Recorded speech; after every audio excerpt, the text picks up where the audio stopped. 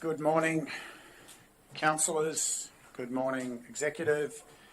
It's my privilege to declare the ordinary meeting of the 24th of January 2023 open.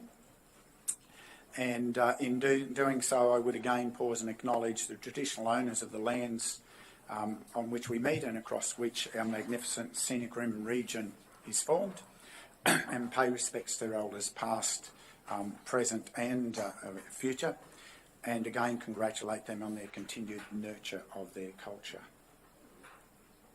Councillors, I note a full attendance of councillors and a full attendance of the executive. I also just note that we do have two official visitors with us today, one from the department and of course the appointed advisor. And we thank you for your participation, and I notice that we also have a number of guests in the gallery and welcome you to the observation of the meeting. Therefore, I have no apologies for the meeting today, and it is therefore timely. We have Pastor Josh Cox waiting online to lead us in prayers. Councillor, I ask you to pause and pay attention. Good morning, Josh. Yeah, good morning, Mayor Greg. We thanks for the opportunity to just begin the meeting. Greetings for the new year as well to all the councillors and executive and staff. I was just reading just recently of Solomon's response to God's offer for anything that he wanted. And in 2 Chronicles, just one verse, this is Solomon's response: "Give me now wisdom and knowledge to go out and come in before this people. For who can govern this people of yours, which is so great?" So let me just pray and commit the meeting, and for that understanding of wisdom that you might have, let me pray. Dear Heavenly Father, Lord, thank you for this just account of between Solomon and God, and how he was offered anything, and he chose above all wisdom, not wealth or possessions or power or position, but wisdom. And Lord, we pray for wisdom. We pray that wisdom for the councillors and for this meeting in particular, and we pray that for this coming year of 2023. We ask you, Lord, not just for the councillors, but in the meeting, but for the staff and for all those involved in the working out of the great shire in which we live in. So Lord, we ask all this in your name, and we pray for your blessing be upon this meeting. And we ask in the name of our Lord. Amen. Thank you, Josh. It is always a pleasure to have you share with us an important part of our process. Also understand you have a busy leadership role, and respect if you don't continue with us via the digital gallery, and wish you well with your endeavours. Thank you. Thank you. Thanks for the opportunity. Councillors, we turn to item 5 on our agenda, the declarations of prescribed or declarable conflicts of interest. I'm told that there are some declarations advised. I turn to the CEO to just table those. We will consider these later in the meeting in more detail. Mr Mayor, I'd like to move a procedural motion that the meeting be adjourned so that I can seek advice from the CEO in relation to one of those, which has just been handed out to the councillors and needs to be revised. Thank you. Councillor, I'm happy to apologies to the gallery and to those listening in digitally, but I'm happy to adjourn the meeting for a short period of time, Councillor, so that we can have clarity on this matter. So meeting adjourned at 9:20.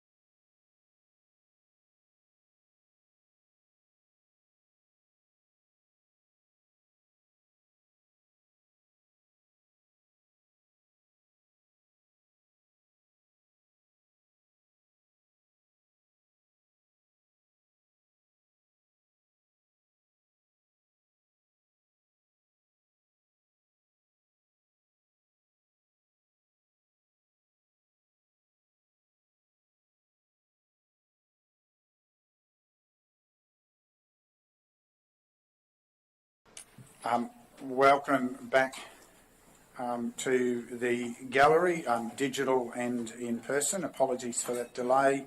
I turn to the CEO to further deal with notification in the declarations of conflicts of interest, item 5. Through Mr Mayor, are there any conflicts? So, CEO, we've already had the clarity of the declarations by Councillor Swanborough of his, and the discussion was about one other item. I believe the councillor is indicating he's deferring to you to introduce. So through Mr Mayor, the conflict of interest as presented by Councillor Swanborough will be accepted and noted. Swanborough, sorry, will be accepted and noted. Okay, we will deal with matters as we progress through the agenda. I come to announcements, Mayoral minutes, and councillors, with your forbearance, I'll start with an announcement. Councillors, you'll be aware that it is normal practice for the Local Government Association of Queensland to recognise length of service milestones for elected members at their annual conference. Our councillor Duncan McGuinness OAM achieved the 10-year service milestone during 2022. However, due to an administrative glitch, was not afforded such recognition on the occasion of the annual conference. The association has now forwarded Councillor McGuinness's 10-year service certificate.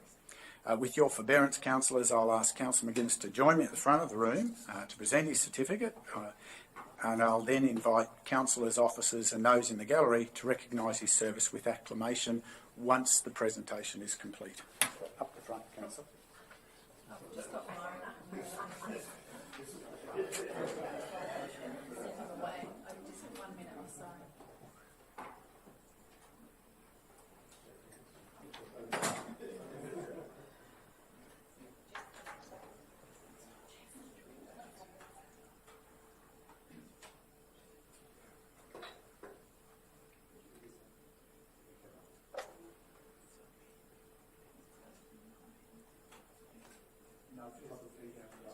We'll send you the...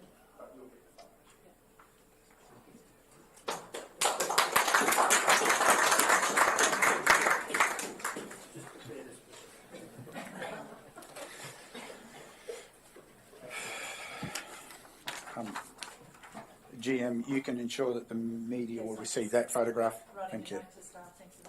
Thank you.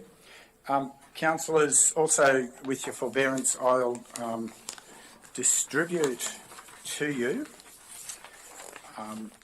please, a Mayoral minute that seeks to provide some additional clarity for some of the actions, and there's some for you and officers. And I shall, with your forbearance, read this for the record. Councillors, I draw your attention to correspondence that was provided by the Chief Executive Officer to all 7 councillors, including myself as Mayor, on Monday, 9th of January 2023. The correspondence was from the Office of the Independent Assessor, the IA, regarding concerns over the conduct of council meetings and in particular the way suspicions of conflict of interest are raised and subsequently resolved. The purpose of providing the advice, and I quote directly from the correspondence, is to make it clear to all councillors that if, following the receipt of this correspondence, individual councillors continue to engage in conduct that may be misconduct, that the OIA will, moving forward, deal with all conduct that raises a reasonable satisfaction of misconduct on a disciplinary basis. I consider it pertinent that all councillors have not only read but fully understand and accept the advice provided by the Office of the Independent Assessor in conjunction with the Department of State Development, Infrastructure, Local Government and Planning.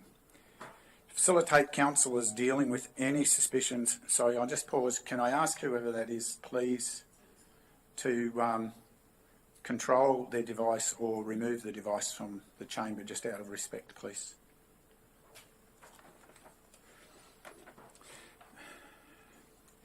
To facilitate councillors dealing with any suspicions of conflict of interest, I believe it useful to highlight a couple of the key points identified in the correspondence that I believe will strengthen the maintenance of proper meeting protocols and legislative compliance when dealing with these issues.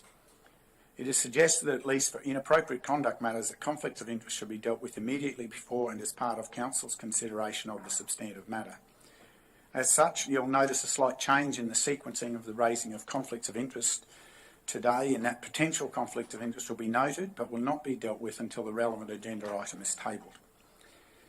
Where a councillor is a referrer or notifier but does not have a personal interest in relation to the matter, then a councillor is not required to declare a declarable conflict of interest, should not be excluded from participating in the matter following a suspected conflict of interest being reported under section 150 EW.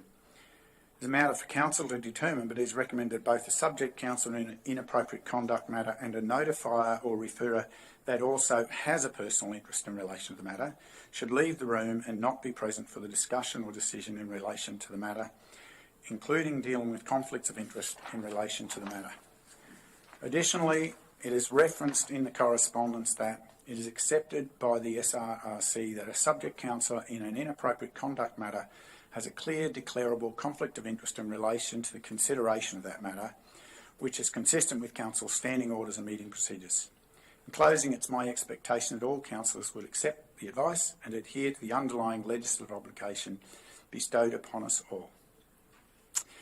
Councillors, I move that we note and receive that mayoral minute.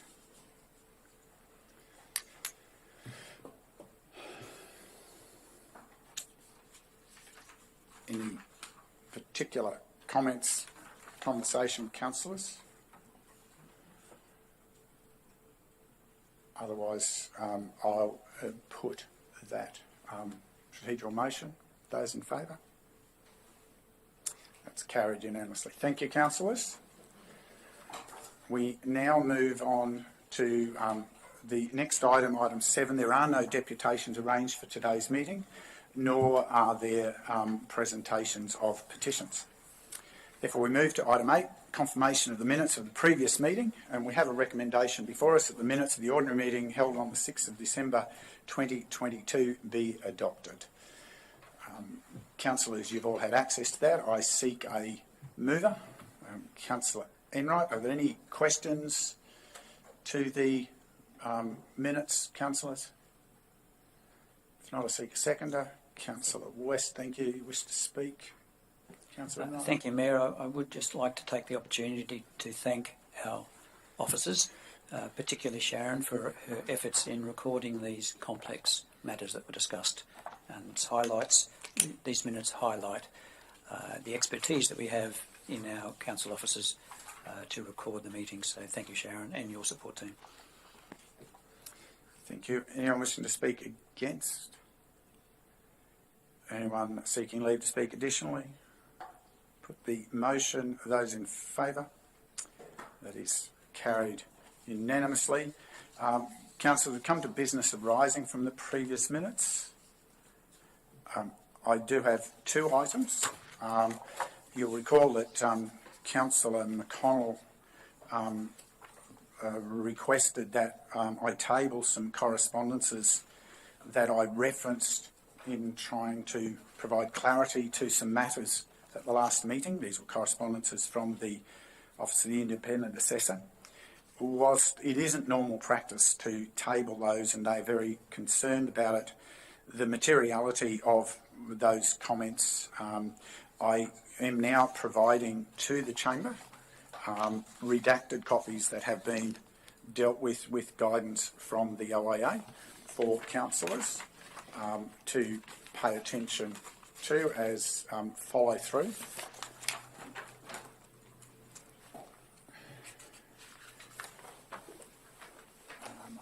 I think there's enough. One for Sharon.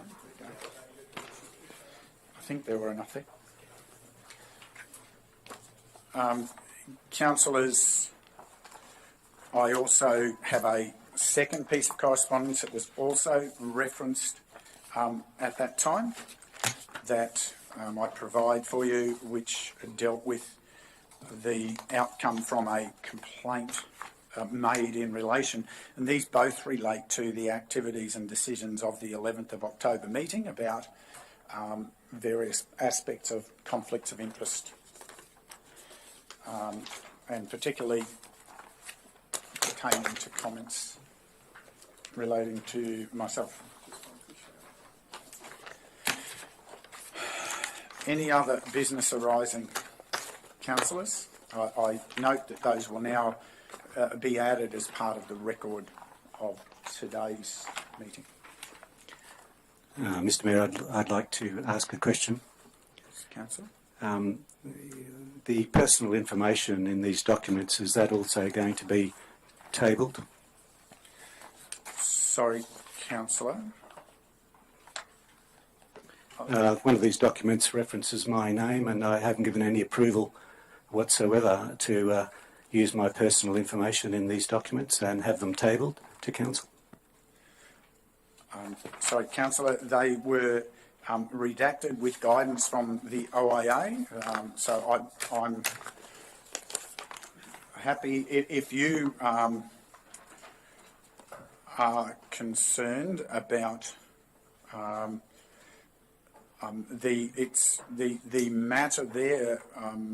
If you're referring to the second correspondence, which refers to the matters that were raised, I believe that simply reflects the scope of the concern.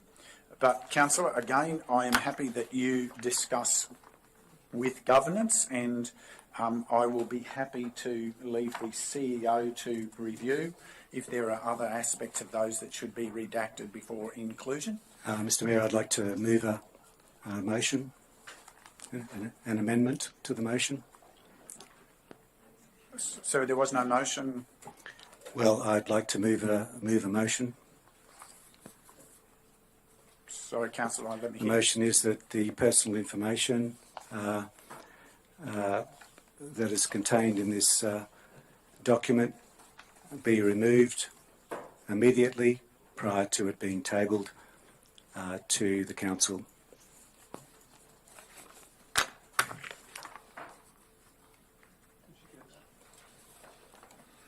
Sorry, through Mr Mayor. Councillor, which document is it? I don't have a copy of the document in front of me. Both documents handed out by the Mayor.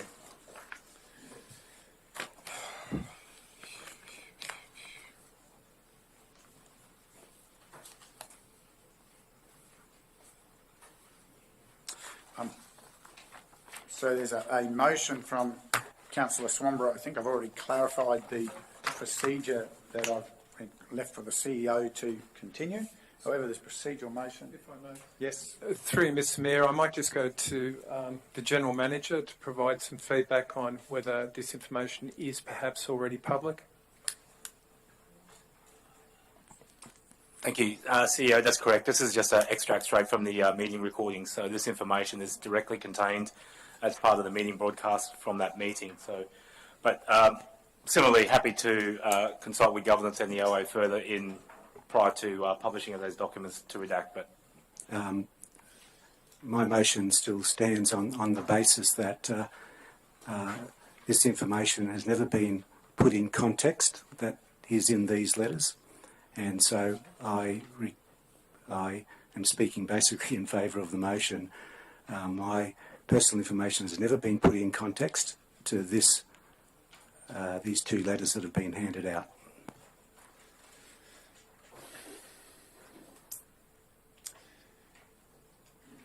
Councillors, any further clarification to councillor Swanborough's procedural motion?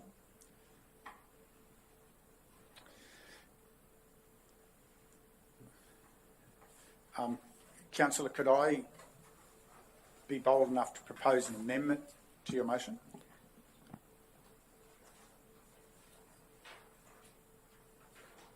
I'm not proposing any amendment to the motion, Mr Mayor. Sorry, councillor, I was saying, can I be bold enough to propose, but you're not prepared to listen. Thank you. I accept that.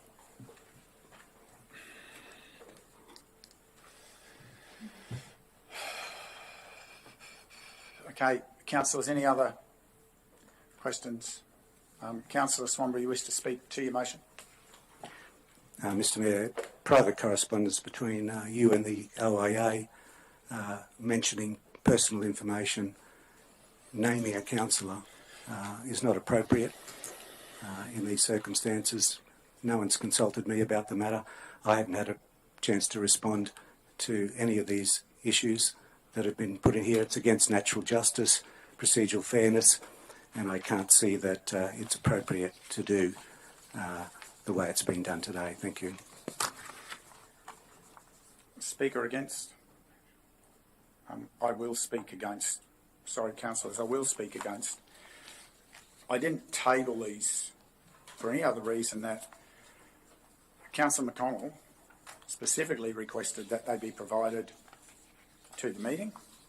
I took guidance about their release. I think many of the matters there are publicly identifiable facts that the councillor has been comfortable to have his name associated with, and they provide important context to, and for clarity, one of them is a response to self-referring a number of the matters that were raised as supposed suspected conflicts of interest, and the other was a response that I received from a referral that was made about my behaviour as chair. Both of those have been repeatedly questioned in regard to suspected conflicts of interest. The last meeting, I provided some of that advice from the OIA as evidence, and Councillor McConnell asked for it. I think it was reasonable to table that with the redactions that I was advised to. I sought advice from others. I didn't decide that on my own. Anyone else wishing to speak for the motion? Anyone else? You wish to close, Councillor? Oh, sorry, Councillor Swanborough, Councillor Enright. Yeah, thank you, Mayor. I acknowledge your point before, and given that this is business arising from a previous meeting where it was requested that this be tabled, given the content of the items that it referred to on the 11th of October, I just find it unusual that Councillor Swanborough would now like his name to be redacted. However, given that the materiality of this is really quite minor, I guess it's fair that that be redacted if that is appropriate, but I just don't see the significance of that. Wish to close, Councillor? Councillor Swanborough, you wish to close? No, I think I've said enough.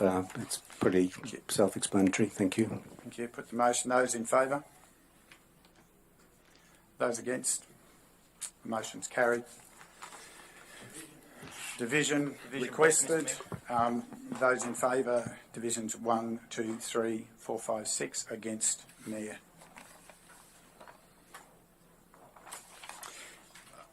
We move to item 10 of our agenda today, and we come to the consideration of business and meeting. However, the CEO has requested to insert... Sorry, Mr Mayor. I have business arising as well. Sorry, Councillor, I had asked that earlier and had silence. I was just getting over the shock of the last motion, Mr Mayor, but yeah, so I missed what you said. Well, I had asked earlier, Councillor, but please, what's your business arising? Mr Mayor, I'm required to read a statement to the meeting from previous meetings, and that statement is that I read the following statement in accordance with Council Resolution 11.2 and 11.3 of the ordinary meeting of the 11th of October and amended at the ordinary meeting of 8th of November, item 10.2 and 10.3, which included provision for an apology from Council to myself for claiming I harmed employees, and again considered in part at the ordinary meeting of the 6th of December in a notice of motion at the ordinary meeting, item 10.2, and I apologise.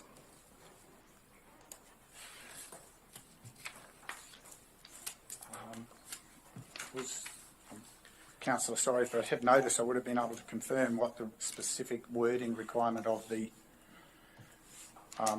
that motion was. So please pause for a moment.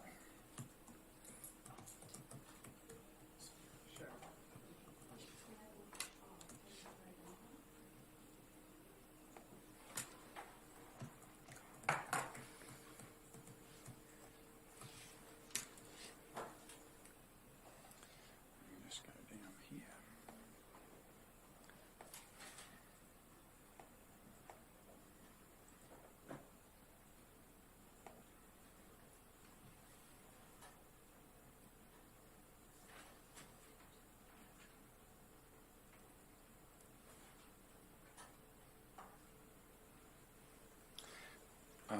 Councillor, I don't believe that's completed the requirements. And what are the reasons, Mr Mayor? I believe the resolution included acknowledging that you behaved inappropriately. I didn't hear that in your statement. I acknowledge and read the following statement. Would that be better wording, Mr Mayor? No. The wording. Through Mr Mayor, it might be appropriate to read that out. So I'll just get the amended version. The amended version at the time removed the final phrase of 5 words, which has been dealt with before. But that left remaining such an admission must include, but not limited to, a statement as to be read at the next available ordinary meeting acknowledging the councillor behaved inappropriately. And goes on, Part C, a reprimand be recorded against the councillor for the conduct. Part D, that the councillor engaged in the same type of conduct again will be treated as misconduct. And then there was the item E, which is coming up again later today. So, Mr Mayor, by making reference to that particular item, I've done exactly that, and there would not appear to be any other reasons to accept that statement that I've made today. Look, I'll seek the guidance from other councillors who were involved in that, but I believe the specific wording was involved at acknowledging the inappropriate behaviour, councillor, which isn't part of what you've said at the moment. I seek guidance from other councillors. Mayor, as the mover of that motion, and if I can have that just back onto the screen.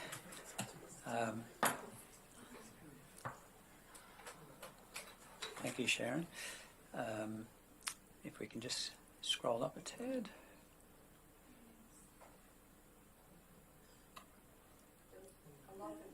Just I think that should be it. So I think 2A needs to be responded to, and 2B needs to be responded to except for those last 5 words. Just a question. In accordance with council resolution, takes aboard everything that was said in that resolution. Those are the clear words of my statement. Not by my recollection.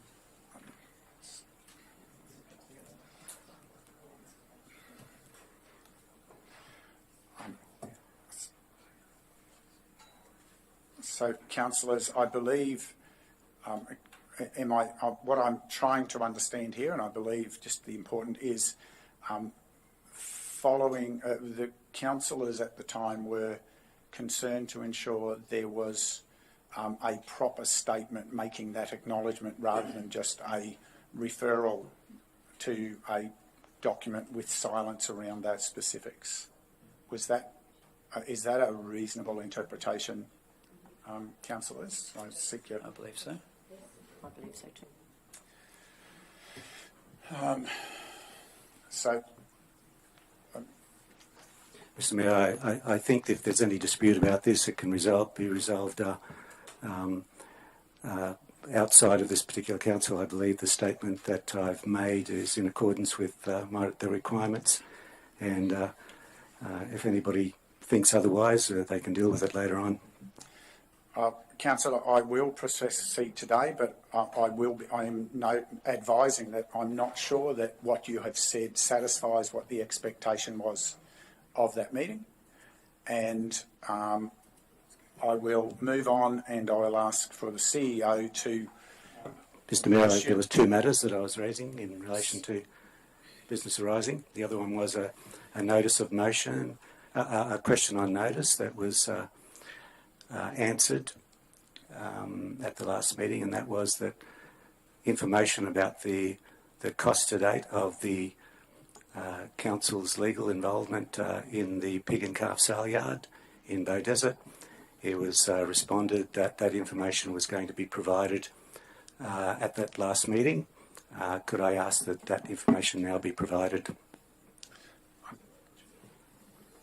Sorry, through Mr Mayor, you're referring to the December meeting? It was the last meeting, yeah, it must be the December meeting. Sorry, I don't recall that, but I'll hand over to the General Manager. Through the Chair, at this point in time, we're still working through the actual total cost of that proceedings. So at this point in time, I'm not in a position to be able to provide the final cost. Are you able to provide, I noticed that there's a budget statement out today. Has there been costs identified in the budget statement that's out today in relation? Is it included in the budget to be presented to Council today? Some of the costs are certainly within the budget, but not clearly identified within the document that is presented today. Could we therefore, when we get to this budget this afternoon or whenever, that what's so far been identified as those costs be advised to the Council? As I previously stated... Sorry, General Manager, just before you go on, we're having a great deal of trouble trying to identify where this question is and was. Do you have a copy of it there, please? It was in discussions at the meeting. You'd have to go back to the audio tape to find that. I don't think there's anything written down. But it would have been picked up in our discussions, and that's where I'm struggling. As I look around the room, I see the other councillors are also saying they're not completely sure of when this discussion occurred. I certainly was at the meeting on the 6th. I don't recall it, and I'm sure Chris would recall it if he was there. He doesn't, sorry, Chris, General Manager, would recall it as well. So, Chris, struggling to find could I ask the General Manager if he recalls the question and his reply at the previous meetings? I can't recall it at the previous meeting, but I can recall being asked the question whether it was at an ordinary meeting prior to the 6th or as part of a council briefing. But was the question asked, and did you say it would be taken on notice? If a question of that nature was asked, I would say it would have been taken on notice, because we were still at this time, and would have been previously at that time, not in a position to actually provide a fulsome answer to the question. Just a question on that. Well, you made the statement if the question was asked. Do you not recall the question being asked? Sorry, Councillor, I'm going to curtail there. This is going into an unhelpful place. The General Manager has clarified that he doesn't have the detail available today, and we now have clarity that that is a specific question. We have clarity that the detail isn't yet available and isn't likely to be able to be summed up and called out in the form of report that we use for our monthly high-level financial reports, and will be dealt with on a future occasion in the ordinary meeting. Thank you. I believe that's the appropriate way so we can move forward, please. Thank you, councillors. Okay. Anything else, Councillor Swanborough? No, thank you, Mayor. I've finished with my business arising.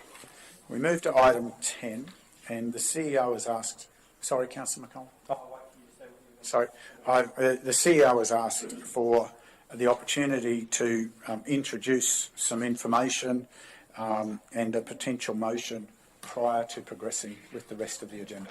The CEO's managed to lose the show. No. Thank you. Mayor and councillors, over the last 48 hours I've received new information relating to the inappropriate conduct matters listed add items 10.13, 10.14, 10.15, 10.16 and 10.17 of the meeting agenda. This information is presently of a highly confidential nature, and I am seeking further advice as to how Council should deal with these 5 items of business as a consequence of receipt of this new information. I've taken legal advice on the recent development, and the advice I've received is that the only course to adopt today to both preserve Councillor Swanborough's entitlement to natural justice and the ability of Council at some time in the future to deal with these 5 items of business is to defer consideration of these 5 items of business to a future Council meeting.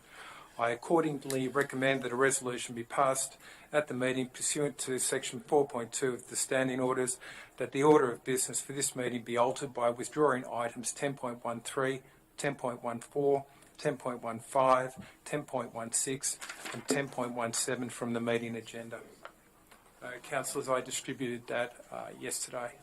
Mr Mayor, I'll declare a conflict of interest. Sorry. I'll declare a conflict of interest in this motion and won't be participating in the decision making.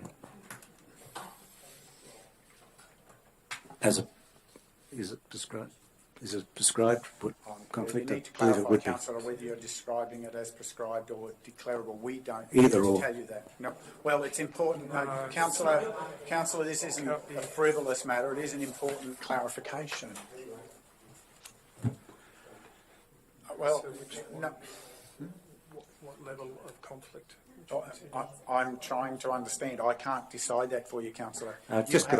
Could I ask governance, please, if what they consider it, whether it's prescribed? I can't remember all the categories I've prescribed at this point in time. I can look them up and take the time to do that, but it might be easier if someone could give me some advice on that. Through Mr Mayor, I suggest it would be, if in doubt, step out. I would suggest you step out of the room while this matter is considered. The point is it a prescribed or declarable? That's is the first point. that's up to the councillor to decide. Look, it was my intention to do that anyway when we, if it was accepted. You need to define which conflict of interest you're declaring. Councillor, and just for the benefit of the gallery and people listening, when a conflict of interest is declared, there are 2 definitions that apply. It's either a prescribed, which has mandatory controls, or point of order, Mr Mayor. I'm well aware of all of this, and it is condescending for you to sit here and tell me what they are. I know what they are. I have it here in front of me, and I'm taking the time to look it up so that I can comply. But it is condescending for you to read out to me, what we've been dealing with for the last 3 years. Sorry, Councillor, I wasn't reading out to you at all. I was just clarifying for the galleries, particularly those who are listening away from here, why this is an important piece to ask you to have clarity about. I wasn't trying to be condescending. I was trying to help those listening to understand why this is an important procedural piece. So I'm sorry that you interpreted it other than that. I thought I had communicated that quite clearly. Through Mr Mayor, Councillor, if you could let us know which conflict of interest. And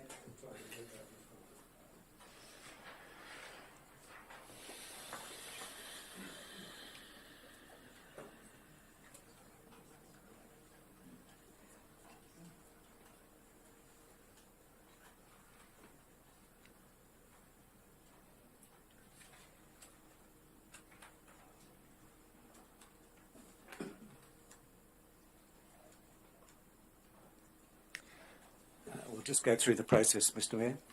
Prescribed conflicts of interests, definitions. It's nothing to do with close associates. So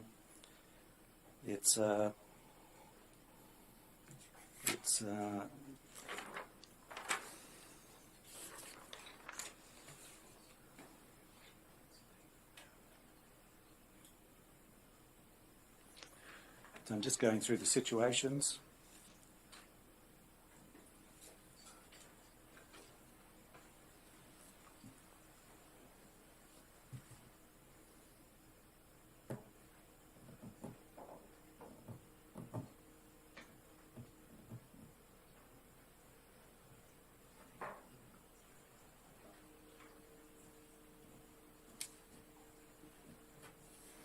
I'll declare it's a declarable conflict of interest, Mr. Mayor.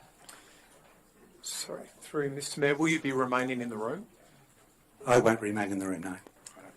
Thank you for those clarifications, Councillor. I'd ask you to now step out then, because we're dealing with the matter. Okay, Councillor McConnell. Mr Mayor, if I can move a motion that items 10.13, 10.14, 10.15, 10.16 and 10.17 be withdrawn from the meeting agenda. Thank you for that. Councillors, any questions at that clarity of that procedural motion from Councillor McConnell? No clarification required. No, any discussion required? Councillor Knight, you with a question? Does that do we need to determine as a part of that motion whether it be returned to another meeting to be reviewed at a subsequent meeting? The CEO. Sorry, through you, Mr Mayor, I'm not able to give a date on it at this stage, so I just need to. I think it's in the motion. Because we're only withdrawing it from the agenda. We're not saying we're not going to hear it. We're just withdrawing it from this agenda.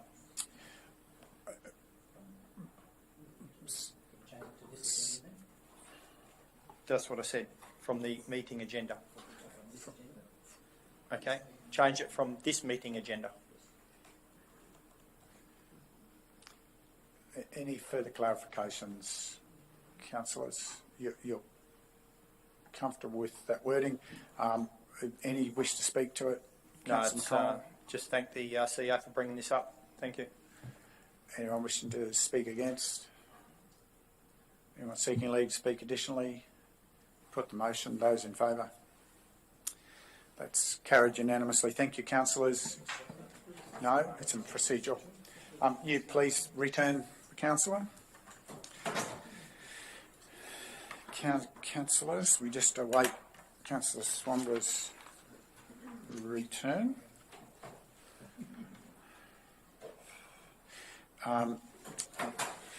Councillor Swanborough, I can advise that the procedural motion to withdraw those from consideration today has been unanimously supported. So those items won't continue in today's agenda.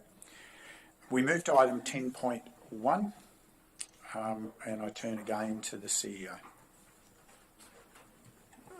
Through Mr Mayor, I'm taking it for granted all councillors have read the report and the recommendation is there. Councillors, are there any points for clarification to the report before you? Councillor Enright? Mayor, would it be possible to expand on the potential opportunities for the region as a result of the business mission to North America? Thank you, Councillor. I'd be delighted to. This is not a study. Council Mayors doesn't undertake study tours lightly. It's very cognizant of tight budgetary controls. However, there are three major pieces of agenda that are at play that we have championed as a group of mayors in South East Queensland for some time.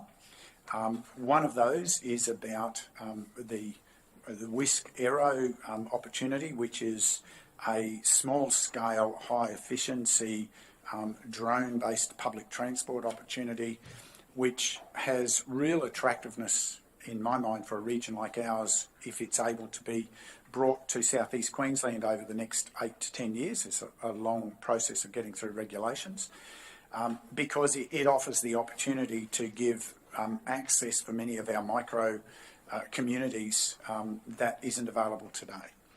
The next piece of the program, as per the report, is to build on our learning with the Metro Vancouver group. They're one of the world's longest standing groups of councils who have run a wide range of utilities, including zero waste initiatives. They've influenced policy at a state and national level in Canada as well. And given the work that we're pressing on with to be a a carbon positive and a zero avoidable waste to landfill South East Queensland, which is co-sponsored with the state and has funding available from the state. This is an important time to learn everything possible about how to do that well, and these are some of the most learned in that regard. And then the close of the visit with Los Angeles, the Council of Mayors have been the parents of the concept of bringing an Olympics and Paralympics to South East Queensland, not for the glory of those events, but actually to accelerate the development of the infrastructure and the social infrastructure that we need in South East Queensland. That parenting role from the Council of Mayors has been lost now that lost a voice perhaps, now that the state and the federal governments have decided that they like it now, and having not supported it early are now adopting it as though it was always their idea. However, the concern that we have as a group of mayors is to ensure that we get every learning possible to capture the value for our communities. This isn't just about activation of sporting, this is about activation of the infrastructure we need to be a sustainable, reliable, constructive South East Queensland for the future. Those are the major thrusts. I see all of those have great value for us as a region. Clearly, we have needs in every one of those areas that we face as a region, and it is important that we continue to seek learning and guidance to come up with great solutions. Collectively, we aren't of a scale with many of those to carry them on our own. As the Council of Mayors, we represent more than 1 in 7 Australians, so it does give us a critical mass to create some powerful outcomes collectively. Thank you. Any further questions, councillors? Yes, Mayor. Councillor Swanborough? Mr Mayor, there's no doubt that the Council of Mayors does a lot of good work in South East Queensland, and getting the Olympics is probably the highlight of those things. I don't get a lot of phone calls normally before council meetings, but I've had a few about this particular issue, and referring to newspaper reports, pretty critical of this wish proposal because they don't believe that it's realistic, feasible or likely to occur. And I was wondering if you could advise me if this wish company providing any support for the mayors to travel to their headquarters to see these operations.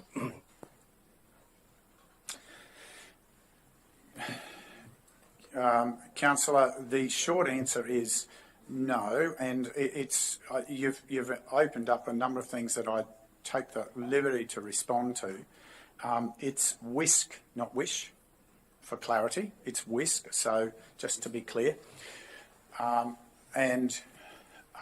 You may have missed over the Christmas break that the relevant regulatory authorities have now signed off on the design for vertiports in Australia, which is an important foundation for this technology to be able to progress. So in a prior era, there were people who said that horseless carriages would be a point of order, Mr Mayor. Sorry, Councillor? This is, you're deviating into not answering my question. My question specifically was, is this company providing financial support to the Council of Mayors for the mayors to travel to their operations? Well, Councillor, you made a number of other comments. So I note your point of order. This is a technology that is in its infancy. The WISC are not. We are providing our own transport, our own costs as the Council of Mayors. I'm not sure what else I can say. Clearly, we've worked hard to get an agenda. Part of the challenge of the timing that we've had to fit is to work around the efficiency of being able to cram as much interaction as possible into this visit. This is an important step forward. It's an emerging technology. The prototypes are showing great promise, and I'm confident and comfortable with the opportunity this presents warranting further research, and to my knowledge there is no financing of this by that group, who we do have a memorandum of understanding which is a matter of public record. Mr Mayor, just in relation to this particular question, in the memorandum of understanding, does this company seek to tap into funding from provided for the Olympics in order to progress their technology going forward? Councillor, you're now asking for information that is a commercial relationship between the Council of Mayors and the entity. It is not appropriate to disclose those informations on behalf of the Council of Mayors. That would be an inappropriate use of my directorship. Thank you. Well, in the event that, I'm just trying to explore the risks associated with this proposal, in the event that funding was provided, hypothetically, to this company, the funds were expended, and yet in the process prior to the Olympics that they went into liquidation or could not deliver what they proposed, would that be a major risk for the Olympics going forward? Councillor, I can't answer your hypothetical question. It's totally, it's almost an offensive question to ask me to hypothesise about a future state. There are no funding commitments that have been requested or publicly discussed that I'm aware of, and we are a long way from that. This is learning and understanding about the options and the possibilities, and everything that WISC needs to speak on behalf of their technology, they have done so in a public press release and a set of press conferences last year. There is no value I can add to the clarifications they've provided and the engagements that they have. They have their own voice. It's not appropriate to ask me about how they intend to progress their business. What we've sought to do is to create a platform that collectively we can participate in a constructive conversation about the possibility of bringing opportunity for our regions. That's my last question, which was submitted to me by a ratepayer. Is this considered to be a mass transport solution using these drones or not? I mean, the reports in the newspapers indicate that these drones could have 4 people. I was wondering, we already have helicopters that can do this sort of thing, and the question of affordability has been raised as well.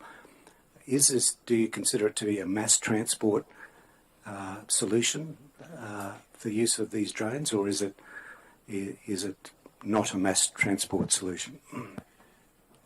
Council, I don't know how else I can respond. This is the infancy of a conversation. I prefer to go into exploring possibilities that can open great avenues for our region, because that's our strategic leadership role. If we want to stay bound by the limitations of where we're at, then that's not strategic leadership. We need options for the future. Where such a solution fits in providing transport opportunities is something that will be developed over time through the conversation, and it will have to rise on the basis of satisfying a whole range of things, including proper business analysis. So that's all I can provide as a comment. I don't have a crystal ball, but I do intend to research well, because if I put a different slant on it, I suspect I've got more probability of having some solutions that are available more widely for our region through this avenue than I ever do through Queensland Rail. Councillor Enright. Mayor, could I ask a question more relevant to the agenda item? I note that in the report that while... Point of order, Mr Mayor. A question more relevant. Is that not a slight on me to this meeting? Sorry, through Mr Mayor, can we be very careful about the points of order? They're clearly described what they're meant to be used for, and I'll just remind councillors of that. It's under 20.6. Please go back and have a look at the point of orders, please. Councillor Enright, please continue.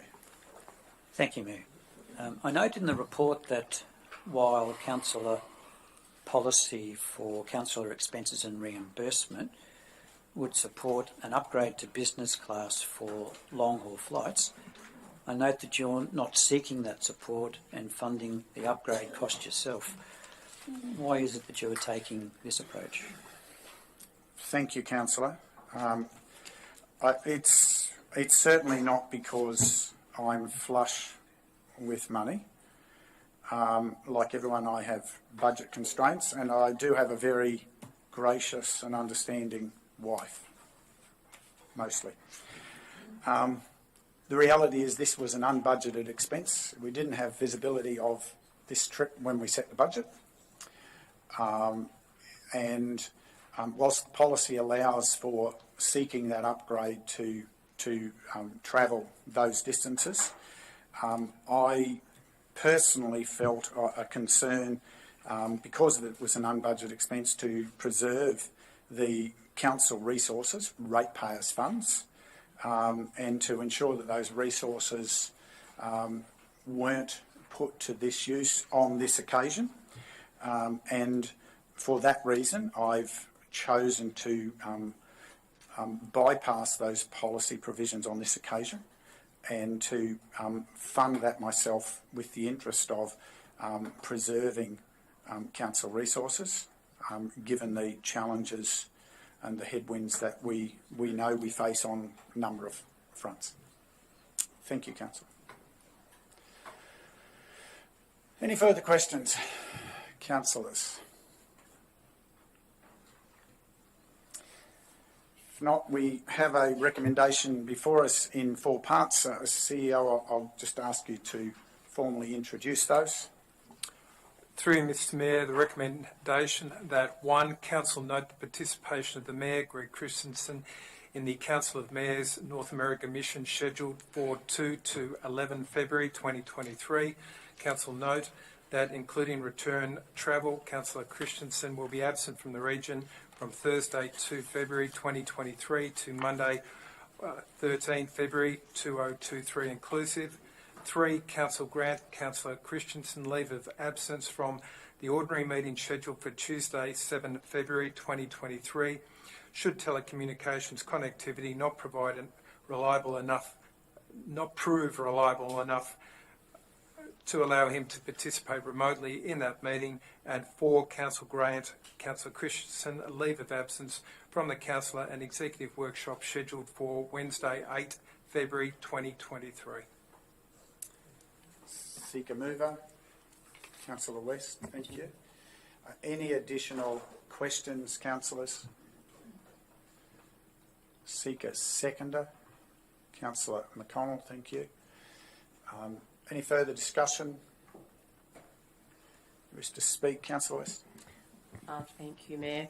Look, just given the agenda that we have in front of us with those 3 key items and moving forward within the Scenic agreement with the Council of Mayors, I think this is a very pertinent opportunity for the Mayor to be attending, and also the fact that the South East Queensland region, the South East Queensland Council of Mayors are funding predominantly all of this trip, being the accommodation, the meals and any other expenses. I'm happy to support this motion. Thank you. Thank you, Councillor. Anyone wishing to speak against? Anyone seeking leave to speak additionally? Councillor Enright. Thank you, Mayor. I support and endorse the comments by Councillor West and certainly support this motion, particularly for the opportunities that exist for the scenic rim, and particularly for those that are outlined in the report, in both the whisk aero, the abilities to move toward better waste management in the circular economy and the infrastructure that we need to support that, and also for the preparation for the delivery of the 2032 Olympics. Thank you. Anyone else seeking leave to speak additionally? If not, we'll put the motion. Those in favour? That's carried unanimously. Thank you, councillors. I will adjourn the meeting now for us to have a morning tea break, returning at 11 o'clock. So, councillors, I now adjourn the meeting. Thank you.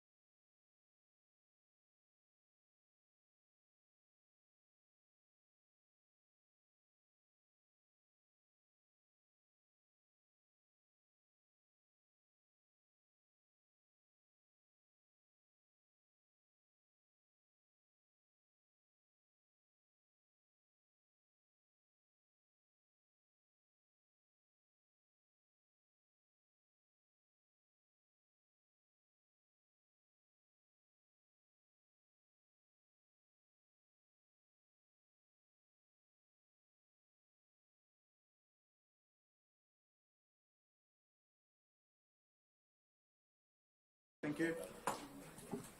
Councillors, thank you for returning. We continue with the business of the meeting today. We turn to item 10.2. CEO, would you please again introduce? Sorry, through Mr Mayor, I'm going to ask that the General Manager please respond to that. Thank you, Mayor and Councillors. Item 10.2 is a notice of motion by Councillor Swanborough proposing the relocation of Doherty Park Information Centre on Tamborine Mountain. That notice of motion was provided to the Chief Executive Officer from Councillor Swanborough. The report is relatively straightforward and provides details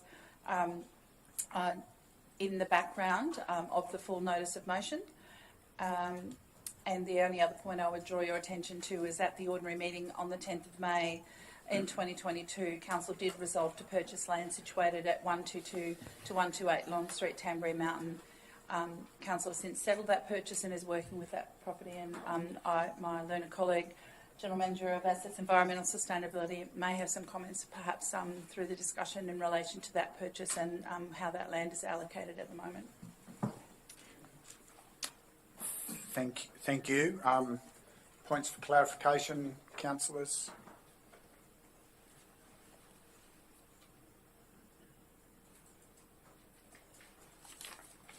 Councillor Enright? Thank you, Mayor. If I can ask Councillor Swanborough if there's a particular parcel of land that you were suggesting that be considered? No, there wasn't. I'm merely interested in Council considering the concept and the idea at this point in time. I understand there would be multiple ways of dealing with this, and I'm not proposing to suggest any one of them at this point in time, but I'm more than happy for our learned officers to come up with some proposal that might work for us.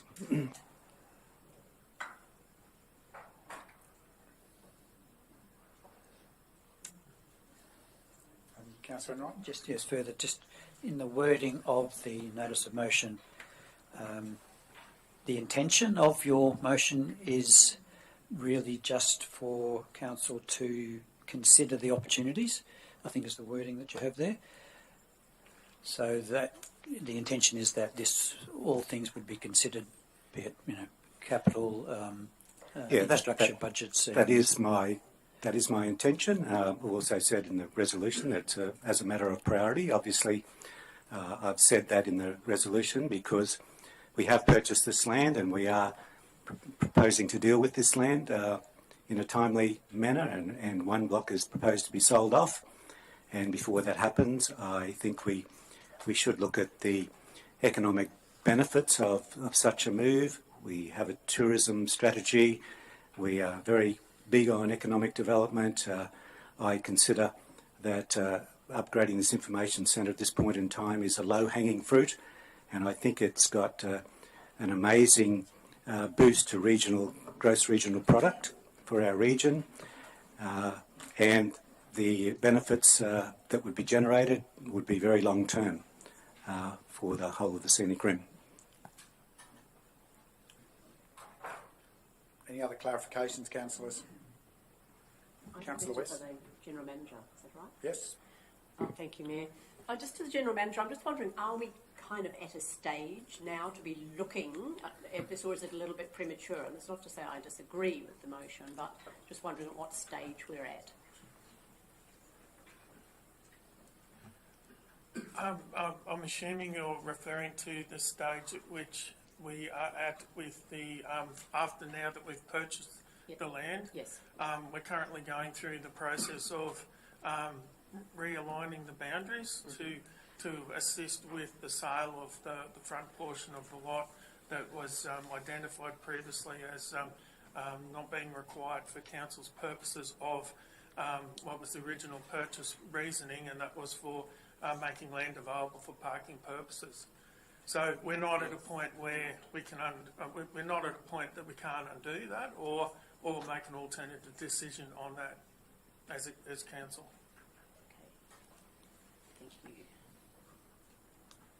Anything else, councillors? Councillor McConnell? Yeah, through the chair to Councillor Swanborough, is your intent for the motion for the council to bring a report back to the councillors? Because that doesn't seem to be how the recommendations...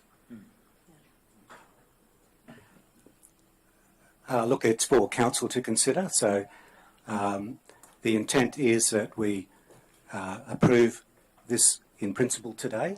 But yes, it is my intention that council would bring a report back to us on the alternatives. It is, after all, a council decision as to whether it goes ahead with this.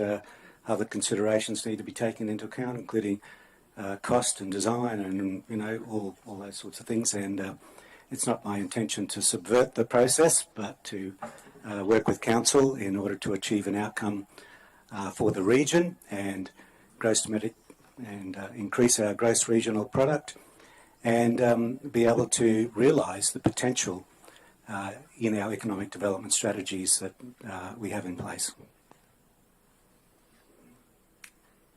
Anything else, councillors?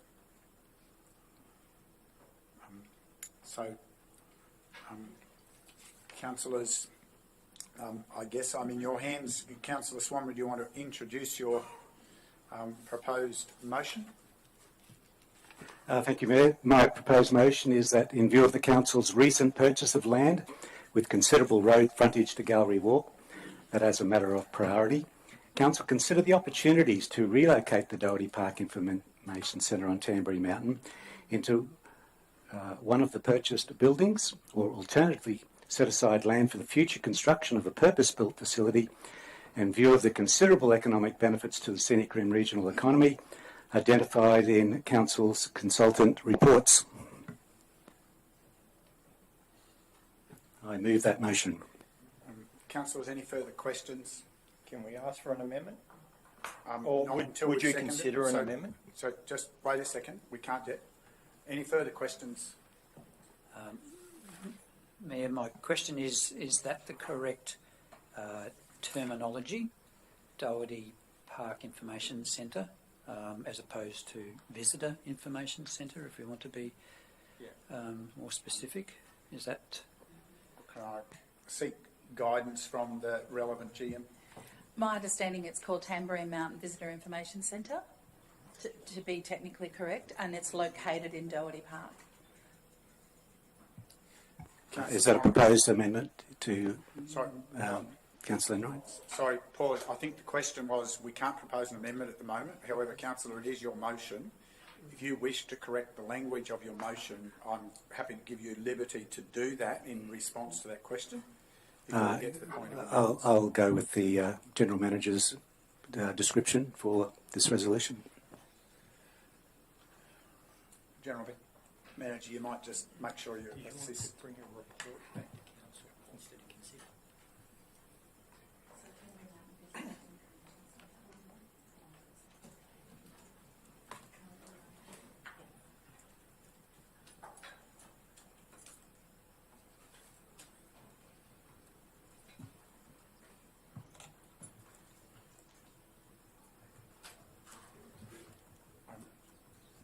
Thank you. Any further questions, Councillor Enright?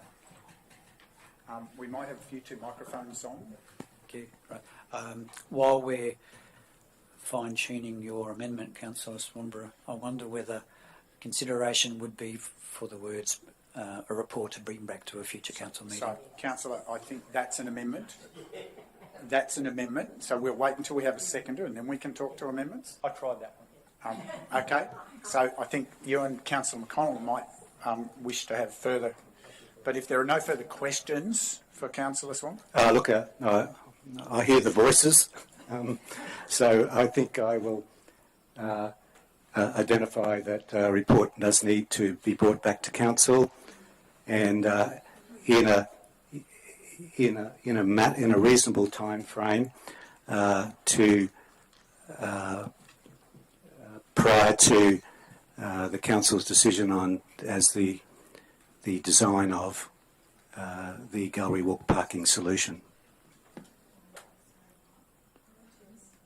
Prior to what?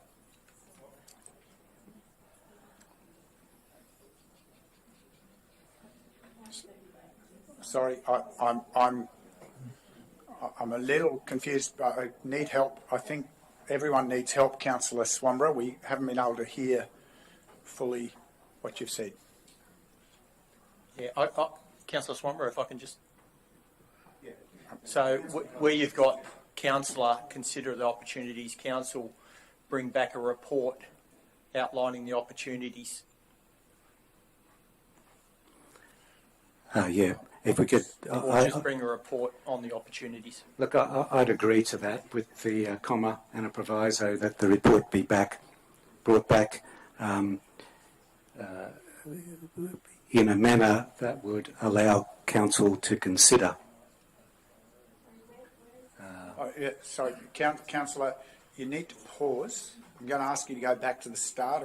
I'm not quite clear where you are in your wording, and there's two different conversations going on. Whilst this isn't an amendment per se, this is still the mover providing guidance to their own wording.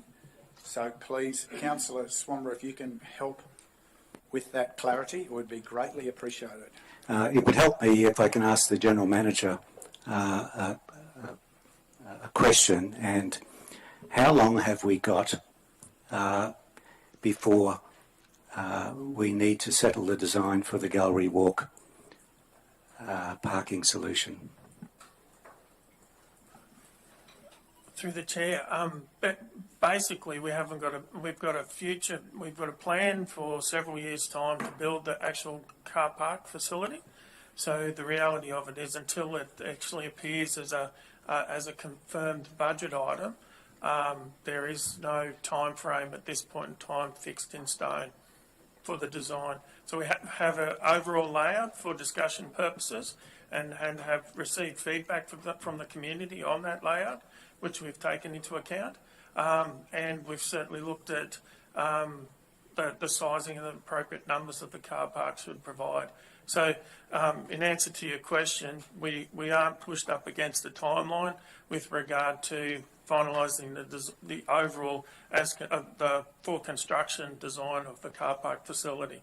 I will however add that from a budgetary point of view, all of them further a General Manager of Council Sustainability may wish to add around the timing of the proposed sale within our long-term financial forecast model. Yeah, that was going to be my next question. Was exactly that. When is it proposed to? There is a council resolution on the books at the moment which says that council will sell this block of land at the front. That would have a very big impact on the ability to locate an information centre and the opportunities there. So the intent of my resolution is that prior to that particular action taken, that we would receive a report back from council officers saying what the solutions could be. So it's my intent that the motion reflect that, and I maybe should instead of just saying the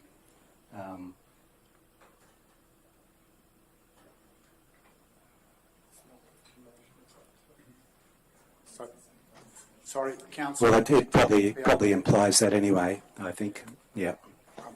I think, Councillor, if I can just summarise, I think what the GM has highlighted is this is not an imminent decision. There's a process, and it has to fit some other budget cycles and be able to attract the funds. So it's not a urgent 2-month, 3-month decision is what I've heard from those comments. Could I ask the question of the General Manager what he would consider to be a reasonable time for this to be done? Sorry, through Mr Mayor. As councillors would know, we're going through a budget process at this point in time, so that budget still has to be formulated from a capital works perspective. There is also more, I'm going to use the term master planning required for the site, General Manager, and when that master planning is complete, that will be brought back to council. I think we're just going in a few little different directions here. The real thing that needs to come back to council is a master plan that shows indicative sites for a VIC and that shows where other areas may or may not be sold off. Is that fair, General Manager? That's fair. Thank you, CEO. That being the case, what you've just said is what I think I'm getting at, and I agree with that.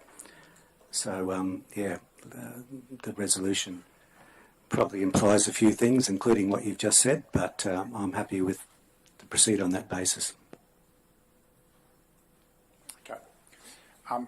Thank you, councillors, for trying to help with that motion wording for Councillor Swanborough. Are there any further questions before I seek a seconder, and then you can decide if you have other amendments? You can review the wording before I get a seconder? Yeah.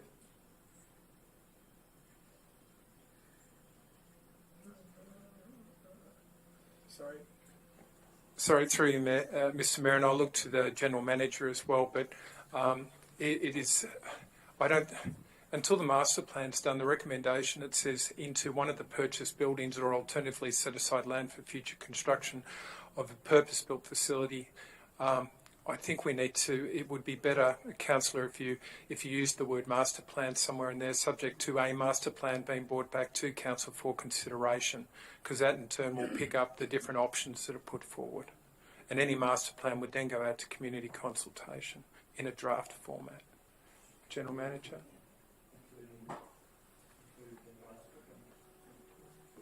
I'll add those words, included in a master plan, to the recommendation. Where, councillor?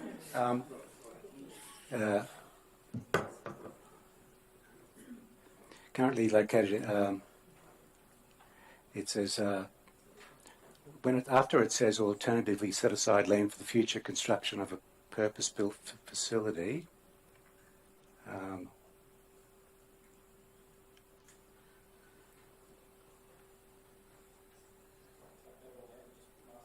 Council, is there an opportunity?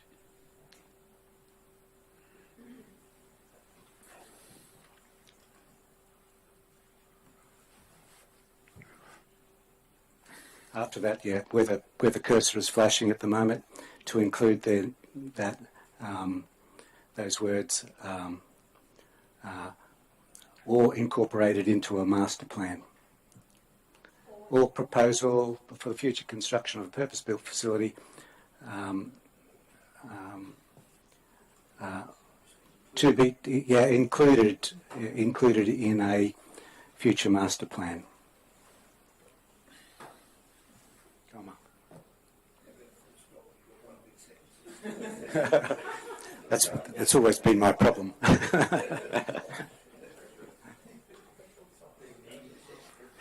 Okay, you comfortable with your wording, councillor?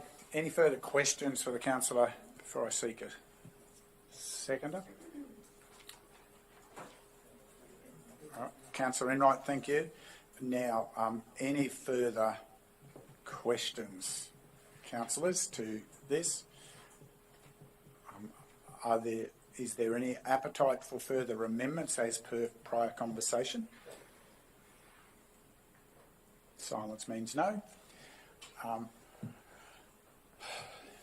Okay, councillors, therefore, no further discussion. Councillor Swanborough, you wish to speak to your motion? Look, Mayor, I think in the questioning at the start of the meeting we covered the ground pretty well. We've had a lot of reports in briefings about this matter, including consultants' reports. I think we've had SWOT analysis as well that identify this proposal as being highly beneficial to the region. And it's been talked about, quite frankly, for at least the last 25 years, even going back to the old Badesat Shire Council. And now we have a golden opportunity to realise that with the recent purchase. And so I think at least it should be considered as a possibility, and a proposal incorporated into a master plan would give council a better view and a better understanding of the likely costs and benefits after we get an officer's report. Thank you. Anyone wishing to speak against? Anyone seeking leave to speak additionally? Councillor McConnell? Yeah, we'll speak in support of this. I agree. I think it's a long time coming, and hopefully it'll free up the area that's set aside for the local business area to be free of visitors and tourists. So I look forward to seeing the report. Councillor Enright. Thank you, Mayor. I will speak for this to this motion. I think it is as a strategic initiative. I think this is the correct way that council should be thinking about what the future opportunities are, and now is the time to do it when design is still a bit flexible. I think it needs to be noted that Councillor Swanborough did speak strongly against purchasing the whole block of land, and this now provides a great opportunity for things to be I'd like to respond to that. You're welcome to. When I'm finished. Sorry, it provides... Councillor, speaking to the motion, please don't interrupt. You'll have a chance to speak to your motion in due course.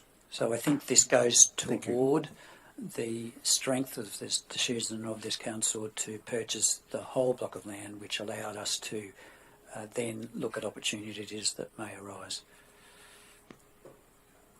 Anyone else wishing to speak to the motion? I will speak. I can support the motion, but I do so also cognizant very much, councillors, that we have a long list of things that have been languishing for 25 years in parts of the region. Anything, whilst it's good that we get master planning in place, the ability to execute and follow through on things is very much dependent on available funds and also the prioritisation of other critical needs. But in that context of putting it into a proper strategic framework of the whole of region, I can support this motion. Anyone else wishing to speak? Councillor Swanborough, you wish to close?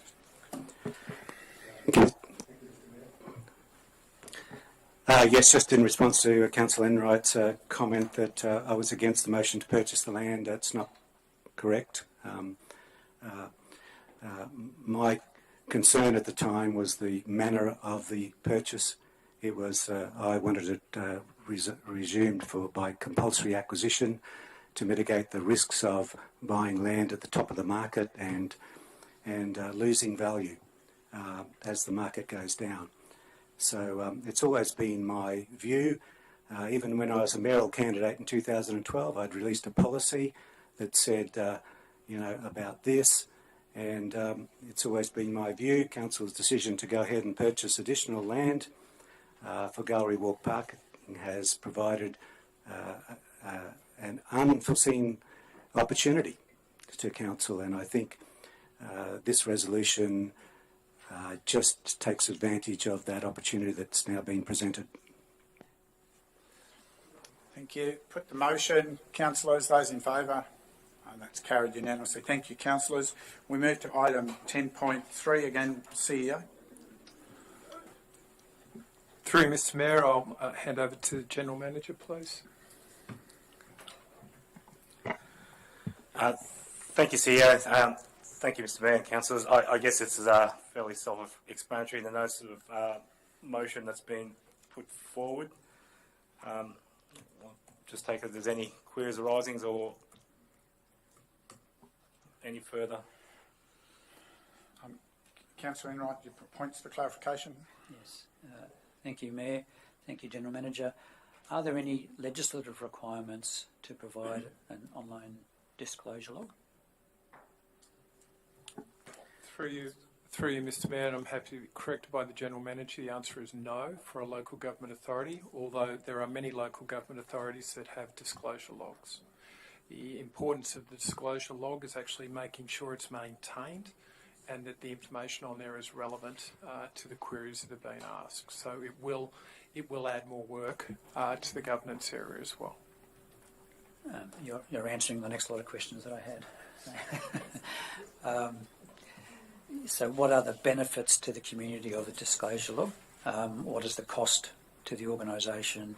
And is there a budget item for this type of expense? Is that a question to me or? No, there's points of clarification, councillor. Through you, Mr Mayor, I'll go to the General Manager. I'll try and, I think there's 3 items in there. I guess cost or budget for this. In exploring the provision of the disclosure log, and I will clarify. I think that's under 78B. It does stipulate that ministers and departments, it's mandatory for them, and council may have a disclosure log, just as a point of clarity. However, in terms of budget-wise, we have discussed this internally in terms of resources. We feel that it's through the necessary channels of giving the information back to council that it is achievable at a minimal cost. The advantage to the public that may be interested is acknowledging or raising awareness of documents that have been sought already for release. And I guess I'll temper that by saying, there are rules that council would need to consider in placing those. It's not just a holus bolus release of documentations on the web, which contradict various other council policies and procedures that you need to be mindful of. But certainly they're just a high level. Further questions? If I may, I ask for clarity in the way the wording of this motion, GM. From my experiences, RTI matters, information released, is quite often redacted in the context of the requester. How would, in a situation where this appears to ask for all of that detail, how would that play out in that then being made available to a whole range of people who hadn't requested, or potentially involving parties who hadn't had the chance to have their rights considered?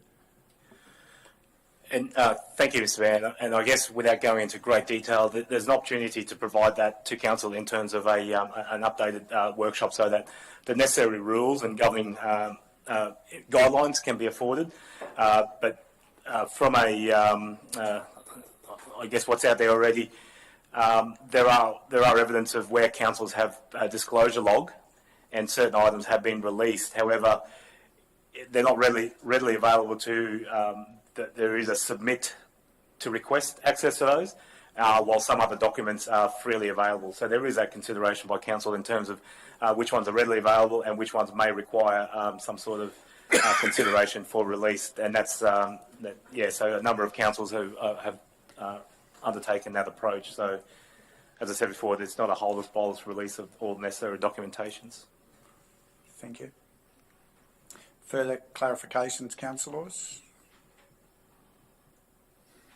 Yes, I was just wondering if the general manager responsible for the release of information in the council could comment on how many RTI applications have been received, or give an estimate would be fine, say in the last 12 months.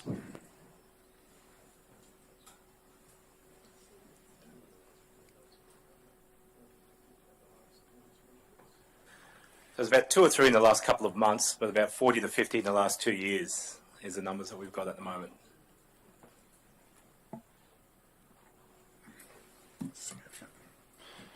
Thank you.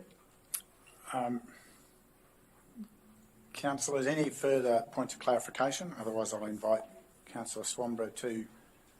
Councillor McConnell? Yeah, through the chair to Councillor Swanborough, if I can, just in regards to your motion, you've put that all previous assessed and released confidential information be uploaded.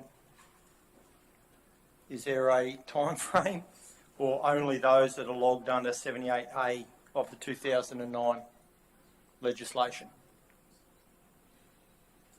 Yeah, that's once an RTI officer in an agency, which local government is included as an agency in the RTI Act,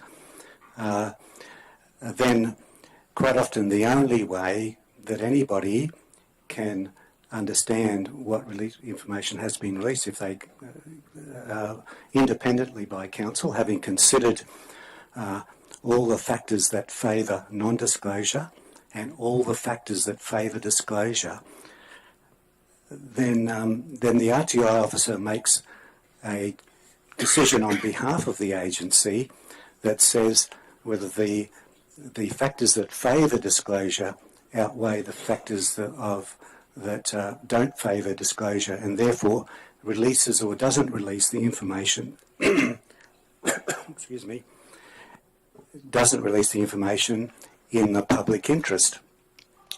And you've got to understand that the RTI Act is there to keep governments and local governments honest. It's an act which is governed by the Information Commissioner, who is independent of government, all government, and the Information Commissioner's role is independently to pass the Parliament's objective is that all information in government agencies is accessible to the public via this particular process. And the benefits of that are well set out in the Act, and it's set out in the reading of the bill to Parliament that was produced at the time the RTI Act was there.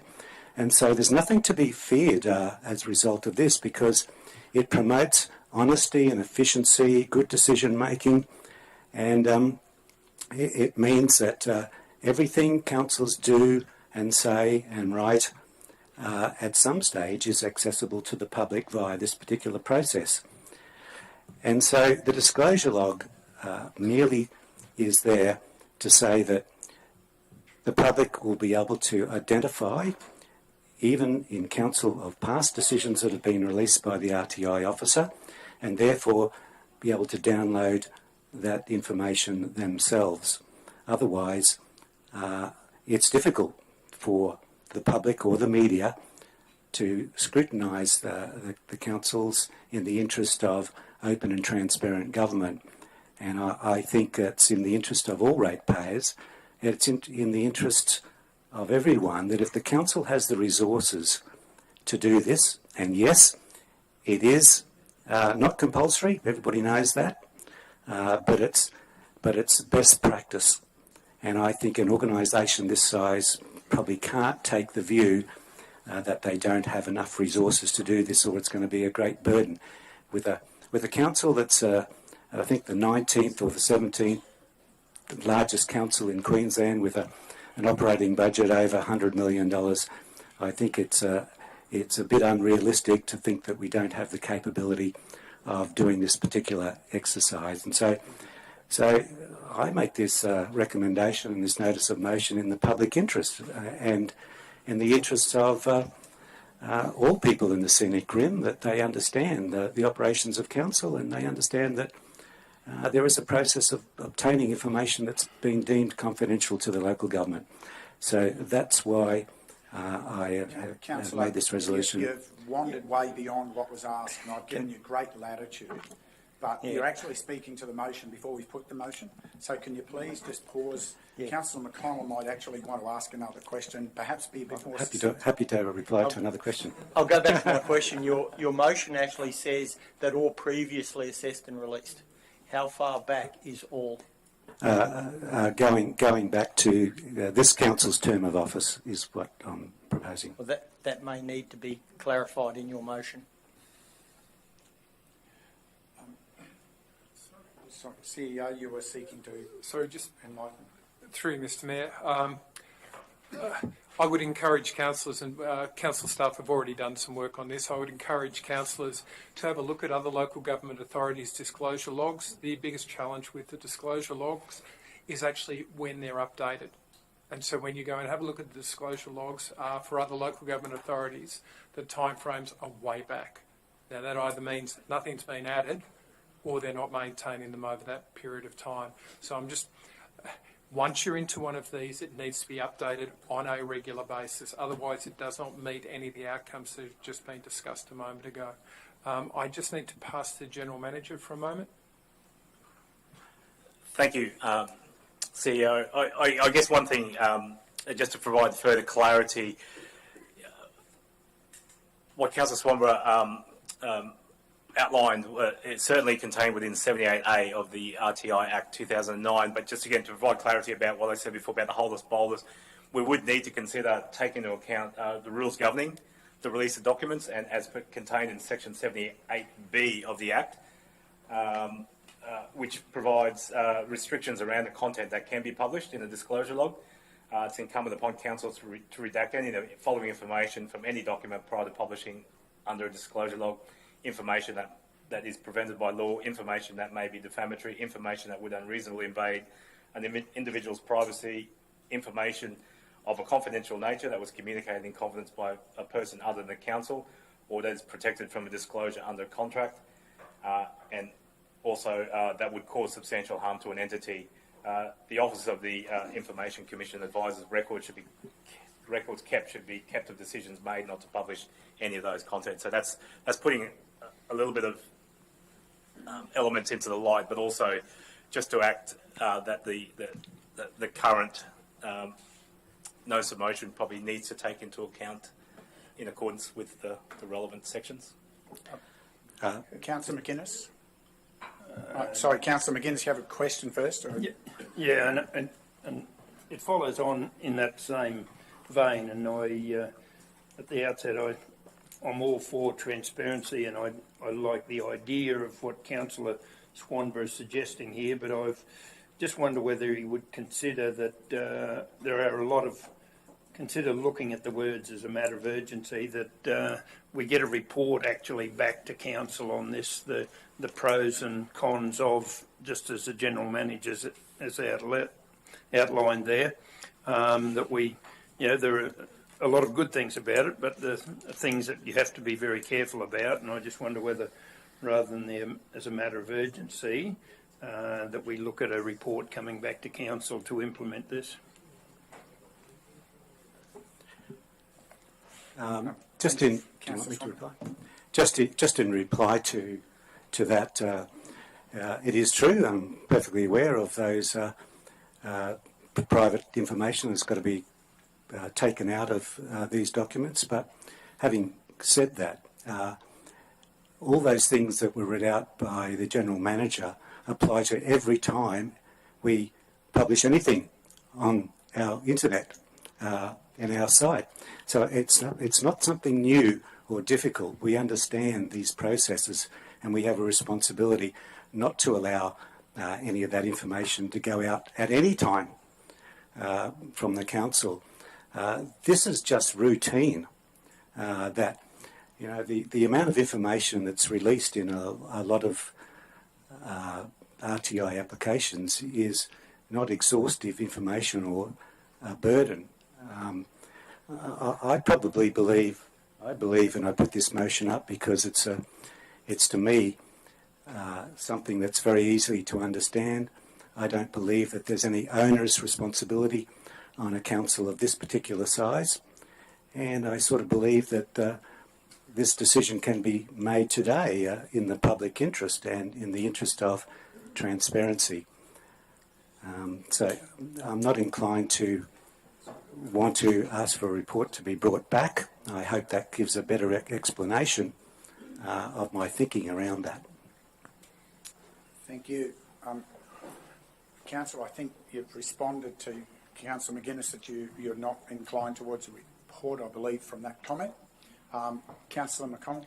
Just through the chair to the CEO, will this trigger a policy/procedure requirement? Yes, it will, Councillor. It will. It would be helpful for me, Councillor, to understand what the final words will be in the motion. Are there any changes? Because I think that's the other question that got asked by Councillor McGuinness. Councillor Swanborough? In what respect to the words that you want to change? Sorry, Councillor McGuinness asked the question about... Mine was before about the wording. With the date going back? Yeah, I think this term of council. So I'm happy to amend that resolution. All previously assessed and released confidential information in this term of council or in the public interest, in this term of council, be uploaded.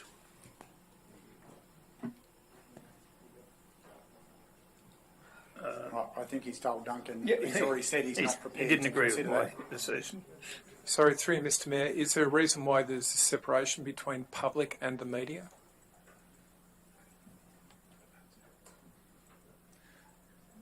Could you explain what you're saying? I just don't know. Through Mr Mayor, you've got written down there, so the public, including the media. I would have thought media is part of the public.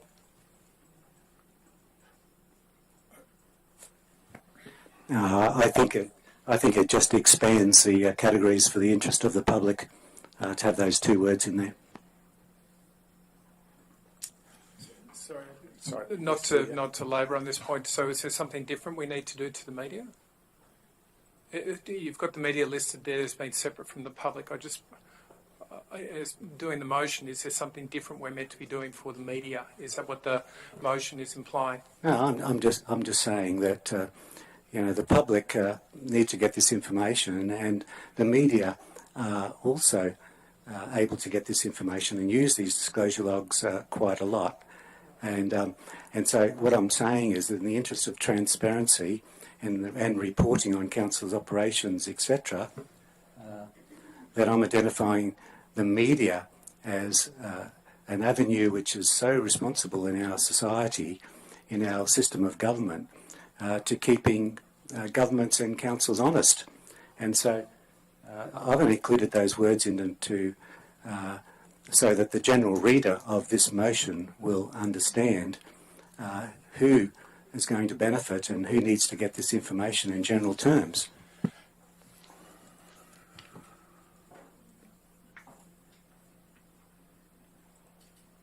Councillor Enright. A question for clarification on the reference to Section 78A of the Rights to Information Act 2009. As the General Manager mentioned, there are other sections of that legislation. By listing one, do we need to list others for clarity?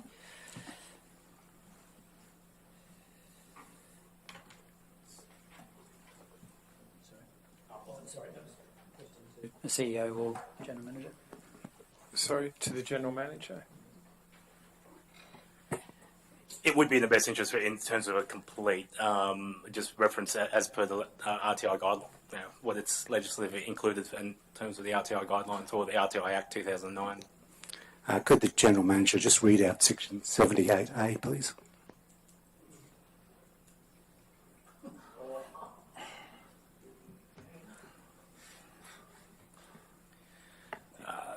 As indicated before, there was a query around maintaining disclosure logs, and 78A is a derivative of 78, which is particularly pays about giving access. So 78A relates to other agencies other than ministers and departments, and it just basically indicates as hypothesised. I can read it in full if you would like.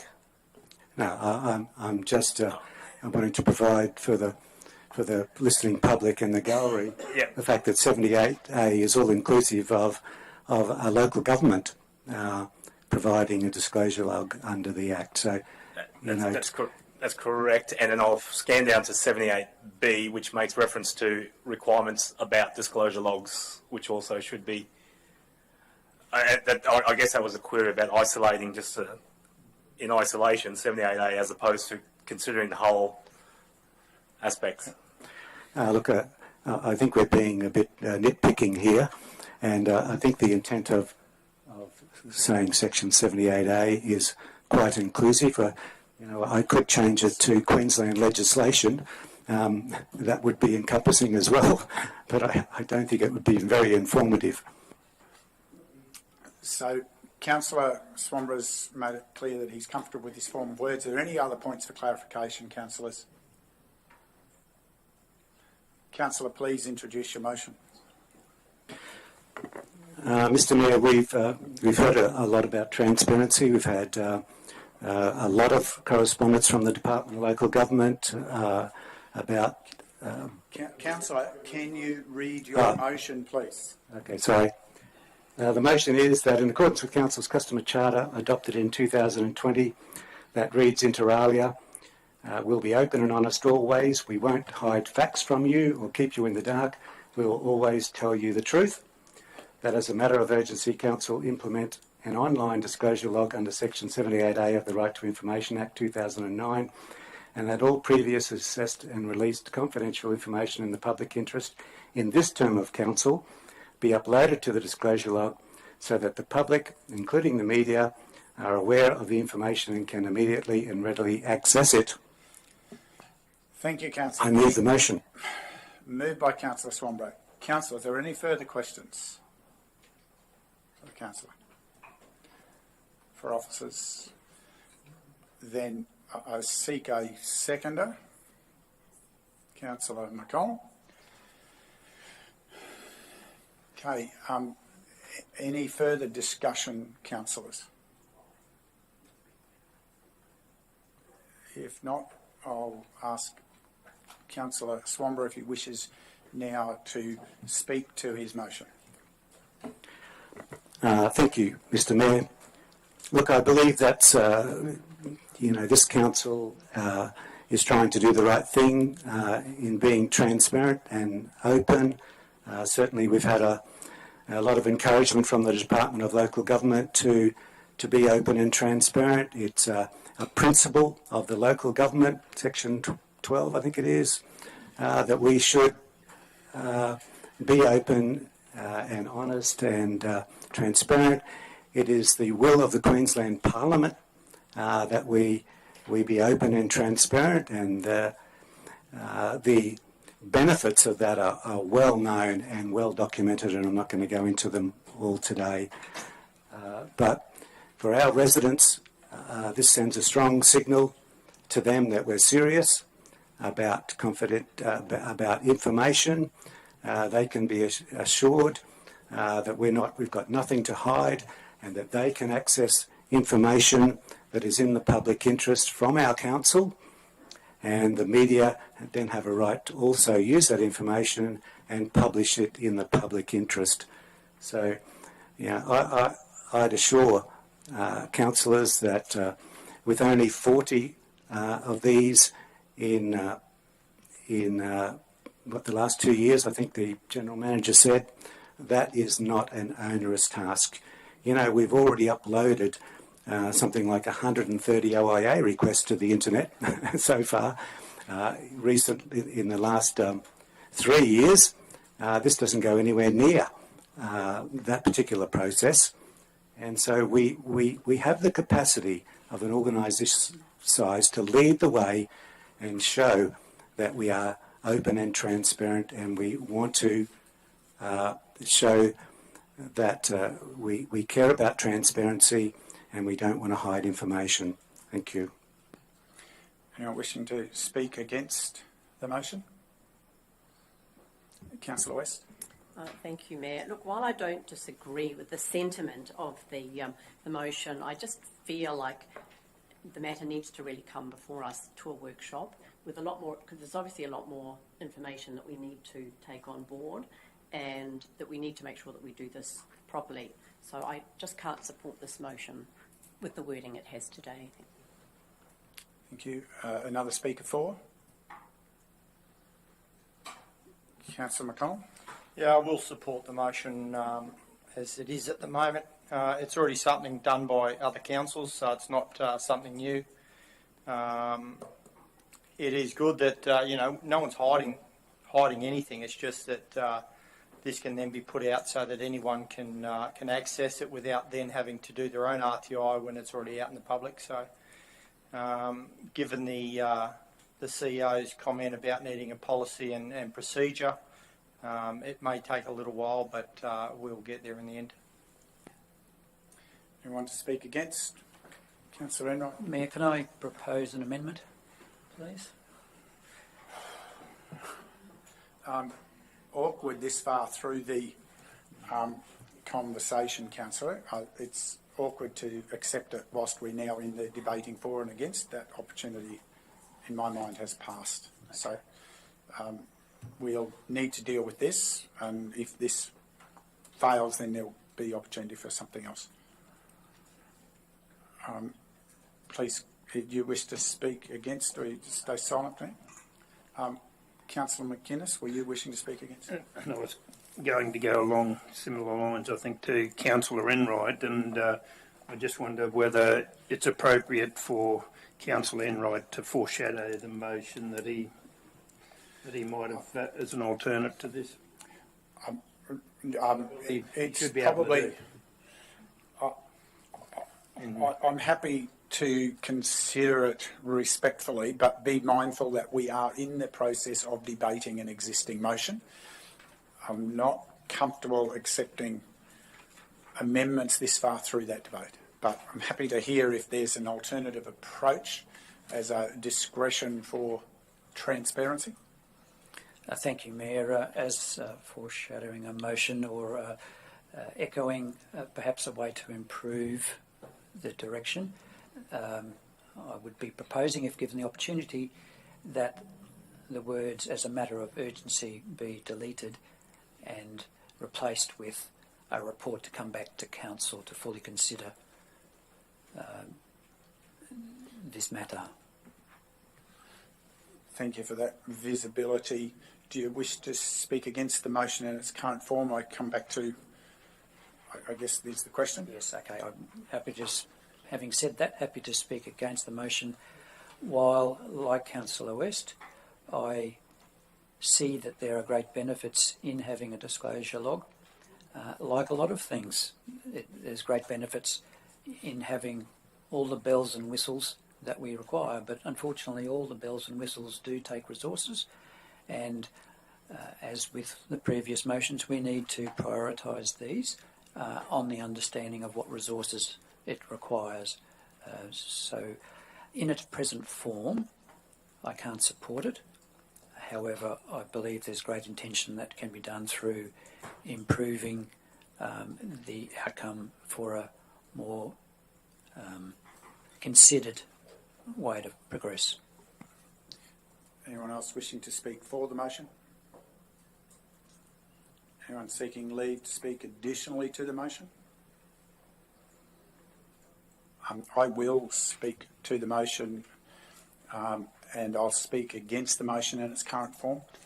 I think it's concerning that it commits us to a course of action that we haven't got clarity. I have looked at some of those other disclosure logs and they are quite different, many of them, in the level of detail they contain, and therefore having a proper understanding of what is the model that we're proposing, what are the policies and procedures, how people can understand, having that transparency for people before we vote on something, for me is proper governance that we should be considering.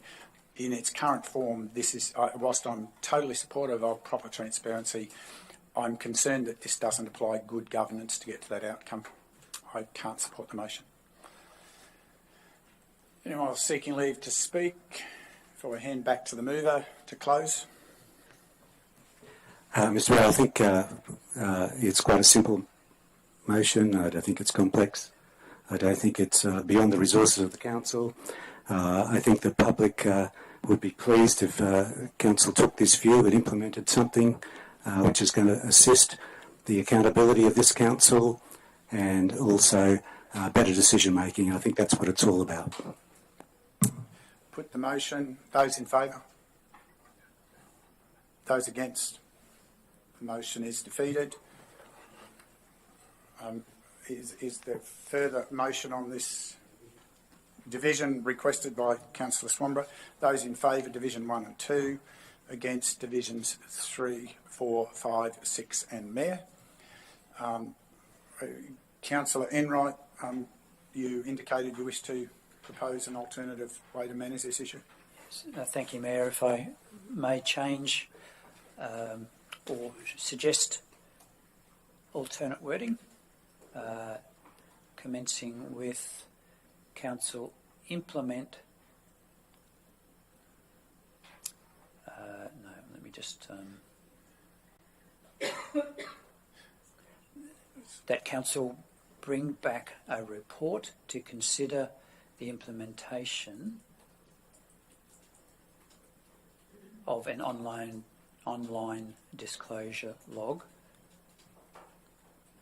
under all applicable sections of the Right to Information Act 2009.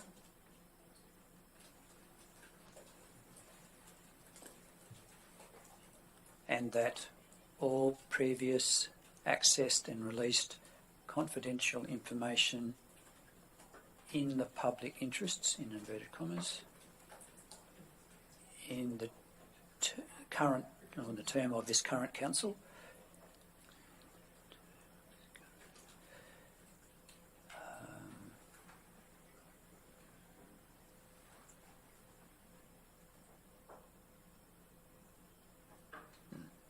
probably do, won't it? Baron? No, I think you can stop after Act 2009.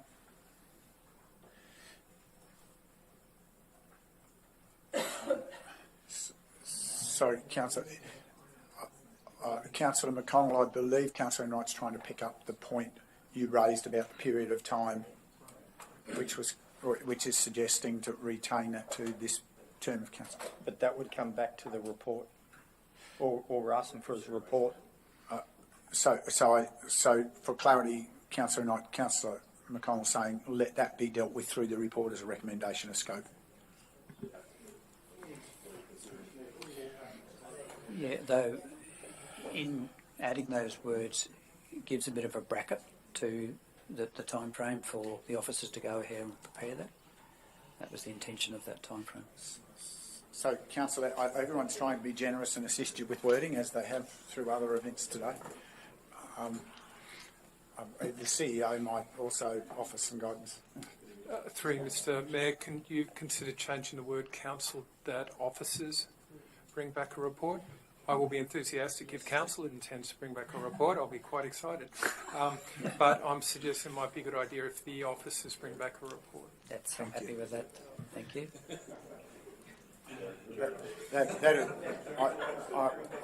I'm sure that'd be.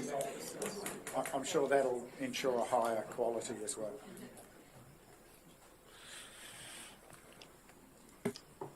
Councillor McInnes, did you wish to add to? Don't want to break with tradition, Mayor, and not try to improve the wording. I just wonder, and I think most people were very keen on what Councillor Swanborough brought forward. It's just the not coming back to council that most of us disagreed with.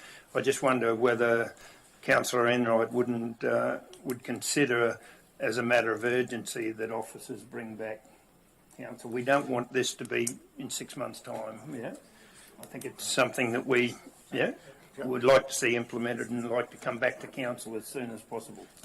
CEO, you wish to? Through Mr Mayor, I believe, glancing at my officers here, that we'll have this finished relatively quickly. I would imagine within about a month to 2 months. Something at the next workshop. It will be at the next workshop, so we're well advanced. I'll be by the end of the financial year would be fine. That gives everyone enough latitude to go down that. The General Manager has also pointed out there's a little bit there that is not making grammatical sense, I think you said. It's, and that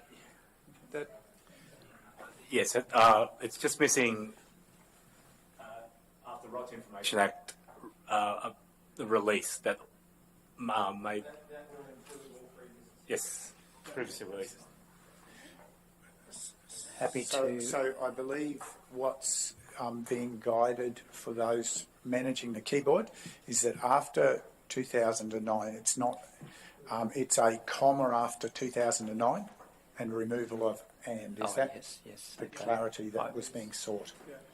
That's my gift of interpretation at work. Sorry, through you, Mr Mayor, as indicated, instead of the current term of this council, I'm more than happy to have the end of this financial year. Sorry, no, this is about the period of release. Sorry. Oh, it is too. My mistake, sorry. But responding to Councillor McGuinness, if we can have a time frame in there, that would be good. Sharon? Just a time frame that the report be brought back.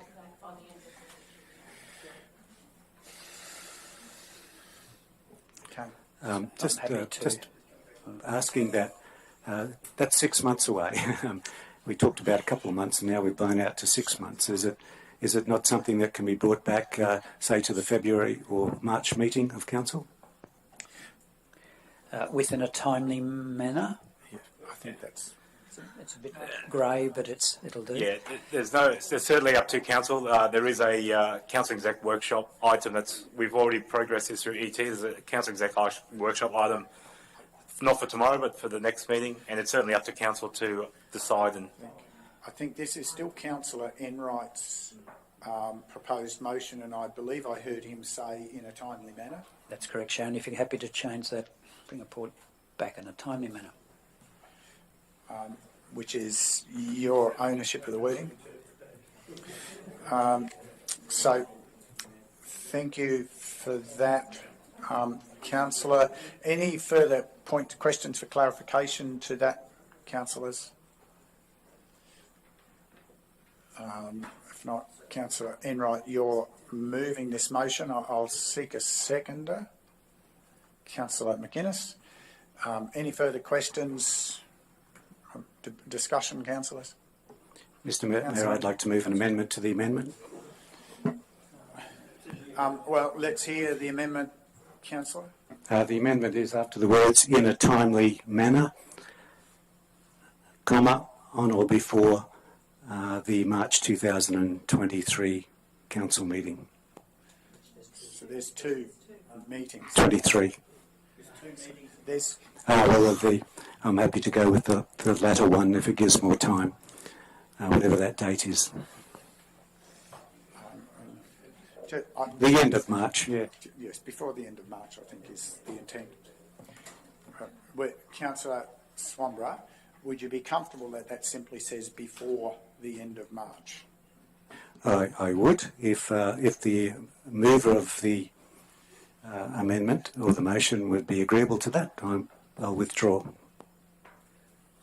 So I'm just happy with not on or before, just before the end of March is now what that word, that proposed amendment crystallises to. We now need to deal with the proposed amendment. Unless the mover is happy to absorb it within his previously and the seconder, we can breach a little bit of procedure if the mover is comfortable to incorporate that in their original thinking. Yeah, very happy to take on board Councillor Swanborough's input. Seconder's comfortable. By the way, I believe the seconder was Councillor McGuinness, not Councillor West. You wish to... Any further questions, councillors? If not, we don't have an amendment to deal with now because of that gracious acceptance. Councillor Enright, do you wish to speak? Thank you, Mayor. Look, I think as we've all recognised, there's certainly benefit in this, but there's also benefit in due and proper process, and this new motion provides us the opportunity for this to come back through the proper process so that it is dealt with the right governance rather than hastily produced process, policy or procedure. Thank you. Anyone wishing to speak against? Anyone seeking leave to speak additionally? If not, no need to close. Councillor, we put the motion. Those in favour? That is carried unanimously. Thank you, councillors. We move now to item 10.4, and again, CEO, I turn to you.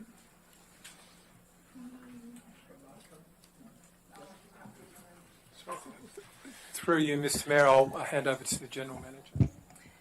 Thank you, Mayor and Councillors. Before you, item 10.4 is the notice of motion by Councillor Swanborough to request a review of the council policy providing draft conditions for development assessments.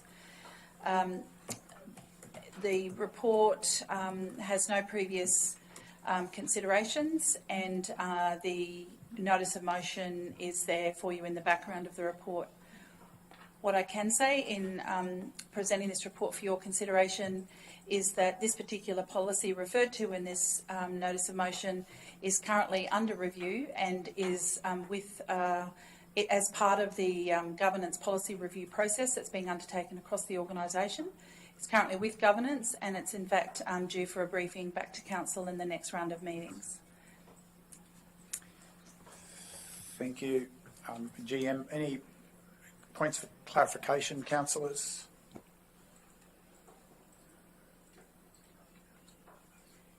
Councillor Enright. Thank you, Mayor. A question to the General Manager is in dealing with the process of providing draft conditions for development assessments. At what stage of the assessment are the draft conditions issued? Thank you for your question, Councillor.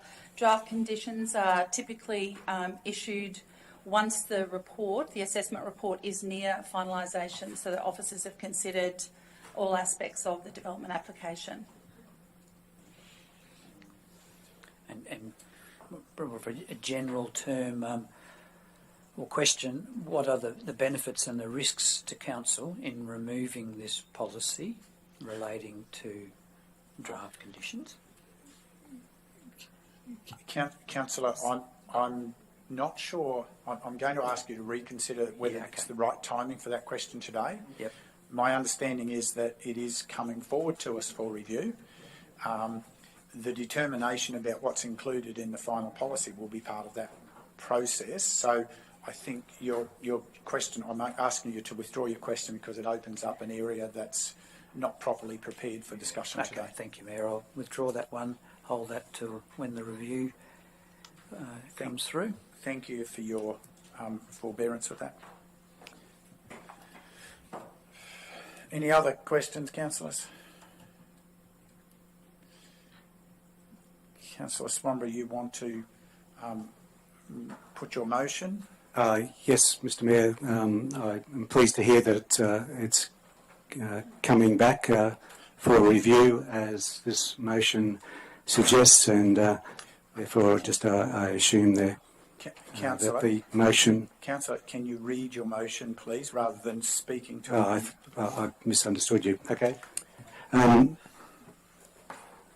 motion is that policy RFO 4.02GL.01 providing draft conditions of development assessments be reviewed as a priority following community concerns that this policy, despite its disclaimers, potentially sends a signal to developers of the likely approval of development applications and may make it more difficult for assessment officers to support changes or refusals prior to councils considering and deciding the application. Thank you, Councillor, for your motion. Any additional clarifications, councillors? Questions before I seek a seconder? Councillor McConnell. Any further discussion, councillors? Now, Councillor Swanborough, you wish to speak to your motion.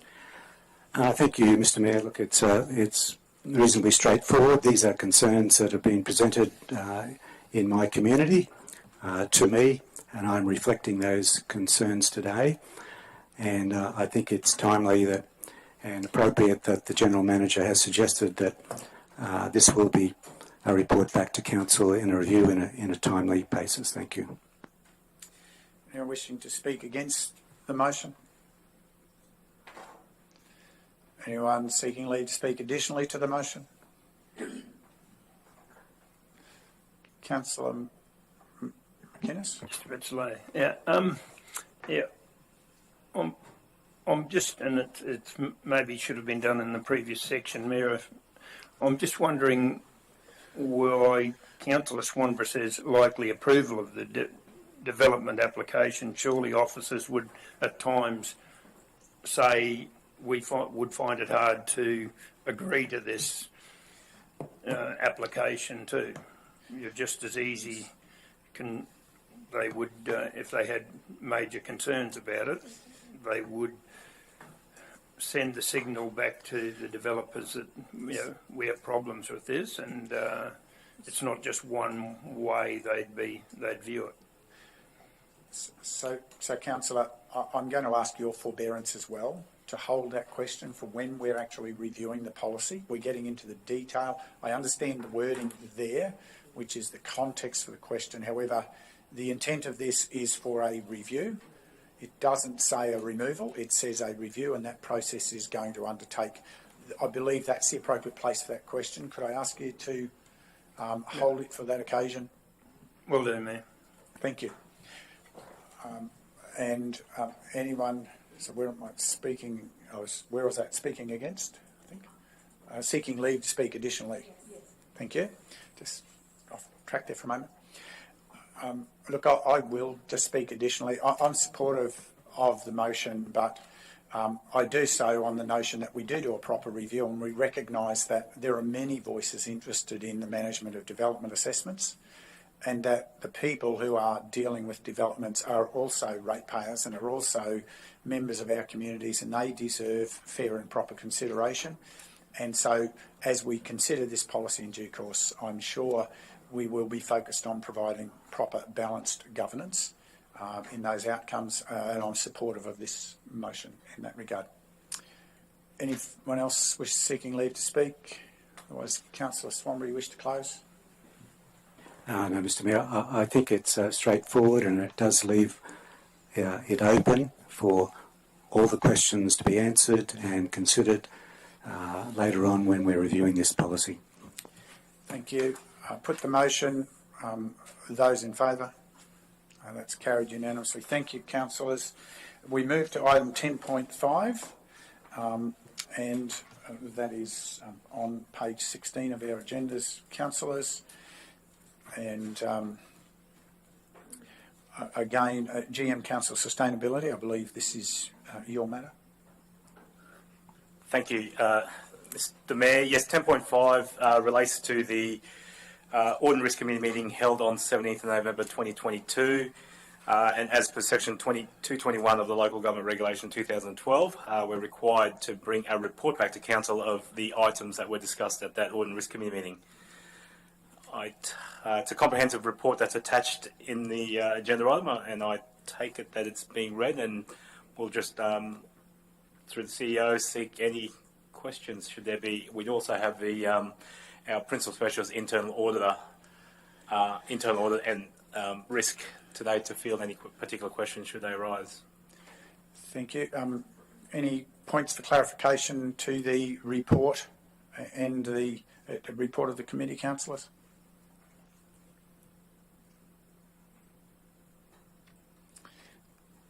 Being no questions, I will ask you to introduce the recommendation. Thank you, Mr Mayor. The recommendation is that Council note the report provided on the Audit and Risk Committee meeting held on 17th of November 2022. Seeker mover, Councillor McConnell.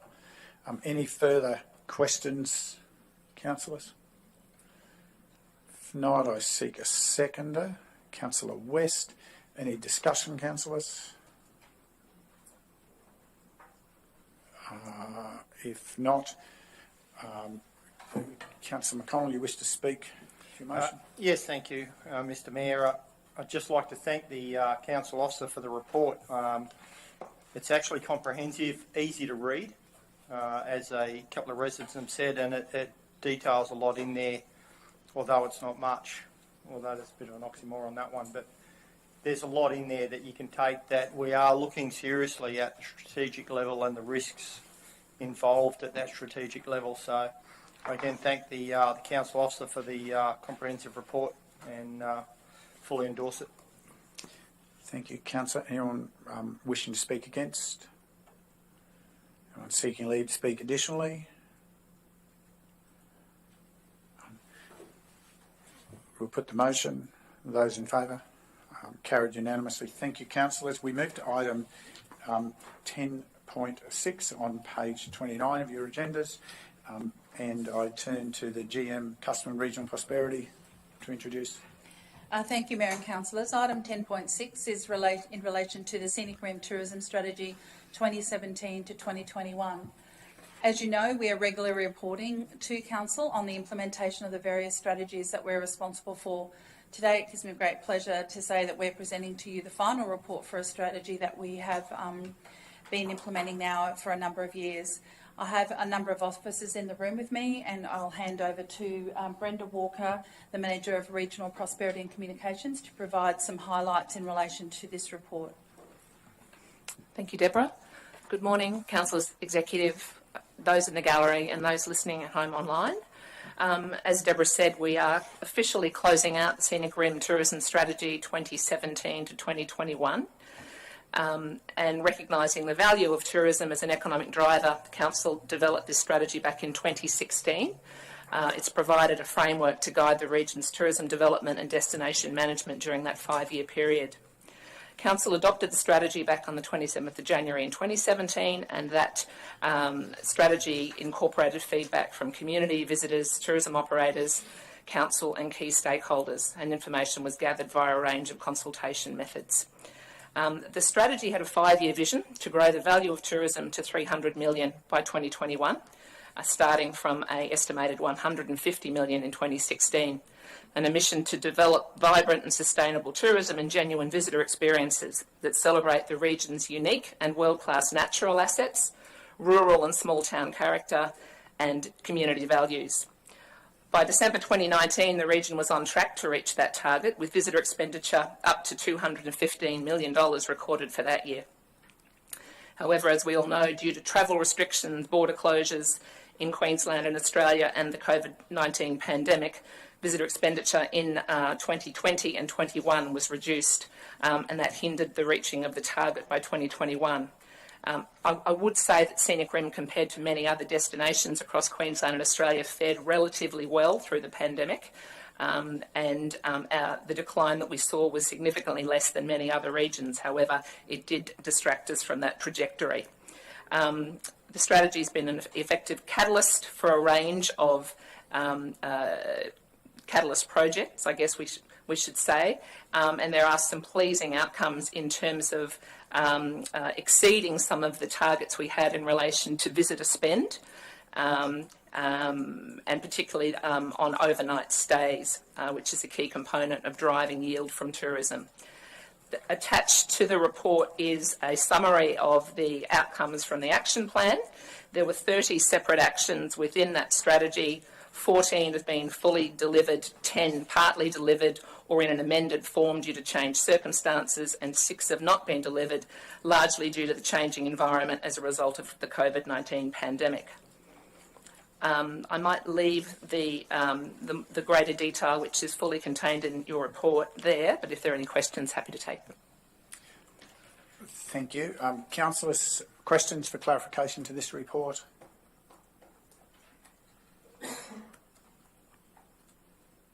Spellbound.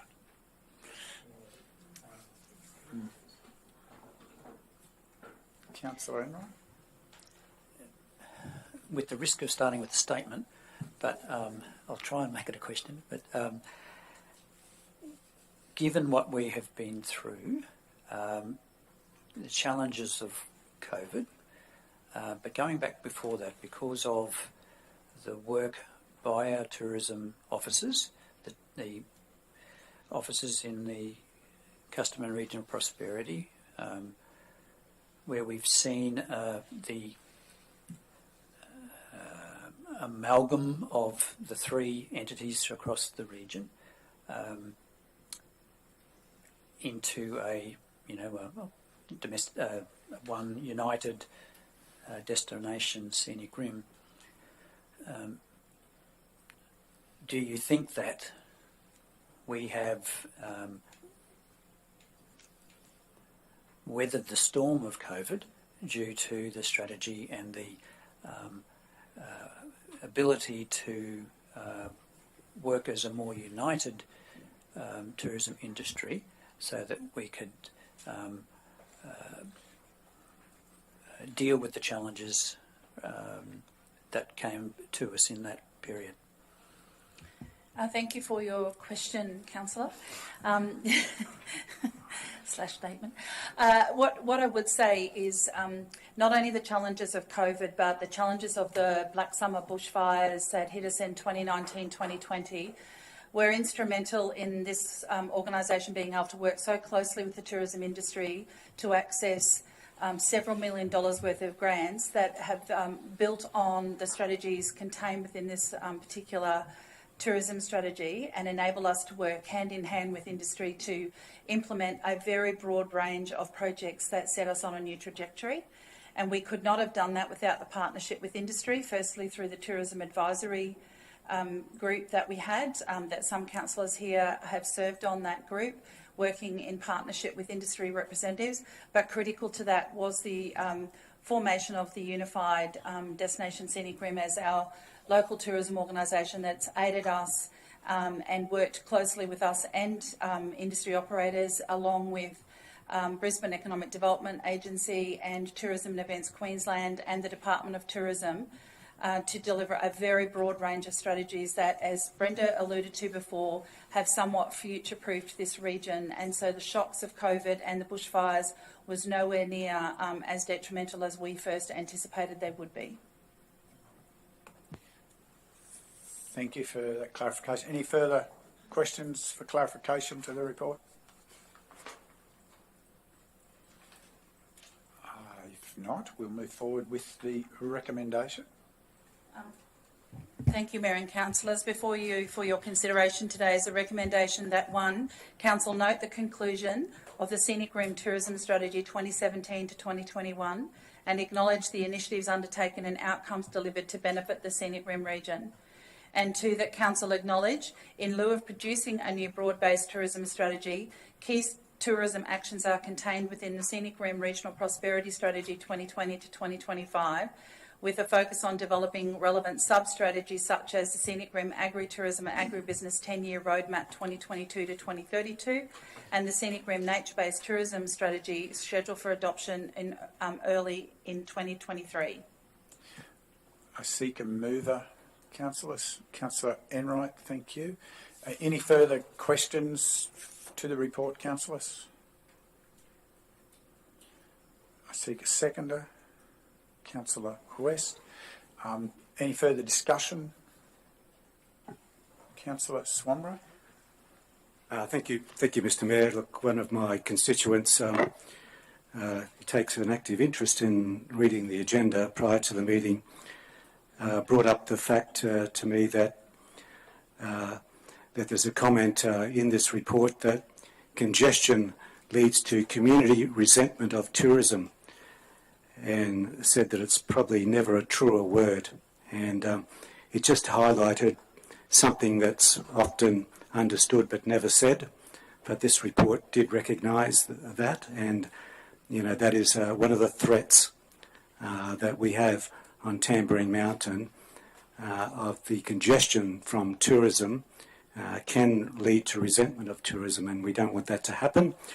And that can be mitigated by the provision of appropriate infrastructure commensurate with the popularity of a particular site. Thank you for that discussion, Councillor. Any further discussion, councillors?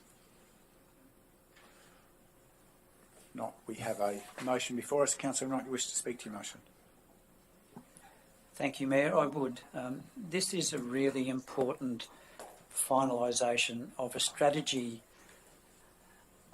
that assisted us through perhaps the most difficult 3 to 4 years in droughts, floods, bushfires and COVID. While not the only strategy that assisted us through, it was a big part of how we responded, how we supported and how we assisted our tourism industry through those challenging times. And I want to commend our officers for their support and foresight and energy to assist us through those really dark times. And I think this is important also to realise that this is really part of many other departments in this organisation that supported each other through the challenges that were put in front of us. We took advantage of some funding opportunities that came from those challenging times. We implemented that. We assisted the industry, the tourism industry, but the flow-on effects then flowed on to other businesses. The support for the greater brand of Scenic Rim, and when we look at the accolades that we've achieved over that time, and the awards, the recognition of the richest place on earth in Australia, I can't speak highly enough of the people that have driven this strategy to support the outcomes that we achieved, the partnerships with the industry, and commend everyone who was involved in a remarkable process that has built the brand of Scenic Rim into the future. Thank you, Councillor. Anyone wishing to speak against? Anyone seeking leave to speak additionally? Councillor McConnell. Yeah, I'd just like to echo Councillor Enright's comments. I think although the 2017 was before this current term, I think that strategy carried it through the droughts, the fires, the floods, and got us through that COVID period, showing the popularity of our area where both the Gold Coast and Brisbane residents wanted to get out of the city. And as Councillor Swanborough alluded to, all came on the one weekend, which did cause a bit of an angst to some locals, because we know how lucky we are to live down in the Scenic Rim. But I think without that strategy and the council officers behind driving that strategy, I think things may have been a little bit different, especially during COVID. So congratulate the council officers for the excellent work they've done over the last 4 years of that strategy. Well done. Thank you, Councillor. Anyone else seeking leave to speak additionally? Councillor West. Thank you, Mayor. Look, I also would like to acknowledge all the officers that have been involved in this strategy right from its inception, and most certainly there are just a significant amount of highlights there. And as has already been mentioned, with all the challenges that this region has experienced over the period of this time, you wouldn't really want it to have been without that strategy. Certainly it's very encouraging now to see that we're now moving on to the next stage of the two new strategies of agritourism and agribusiness and our nature-based tourism. So that's a progression. So thank you to everybody involved in that, and it's accolades for our broader community. Thank you, Councillor. Anyone else seeking leave to speak additionally? I will take the opportunity to speak and to certainly commend the officers. And I can recall when we were laying out this strategy that there were a lot of rolled eyes when we suggested the notion of doubling the value contributed. It certainly was challenging to commence, but it has shown the incredible professionalism of the team, but also the capacity of engaging such a wide array of mostly small business operators across our region, and to build both belief and collaboration across the region to create something that is greater than the sum of the parts. And that is what I am most proud of in where we're at today. And it is something that we need to acknowledge that has been clearly activated and energised by the work of some officers over that time who have gone above and beyond. A lot of time at personal impact outside of ours to ensure those things occurred. And it also goes to a number of those operators who have really had the courage, and they now have the belief and the pride to survive through the worst period of time that our country's seen for those industries like COVID. And they've come out of it stronger, continue to offer something that is unique, that is called out now on an international stage where we weren't known before. And we are now known. This region is celebrated for what it offers. It is a place that I've always been proud of, but it's a place that many more people now wish to be part of. And we have also spread the impact by having wider range of locations involved, which mitigates some of that crush as well. So I commend the industry. I commend the industry for the courage of where they're moving to now with Destination Scenic Rim. And I commend the officers for an incredible effort. And I'm excited to see the next stages of that unfolding to continue to unlock that value. Thank you. Anyone else seeking leave to speak? If not, Councillor, you wish to close? No, thanks. Righto, we put the motion. Those in favour? That's carried unanimously. Thank you.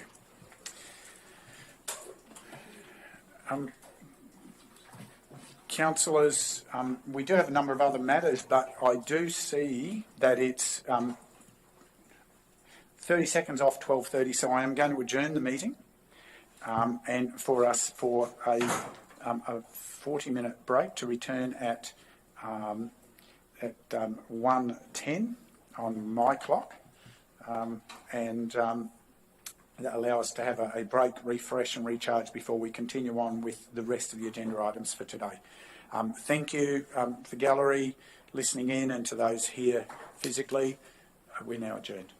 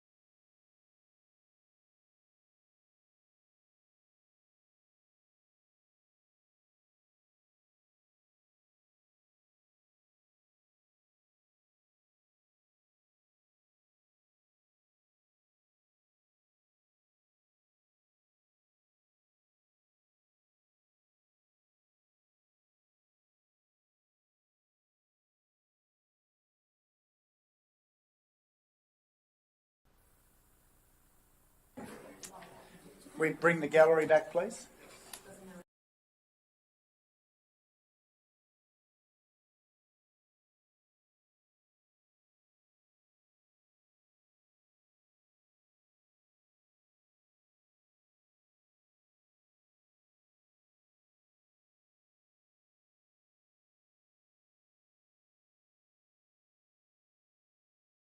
We return, we're on. Thank you, councillors. We are returning. The gallery, I guess, will make their way back accordingly in due course. We're on page 111 of our agenda and we're at item 10.7. GM, I'll ask you to introduce this item, please. Thank you, Mayor and Councillors. Item 10.7 for your consideration today is the 2022-2023 Scenic Rim Regional Arts Development Fund program, and we've assessed grant round 1. I have a couple of officers with me this morning, the Principal Specialist of Cultural Services, Linda, and Mark Paddock, our Cultural Officer, Heritage Regional Arts Development Fund and Public Art. And I'm going to ask Mark if he would just give us the highlights of this report. Thank you. Good afternoon. So round 1 was assessed by the Arts Reference Group at the end of last year. We had a total of 10 applications, with 6 of those making it to the stage 2 full application round. These were assessed by the Arts Reference Group, and 4 of those applications have been successful. The first one is Amy Parry. She's a grant of $10,250 to take quite a well-known author from Boona, Tabitha Bird, and her book, and create a screenplay for a motion picture. So they're going to be undertaking that in Boona, and also inviting local writers and local schools to come in to be part of that process, to understand how a book goes from a novel to a screenplay. The second one was our Bronwyn Davies. This is quite a large project. She's connected with Gympie Regional Council, Bundaberg Regional Council, and working up in Cairns as well with a projection artist to create a body of work for a new exhibition, looking at trees, important trees in the state. And Donna Marie Robinson is then going to create some projection works with that. We just had Donna doing an artist residence in the centre for the last week, so some nice synergies there. That's for $6,121. The Tambourine Mountain Orchestra and Choral Society, they want to produce a new opera work, and then get the getting the Brisbane Symphony Orchestra, so Queensland Symphony Orchestra, to come up to the mountain to perform that with the locals and the local high school. That's the grant for $7,048. We just had enough left over to partially fund Gary Maloney. Gary's been collecting hundreds and hundreds of photographs of the Scenic Rim over his lifetime. He wanted to make a couple of coffee table books. We are able to fund one of those, which is focusing on images of Mount Barney. So hopefully down the track he can create his second book as well. So that's the 4 grants that were successful. And just another thing too, with our youth grants, I've spent some time in the local high schools with Beaudesert and Macaulay, talking to high school senior students and the art teachers, and as a result of that we've had 5 applications for youth grants. So they're all underway at the moment as well. Thank you. Thank you, councillors. Any points of clarification to the report?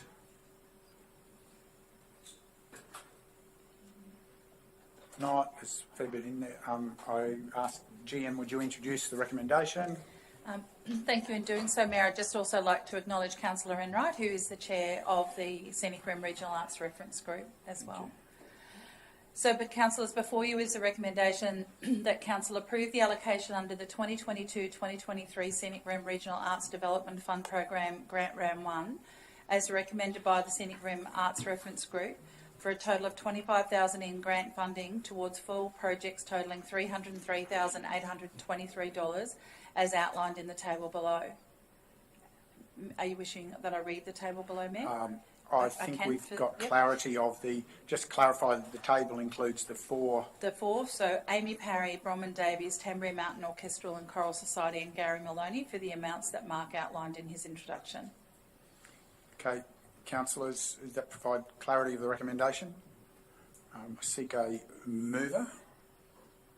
Councillor West. And now, any further questions? not, I'll seek a seconder. Councillor McConnell. Any further discussion, councillors? If not, you wish to speak to your motion, councillor? Thank you, Mayor. Really just to say these are four very worthy applicants and they've all got different projects which will enhance the art and culture of the region. Thank you. Anyone wishing to speak against? Anyone seeking leave to speak additionally? Councillor Swanborough. Thank you, Mr Mayor. I will speak additionally. All good applications. Pleased to see the recommendations. But I just wanted to make mention of the Tambourine Mountain Orchestral and Choral Society. I've watched their development and the people come and go through that Tambourine Mountain Orchestra, and it's been brilliant to watch the development and the talent that actually is grown in that particular group. This is a very welcome grant for them to enhance the ability of the members of that orchestra, and I think it's a very welcome decision for the overall arts and culture of the Scenic Room. Anyone else seeking leave to speak additionally? Councillor Enright.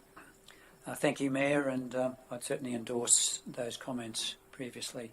As Chair of the Arts Reference Group, I would also like to recognise the 9 members of the Arts Reference Group, so Elsa Rowley, Brendan Knight, Janine Gibson, Jeremy Ring, Pietro Agnolio, Shane O'Reilly, Stuart Murray, Susan Rallings and Susan Short. They work very well together. We've got a great group of volunteers who are passionate about the culture, the arts and culture in our region, and I'm very grateful for their contribution in assisting us through this process.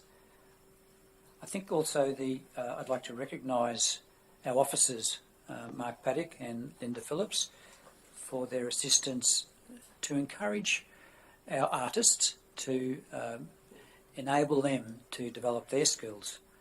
And Mark mentioned about the collaboration with the high schools, and we're finally starting to get some traction with the youth, which is absolutely delightful. So thank you, Mark, and thank you, Linda, for that fantastic support for our arts community.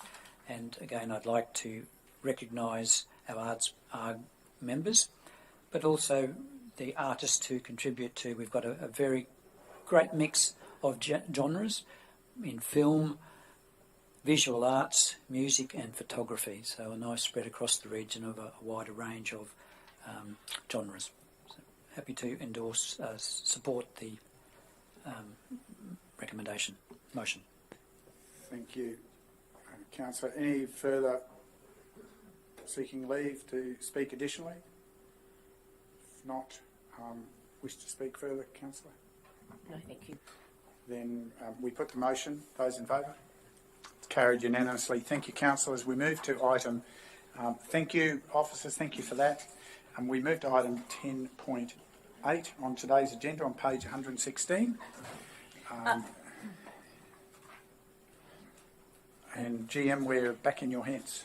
Thank you, Mayor and Councillors. Item 10.8 is MCU 19/027, development permit for the material change of use for a service station at 2571 Bodas at Beenley Road, Tambourine,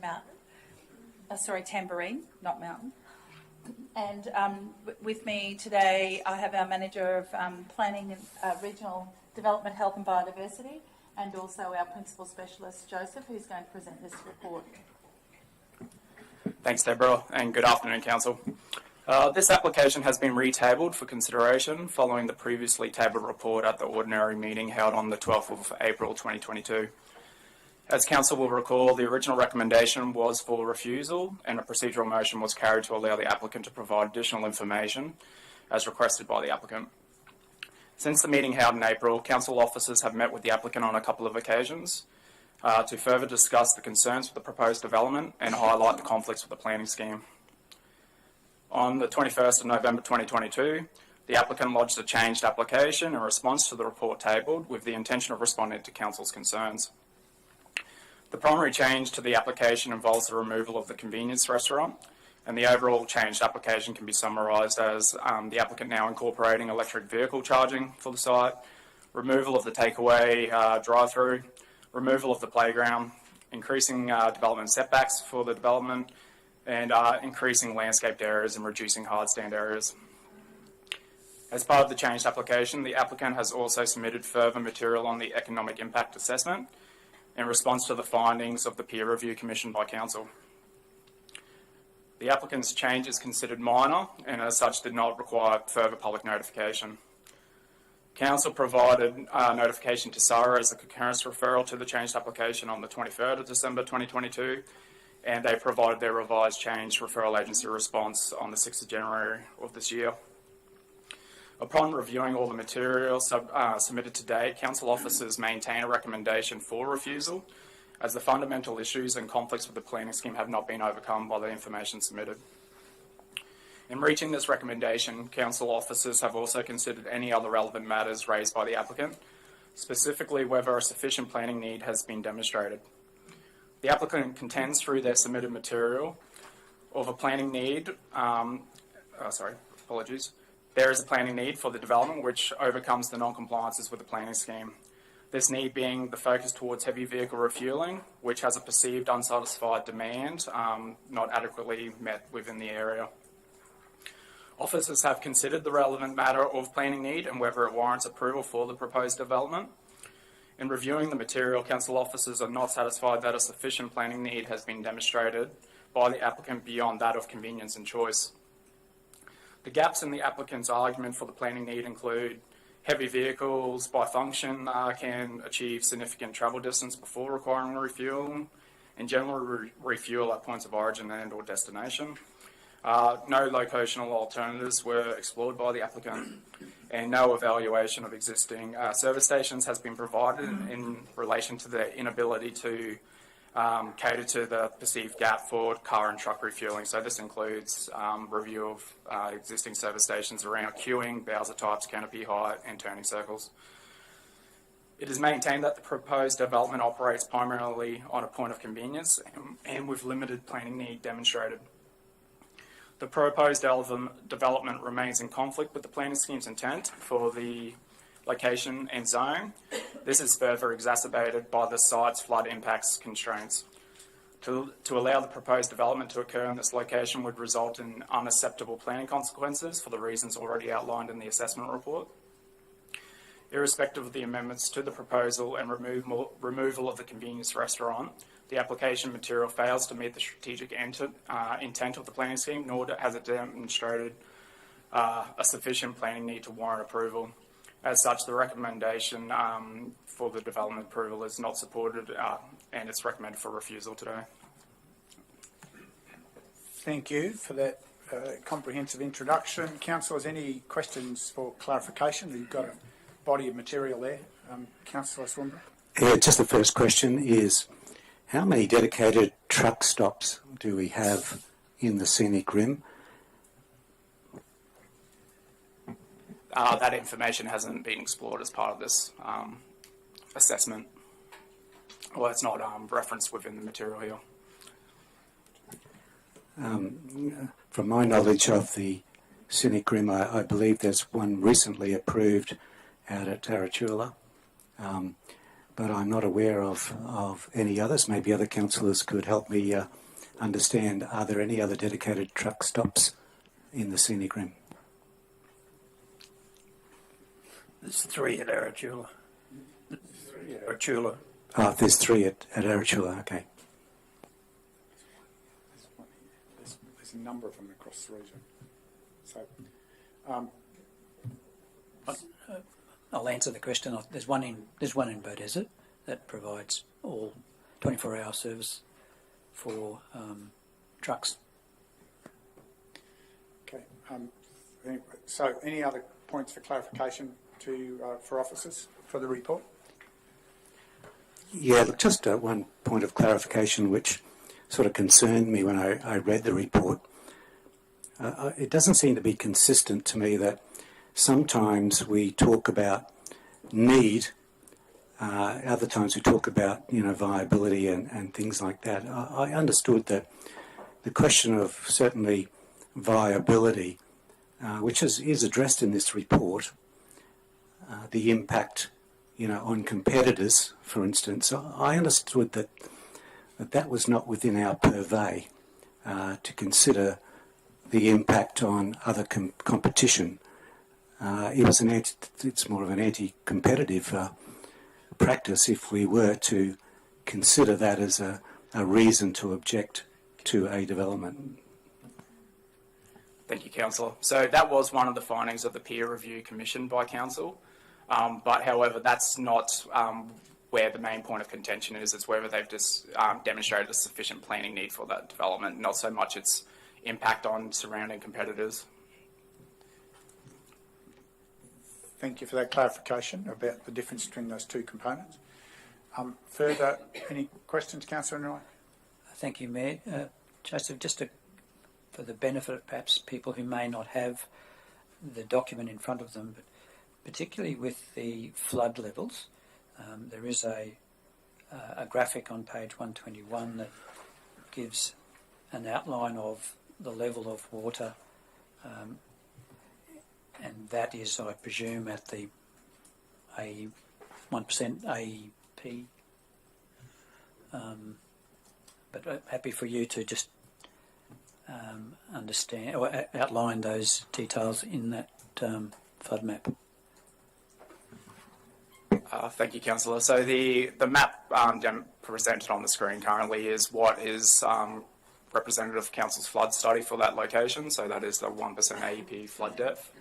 And it highlights the extent of the flood constraints on the site being undeveloped. As part of the proposal from the applicant, they did respond throughout with their material in terms of how they would address the flood constraint impacts. Whilst it forms part of Council's concerns in the recommendation for refusal, it's not the fundamental issue with the development in this location, but it does exacerbate the concerns. Further clarifications, councillors?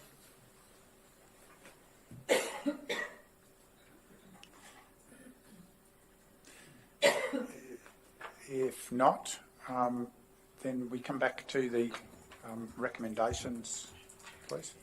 Thank you, Mayor, Mayor and councillors. Excuse me. For your consideration is a recommendation that 1, Council receive and note the report titled MCU 19/027 Development Permit for Material Change of Use Service Station at 2571 Beaudesert Beanley Road, Tamborine, Lot 144, RP 15365. That 2, Council resolve to refuse development application MCU 19/027 for the following reasons. A, the proposed development conflicts with the following provisions of the relevant local planning instrument, being Beaudesert Shire Planning Scheme 2007. 1, Section 2.1.3, Desired Environmental Outcomes 2J2 and 3, I, P8, and Desired Environmental Outcomes 3B and C. 2, Rural Zone Code, Table 3.3.11, Specific Outcomes SO1 and SO2. 3, Rural Code, Table 3.310, Overall Outcomes 002, 004, 006, 007, 0017, 0024, 0042 and 0051. 4, Construction and Infrastructure Code, Table 5.3.8, Specific Outcomes SO3 and SO12. 5, Construction and Infrastructure Code, Table 5.3.9, Specific Outcomes SO14 and SO147. And B, the proposed development conflicts with the following provisions of the relevant temporary local planning instrument, being TLPI 01/2019, flood hazard.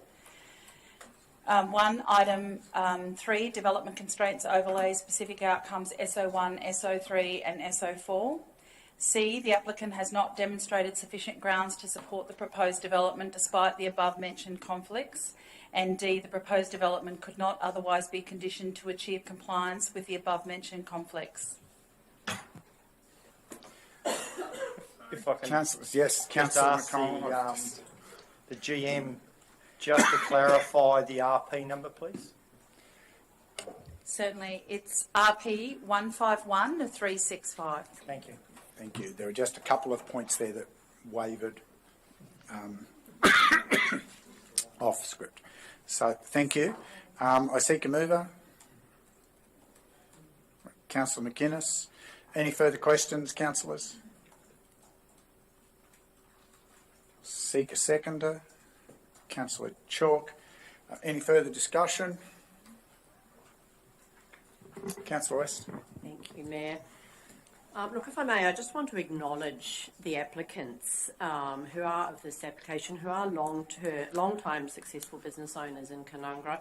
They're very generous and supportive to the town and have been over many years. And I know this is a disappointing outcome for them, but council have been very honest with them from the very onset when they first flagged this idea about the numerous challenges that there were on site. Thank you. Thank you, councillor. Any other discussion, councillors? Councillor Swanborough. Thank you, Mr. Mayor. Look, I read the report and had a lot of sympathy for this application. I wasn't necessarily convinced about the lack of need for this proposal, given that there was no truck stops in the east of the Shire on the main roads, which lead to the Gold Coast and Logan City. I had sympathy because that particular location is right on the border of Yarrabilba, a master plan community where there is likely to be 60,000 people living there in the next 10 to 20 years. And so the dynamics of this particular area will change. There will be a lot more supply issues, logistics issues servicing that town of that population. And I think to say right now that there may not be a need, it could be challenged, and certainly into the future. And of course these investments are really made over a 20 to 30 year time frame to get a return.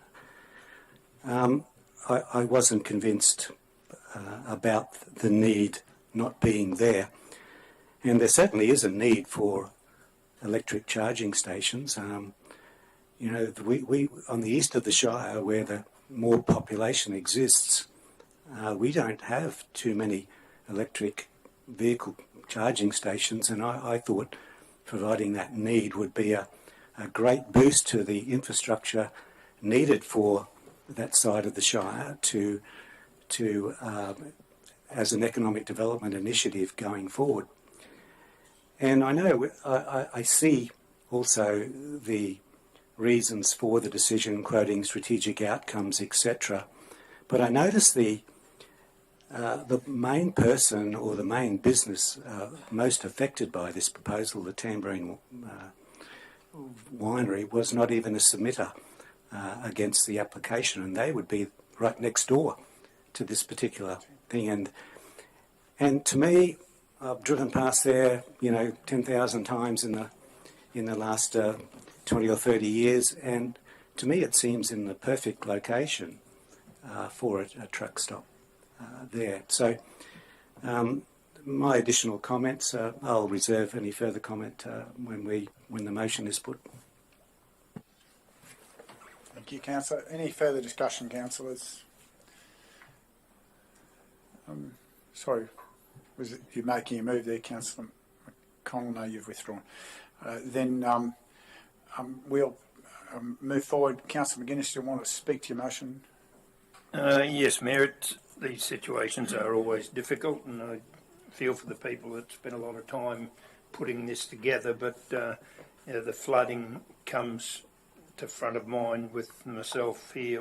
It really is a problem, and I don't think it's been sufficiently covered in their application, and we get people get into a lot of trouble, and we want to make sure that happens as little as it possibly can. So, but I appreciate the people wanting to invest in the area, but I agree with the recommendation that's in front of us, and I thank the staff for spending a lot of time on this to bring it to us. Thank you. Speaker against? Councillor Swanborough. Thank you, Mr. Mayor.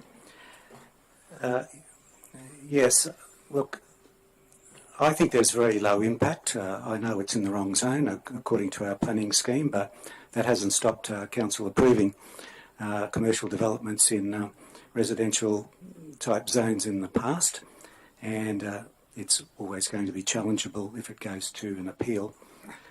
The need for this, I think there is a need for a dedicated truck stop, and the benefit of that is that actually it benefits some of the local towns because it keeps the trucks out of Canungra, keeps the trucks out of Tamborine Village, and it gives a dedicated place for them to fuel, stop, sleep, or whatever they need to do in those sorts of things. And quite often industrial estates, cater for those sorts of things to facilitate logistics in a particular region, and I believe that this would do exactly that. Flooding, I'm concerned about the flooding as well, but I note that they've tried to mitigate that with their removing the convenience store, etc., etc. And, it could be a 1 in 20 year event, flooding of that sort. And so for the week or two where extra additional action's got to be taken to protect the safety of individuals, maybe in a 1 in 20 year event, I believe it still makes that infrastructure viable and supportive to the heavy transport industry. And I've seen other developments that overcome flooding. I remember working in one council once where a Chinese developer wanted to build a whole golf course on a floodplain on pontoons, and it was seriously considered by that particular council. There are engineering solutions to flooding. I've read their solution, and I think, well, I was convinced that there was a possibility that it could work. So I'm providing a voice to the applicant in this particular proposal because I think there is merit. I think the merit has not been sufficiently enunciated in the assessment, and I will have to, vote against this particular motion because I think it's an opportunity that we may miss going forward. I'm not aware of that we've ever had too many applications for truck stops on the east of the Shire. And once we reject this back, if it's not successfully appealed in the court, we have lost an opportunity for the region. Anyone wishing to speak for the motion? Councillor McConnell. I'll reluctantly speak for the motion. Again, when I first saw this, I thought, what a perfect opportunity for a truck stop. It's not in town, not what we call town, it's not in the village. It won't stop trucks going through the village. The Bates of Beenleigh Road is a major thoroughfare between the industrial estate at Yatala and the Gold Coast, Brisbane, through to the west, and the quarries that bring that stuff. So it won't stop the trucks going through there, and it won't stop the trucks going through Canungra because that's the road. But unfortunately, we've got a village at the moment that we're trying to put a master plan towards in the future, and I just think having a major infrastructure development outside of the village area would hamper how we're going to build that in the future. Do we need a better access for trucks? The only one is down at Yatala, the BP, on the other side of the freeway. So yes, we do, but I just think having been in the state emergency service and conducted or had two rescues conducted on that intersection. The water isn't just stagnant water; it's flowing at 20 to 30 knots. So it's and that's two in the last 5 years.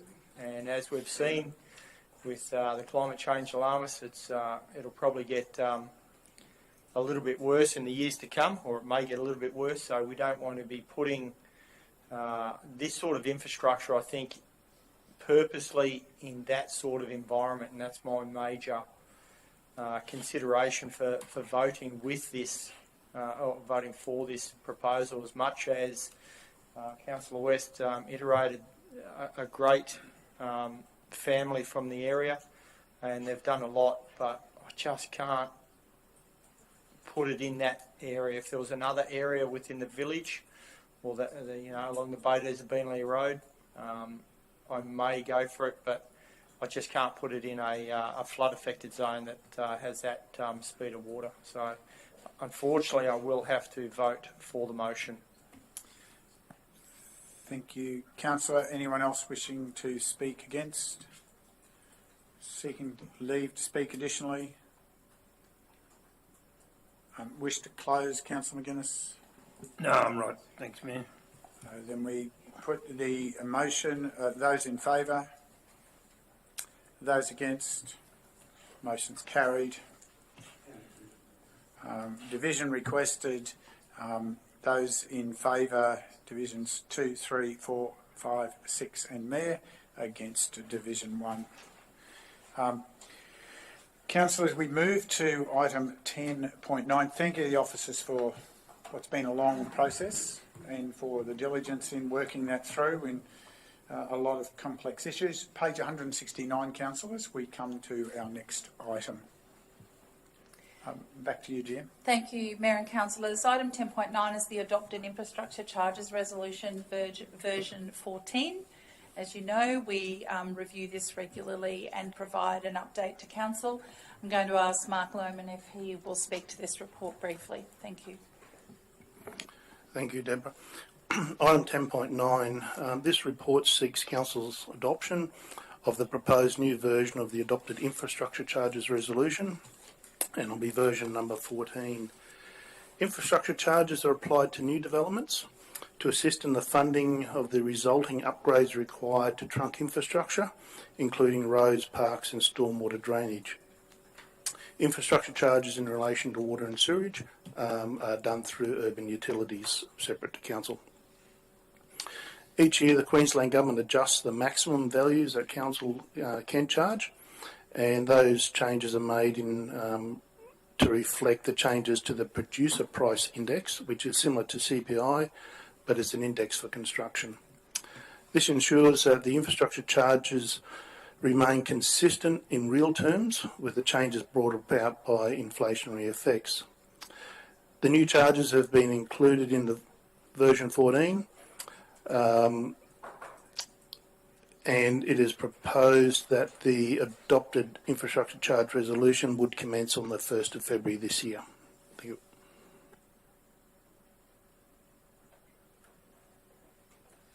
Thank you. Any questions, councillors? Councillor Enright. Thank you, Mayor. I note that the increase is 1.31%. Could you advise just how that figure is determined? Thanks, Mark. Thank you, Councillor. Yes, with regard to the current inflation, that looks a bit light on. But the period for which that inflation is taken is from April 21 through to March 2022. So there is a lag time. So most of the inflationary effects have been since that time, and they'll be caught up in the next review at the end of this current financial year. Even though, saying that, when you actually look at the PPI index, it appears to be higher than that. So it is a bit light on, but at the end of the day, the state government sets the maximum we can charge, and that's done under the regulations, and we've reviewed our charges to be consistent with that. Thank you. Any further clarifications, Councillor McGuinness? Just following on from that, Manager, you're saying by that we are at the maximum there now? That is correct. So this, through the planning regulations, there's a maximum set for infrastructure charges. In our case, we split that in most cases 50-50 with the urban utilities for their water and sewage. And so where under the regulations, say for a dwelling house, it's around the $30,000, we would actually issue infrastructure charge notices for around the $15,000. Thank you. Any further clarifications, councillors? If not, introduce the recommendation. Thank you, Mayor and Councillors, for your consideration. Is the recommendation that Council adopt the adopted infrastructure charges resolution version number 14 as provided in attachment 2 to take effect on the commencement date of 1 February 2023. Seek a mover, councillors. Councillor Enright. Further questions? Seek a seconder. Councillor Chalk. Further discussion, councillors? If not, Councillor Enright, do you wish to speak to your motion? Thank you, Mayor. Thank you to Mark and the officers for bringing forward this important adjustment. I think it's important that we do maximise the infrastructure charges that are kept relevant to the actual costs. So although a very small percentage increase at this stage, we hope that the future reviews will keep up with the real costs of construction. Thank you. Anyone wishing to speak against? Anyone seeking leave to speak additionally? Put the motion. Those in favour? Carried unanimously. Thank you, councillors.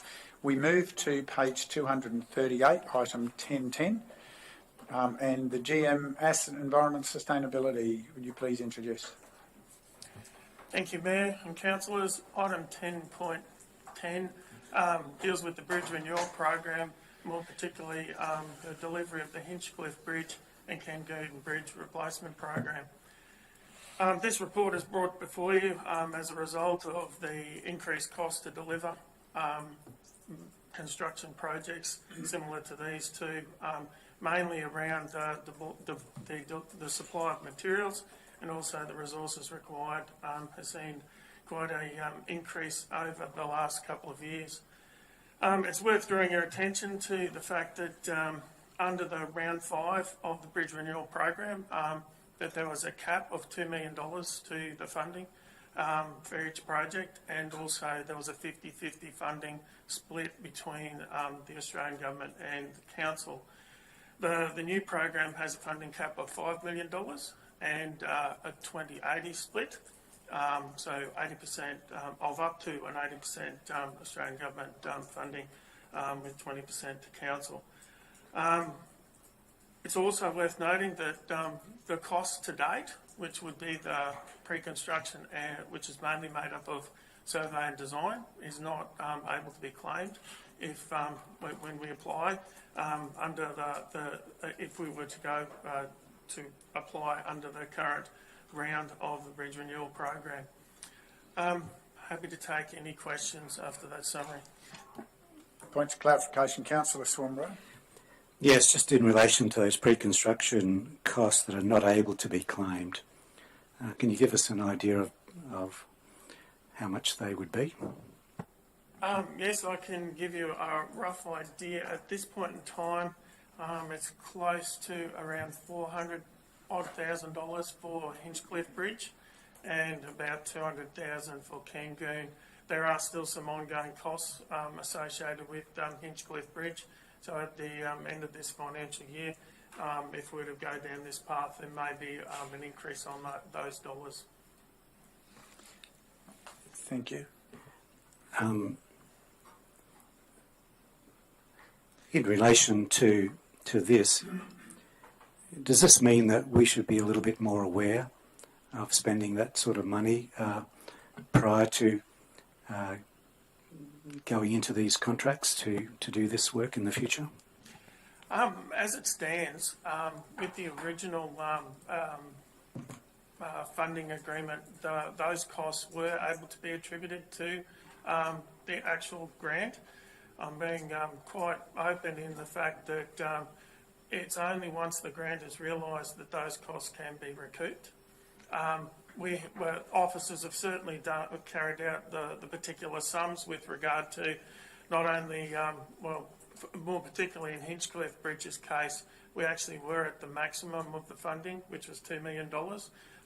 With the increase to $5 million and the opportunity to seek up to 80% of the costs, when you actually do all the sums, we're actually from a overall dollar point of view, we're in a better position. Council would not have to actually provide as much funding to both of those projects if we were successful in the next round of funding under the Bridge Renewal Program. Thank you. Councillor McInnes. Yeah, could I ask virtually the exact opposite question to that? Because I can remember quite a number of times that, and you've used the term many times, GM, about shovel ready, that we're in a position to get in and do these jobs when certain grants come up, and that's where we run into problems, which is the worst. I take Councillor Swanborough's point, but it's good to be able to be ready to move on these when they do come up from other levels of government, these other grants. That was going to be my next question. How much of this pre-construction work will carry forward and be relevant the next time these jobs come up, or will it have to be reworked again before we, depending on the grant? I guess depending on the grant guidelines and stuff like that. Good question. The reality of it is that barring any major changes to design standards, the work that's been carried out would certainly be applicable for any future grant opportunities. I do say that with regard to changing design standards, there was an occasion approximately 5 or so years ago where there was a major change to the bridge code, which impacted on the style and sizing of the piling, which did impact a number of projects at that time. But I'm not aware, to the best of my knowledge, of any major amendments required to that code or any other code associated with these particular projects. At this point in time, I always answer with that proviso that, subject to no major changes to any of the specifications, that work that's been carried out will certainly be relevant for a number of years to come. Any other? Councillor Wright. Thank you, Mayor. Thank you, GM. Can I assume that before you can apply for another grant, that you have to withdraw from one other that you've been successful for? That's correct. Damn it. Can't hear you, Pete. So, thank you. Any further clarifications, councillors? If not, introduce recommendation, GM. Thank you, Mayor. The recommendation is that Council withdraw from the Bridges Renewal Program Round 5 and Heavy Vehicle Safety and Productivity Program Round 7 funding agreement with the Australian Government for Hinchcliffe Bridge Replacement Project. And 2, Council withdraw from the Bridges Renewal Program Round 5 and Heavy Vehicle Safety and Productivity Program Round 7 funding agreement with the Australian Government for Kangoon Bridge Replacement Project. And 3, Council make application to the Australian Government's annual Bridges Renewal Program 2021, agreeing to match as a minimum the Australian Government's funding requirements of the program for the Hinchcliffe Bridge Replacement Project and the Kangoon Bridge Replacement Project. Speaker mover, Councillor McConnell. Any further questions, councillors? Councillor McInnes. Yeah, Mayor, if I could ask the GM, by doing it this way, it doesn't jeopardise our chances of the original, whatever we call it, the original grants that were there that we're withdrawing from. Get the words right. Doesn't inhibit our chances going forward? I'll get you to repeat the question. I'm not quite following. Well, the program that we're withdrawing from by having been approved, and now we're withdrawing, if that's available down the track, by us having withdrawn, do we get a black mark against ourselves? I don't believe so.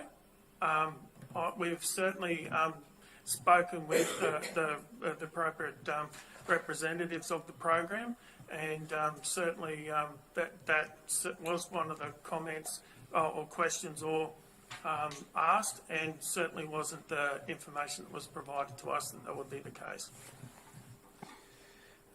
Thank you. Further questions? Comments? We're not quite there. I don't think I've got a seconder yet. We're still asking questions. Patience, Councillor, patience. We'll make it a question.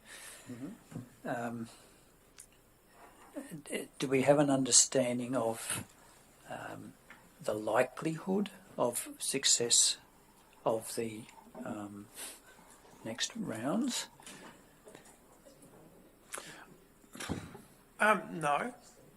No, we don't. All I can say is we have been successful previously. We have certainly we cannot make an assumption. That question would make an assumption that there are not other more worthy projects put forward to the program.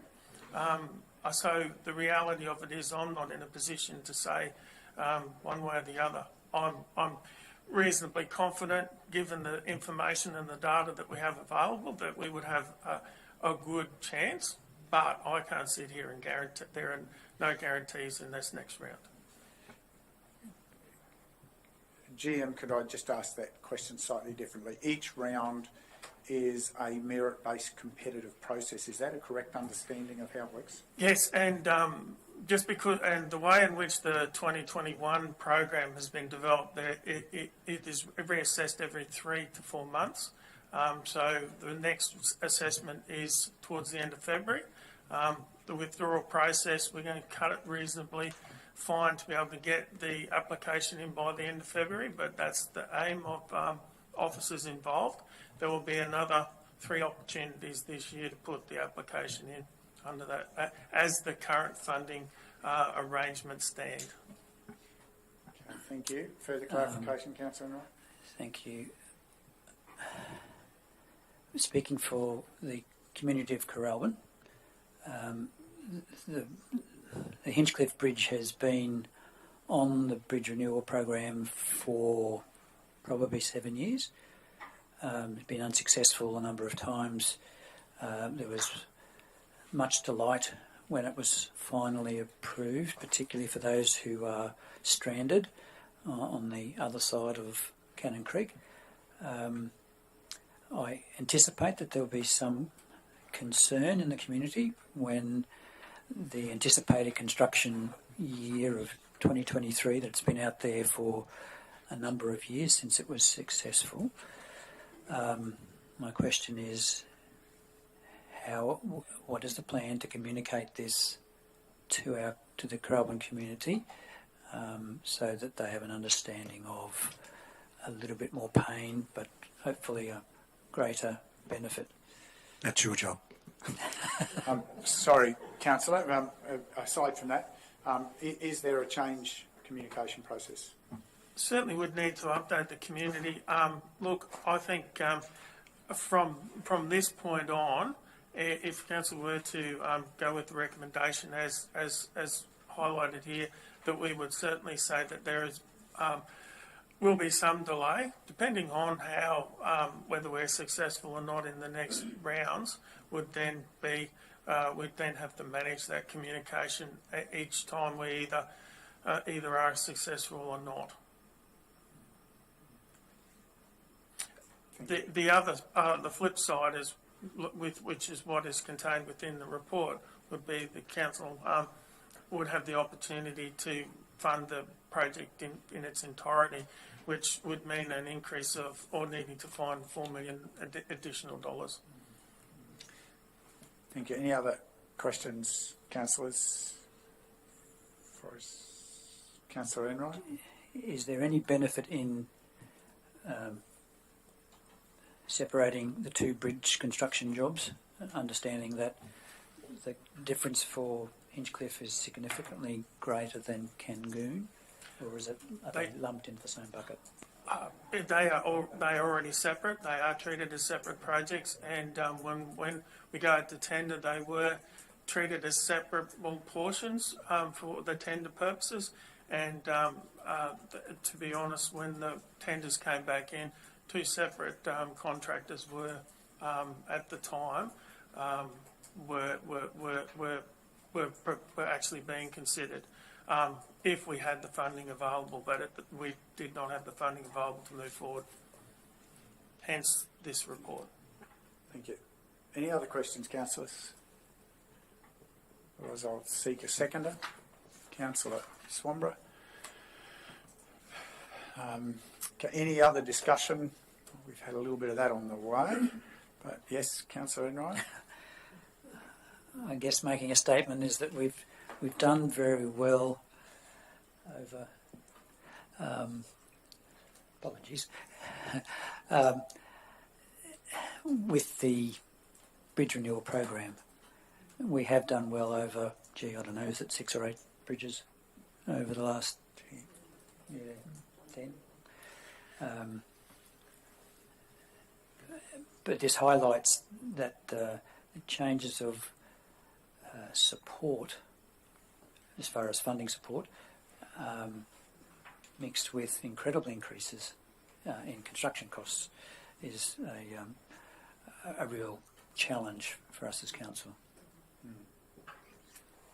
Great observation. Thank you. Any other discussion, councillors? Otherwise, move forward. And we have a move, we have a seconder. I ask the mover to speak to their motion. Thank you, Mr. Mayor. I will speak for the motion. One of the primary jobs of a councillor is fiscal responsibility. And I think with the report brought back by the GM, which shows due to the constraints and the supply chain and all the other stuff that's been caused by COVID over the last couple of years, an extra $4.17 million is probably just a little bit outside what would be fiscally responsible for us to be able to fund out of our own funding. And I think the recommendation that's come is exactly what we should be doing. Handing it back if we can't use it because of extra costs, and then go for that bigger one, and hopefully we may end up spending less or needing less council resources when that grant funding is our taxes that we pay. So it's just money that comes back to us. So I thank the officers for bringing this back in this way and withdrawing the grant, and go for a better one in the future. So thank you. Anyone wishing to speak against? Anyone seeking leave to speak additionally? If not, we put the motion. Those in favour? It's carried unanimously. Thank you, councillors. We move forward to item 10.11, page 244, and turn to the GM Council Sustainability. Thank you.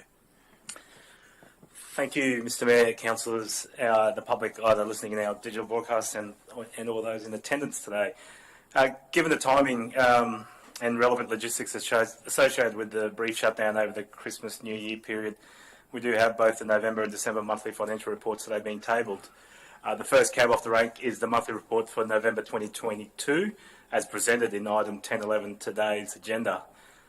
Mr. Mayor, I wasn't intending to speak a great deal towards the report. Outside of that, I'd take it as being read and state with certainty that the attachment containing the financial statements and associated commentary are quite detailed and fairly self-explanatory. I will add that for the month of November, as a going concern, Council continued to be in a good position financially, and for assurance purposes, Council has met all its statutory financial obligations. Other than that, Mr. Mayor and councillors, through the CEO, we're certainly open to any queries, and in particular relating to the November 2022 monthly financial report. Thank you. Councillors, questions for the GM? Councillor McConnell. Thank you. Through the chair to the GM, people and strategy. In regards again, my favourite question: employee expenses. Can you just highlight if there's been an increase in expenses given our vacancies, and how that and if that occurred? Thanks for your question, Councillor McConnell. I think probably what's more, when we have high levels of vacancies, it's really then becomes, the question is, what is our workforce strategy to ensure that we continue with our business continuity? So our workforce strategy has been to go through different channels where we have difficulty recruiting. So we may, for example, bring in contractors to support the delivery of certain tasks or projects. We may engage a casual workforce. All of those are somewhat different to, our existing permanent workforce strategy.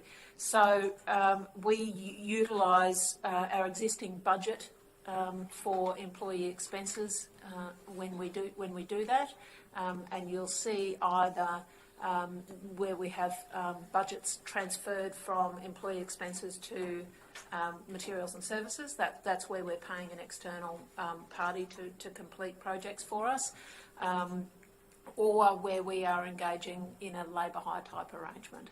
So unless we have come to council with a budget amendment request, our expenses haven't increased, but we are spending that allocated budget somewhat differently where we can.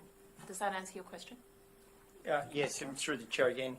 So basically, contractors and labour hire are more expensive than having a normal employee, and that's where that additional expenses come from? Not necessarily.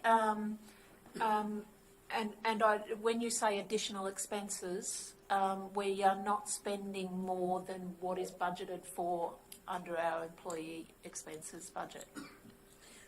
So I just don't understand the question. Sorry, Councillor. Maybe. So it was more that we've got these vacancies. To fill those vacancies, the people we fill them with have a higher cost than a normal employee. Would a vacancy hire person that we hire for 1 month have a higher cost than a normal employee that we would have sitting there for that month? That's what one would expect, yes. Okay, that was my question.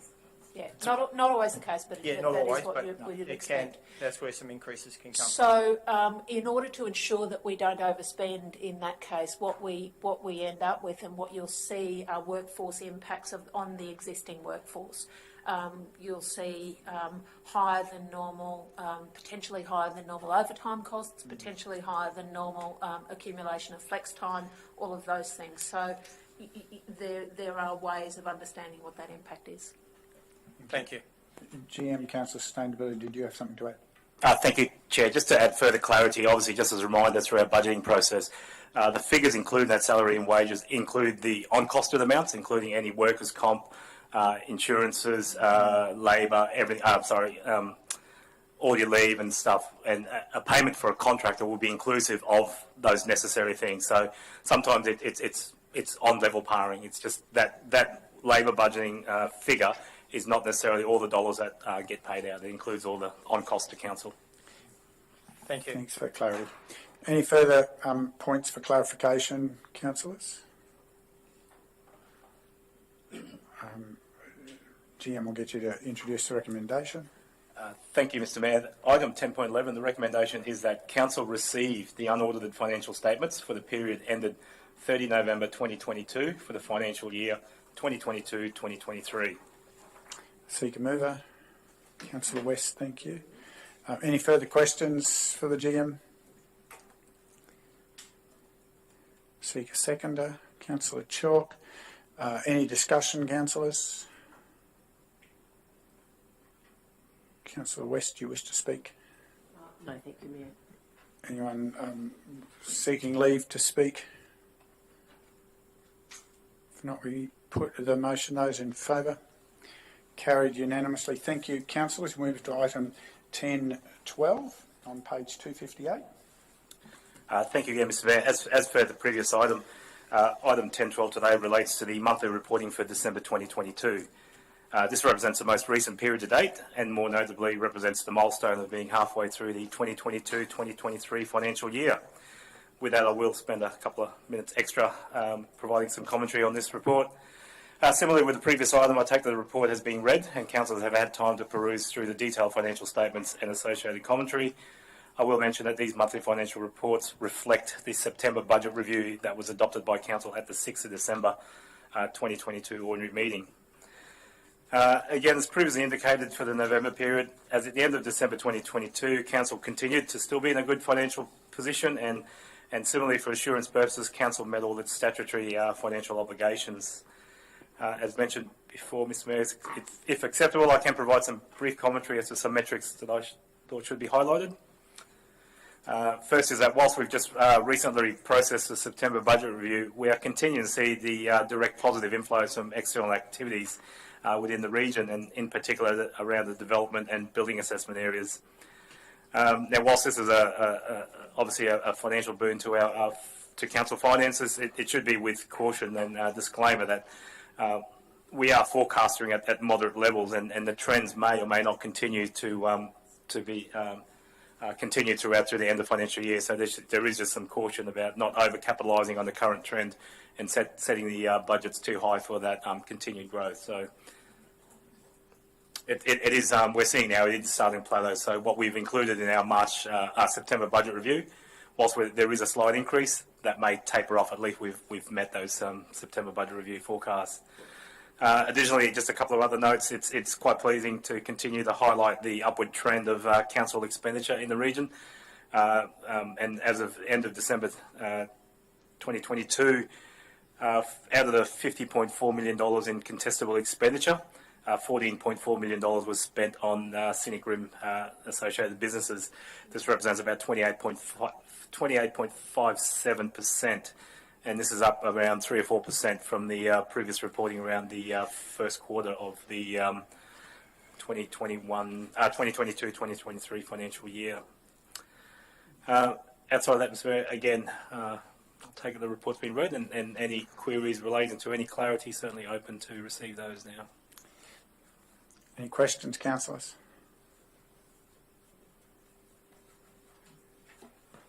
Councillor Swanborough. Yes, Mr Mayor, just following on from my questioning this morning, I wonder if within these December budget figures the General Manager could advise what has been the expenditure on legals for the pig and calf sale yard appeal case. Sorry, councillor, we dealt with that this morning and indicated it would not be appropriate to try to get to that today. That it was, we found that question had never been raised in a meeting, it had actually been raised in a workshop, so your memory was minor. But we've undertaken that will come forward on wasn't going to try to address that this afternoon. I think you had that undertaking, that clarity this morning when the matter was dealt with. There was no expectation that would be dealt with today because no one's had the capacity to go away and do that. So your question is noted and will be dealt with in due course. Yeah, Mr Mayor, I only asked it because I gave notice this morning that I was going to ask it this afternoon. I don't think it's a difficult thing to put something. Well, councillor, there's nobody that you asked the question to who has had the opportunity to go and answer it. So you were provided the advice this morning of how it would be dealt with. I'm just asking you to respect that advice. My next question, Mr Mayor. Yes, councillor Swanborough. Given the surplus that's running now in operational and in capital, do the general managers believe that our capital works program is going to be achieved in the next 6 months? And and that there will not be big surpluses in operational expenditure at the end of the year. Prior to handing over to General Manager Asset and Environmental Sustainability, I will just answer from a high-level strategic point that we are currently undertaking the December budget review, which will take into account any forecast expenditures through until 30th of June, operationally and capital. Focusing on the operational side of things, that includes the likelihood of current vacant positions being actually fulfilled prior to 30th of June, and coming back to council with what that looks like. And obviously that may or may not result in a change to the operating surplus. However, that will be for council to consider. At the end of the day, those funds are, council will dictate what the budget is. As for the capital side of things, I believe there will be, as part of even the, into the segue into the 23-24 budget, there'll be a reflection on where we are with the 22-23 delivery and take into account what that looks like. I'll hand over to Chris to provide further. Thank you, GM, and through the chair. Look, with regard to quite a number of the larger dollar figures there will certainly be carryover where there is applicable grants. I'd probably draw your attention that a number of the larger dollars are associated with declared flood restoration events. There are, even today, with regard to the decision of council to reapply through the Bridge Renewal Program, there will be opportunities or potential for carryovers for that project as well. We're also seeing some delays in actually achieving some of the capital projects around understanding when we go to tender. We're finding that we don't have enough funds to actually move forward on. We're working through some of those as well.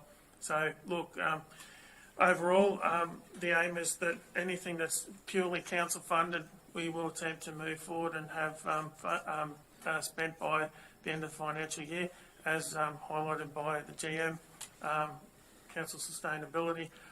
There's certainly, we are going through the December budget review, and within that we are highlighting those projects that, for whatever reason, it will not be able to be achieved in this financial year. Just a question in relation to a statement. I can't remember which page it was on, but I think I referred to $2.5 million roughly of unbudgeted additional expenditure on the Bow Desert Business Park. How is that proposed to be funded going forward? We're certainly looking at the opportunities for the revenue side of the sale of the lots there, which, without going into detail, within the long-term financial forecast, we have not updated the revenue associated with the sale of lots.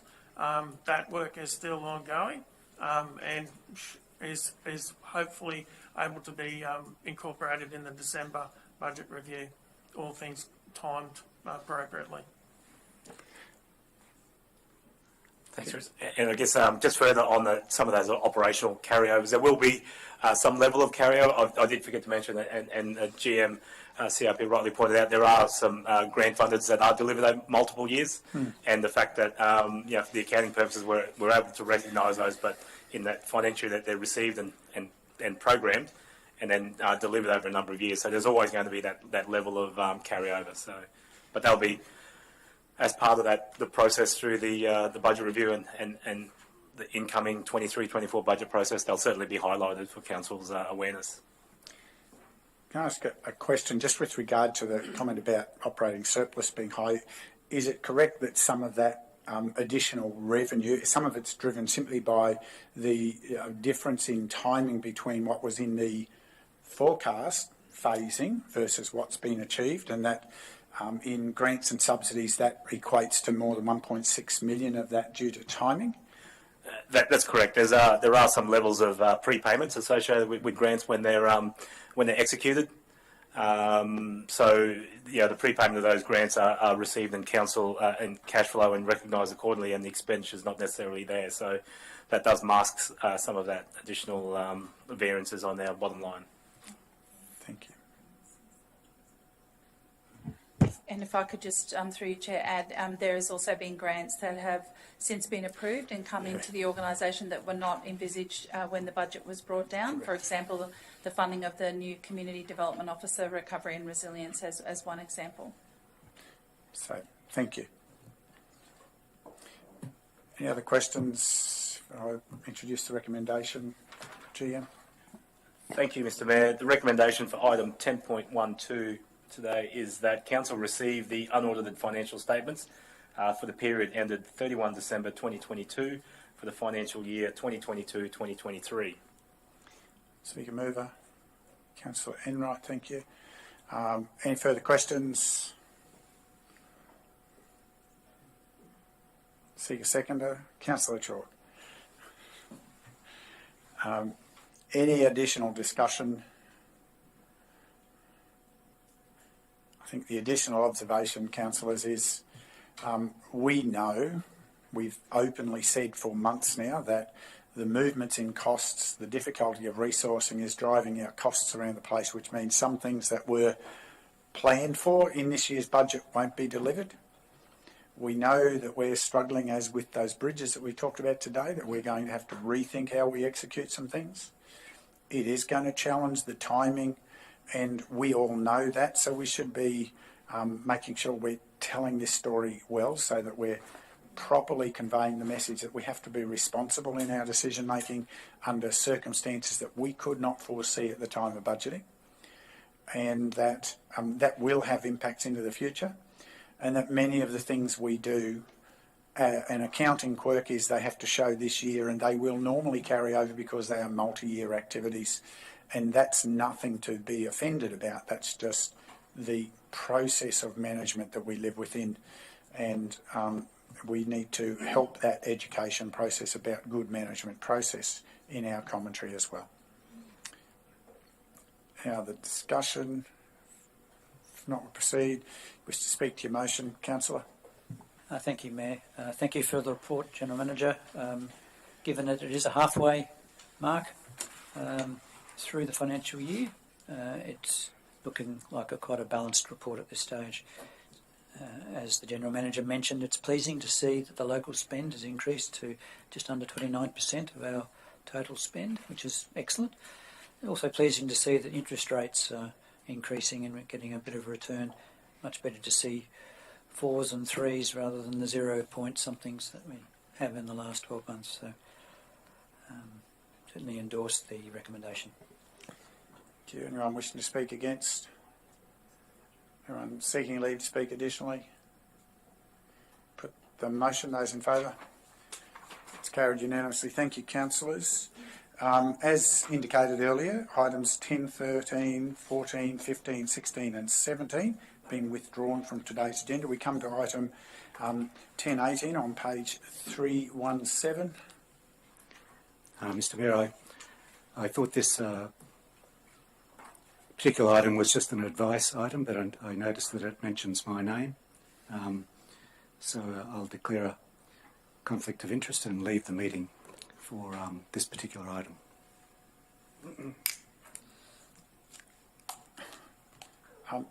I just have to ask, sorry councillor, I hate to be pedantic, but I have to ask you what form of are you declaring?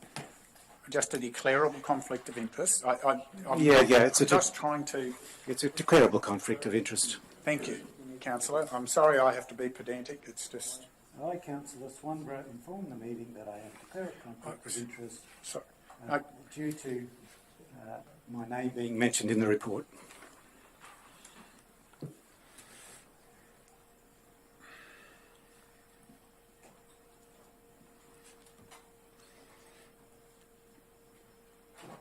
Okay.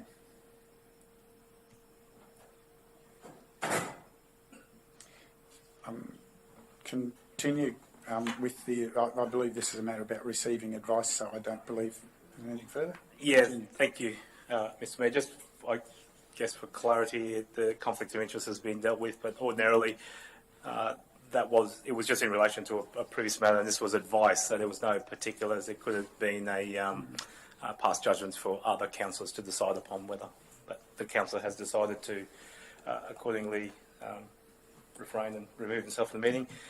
Despite the long title of this really relates to a procedure motion by Councillor McConnell, and it's just basically actioning that resolution to say that the advice has since been received from the department and it's now tabled to council, closing out the resolution from the 8th of November 2022 meeting.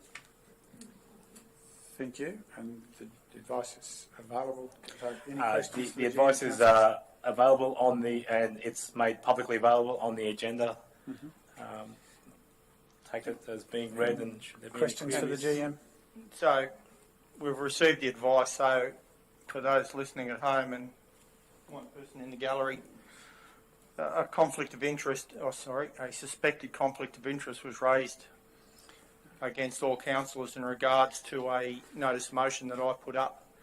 The department reviewed that suspected conflict of interest that resulted in no one being able to hear my motion due to everyone being suspected of being conflicted, and have found that it was not a conflict of interest. So it's good that the department were able to provide that, and we can now move forward. Just for clarity, it's up to councils to decide, but I guess it's the opinion of the department that on their basis that they didn't deem that to be correct. So it's always councils to determine, not the department to determine the conflict. That's correct, but the problem arose that everyone was suspected of being conflicted, therefore we can't then decide, and it was moved that the matter no longer be heard, which isn't the way of proper process, if you ask me, and hence my request for the department to review it, and they found that there was no conflict of interest, and I do believe the next item will then go back to that. Thank you. Any questions for the officer? GM? If not, introduce your recommendation, please.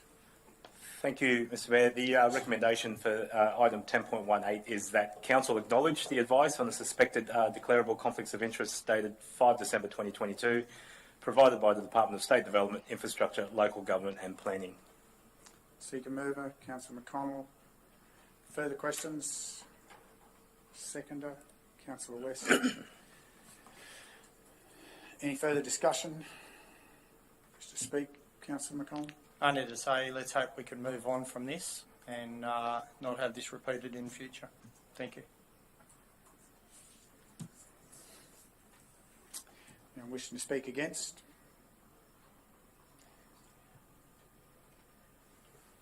Anyone seeking leave to speak additionally? Put the motion. It's carried unanimously. Thank you. You can bring the councillor back, although I believe he'll need to depart again, but we need to deal with that at the start of the matter.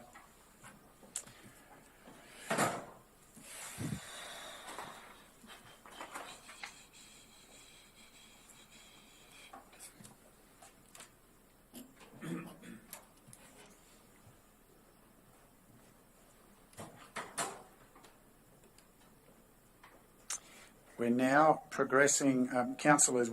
Councillor Swanborough, the meeting has acknowledged that advice, and it's so noted. We're now moving to item 10.19, and you had advised of a conflict in relation to this, and so I believe so, but we just needed to deal with it. CEO, is there anything else that the meeting needs to deal with regarding this matter? Through you, Mr Mayor, I'll hand over to the General Manager, but he'll explain.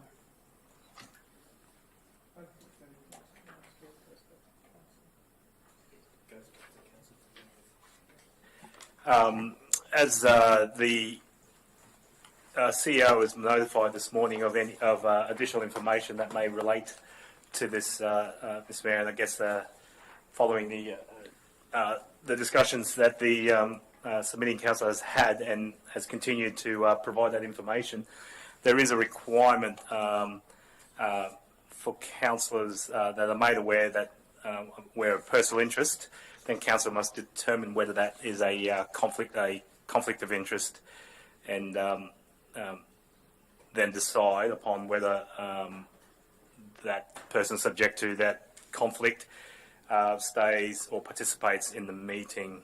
I believe.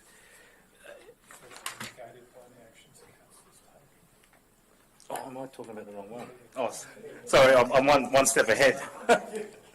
Sorry, it's been a long day already. I was one step ahead. There's nothing else in particular that needs to be dealt with in 10.19, as previously raised by the submitting councillor on this notice of motion. It was previously put forward, and it's simply being re-proposed today for consideration by council. Sorry, Councillor McConnell, you're waiting to speak. So I'm just going to clarify. Councillor Swanborough submitted something about a suspected. We don't deal with that at all.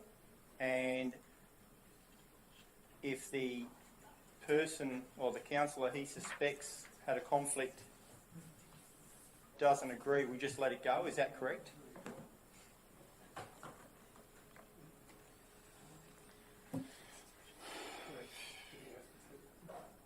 I'm just waiting for clarity. Yeah. So I believe, I was in the right spot. So I believe that as part of 10.19, the information that was provided to CEO this morning was in relation to additional avenue that the councillor has provided that under 150EZ would relate to this matter. And Ms. Mayor, that was in relation to a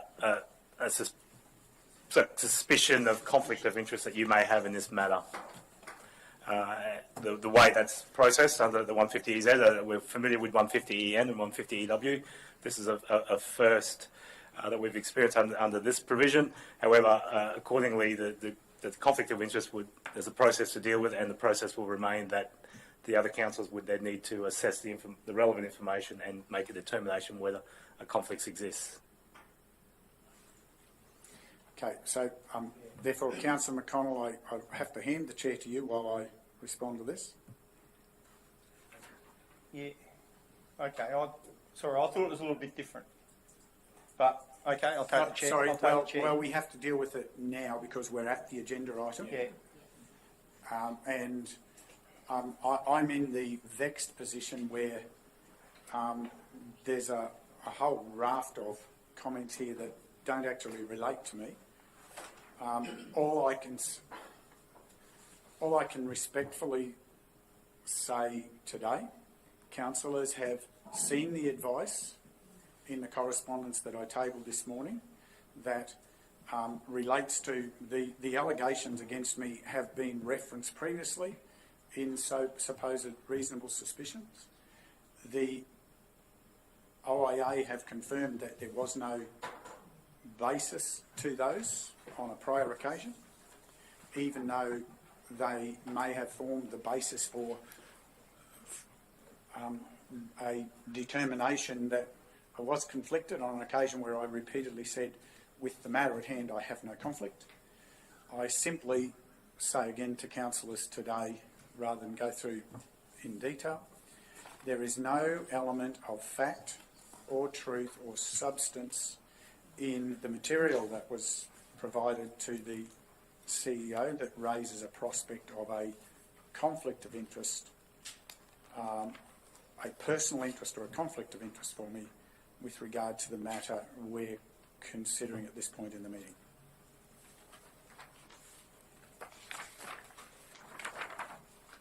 Through you, Acting Chair, I did make mention to 150EZ, but I'm not sure if everyone has access to that. I will, if you like, I can read that to give context what 150EZ related to.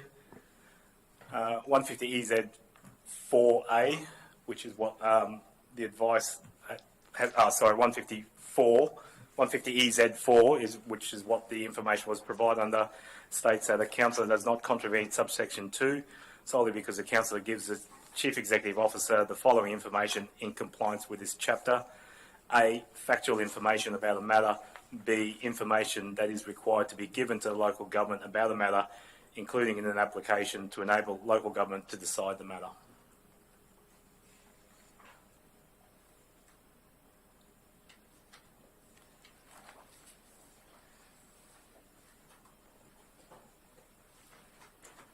Sorry, Councillor, I don't have anything else to, out of respect for the advice that we've received, and to preserve my potential future access to natural justice, I'm not saying anything else. Has anyone got any questions?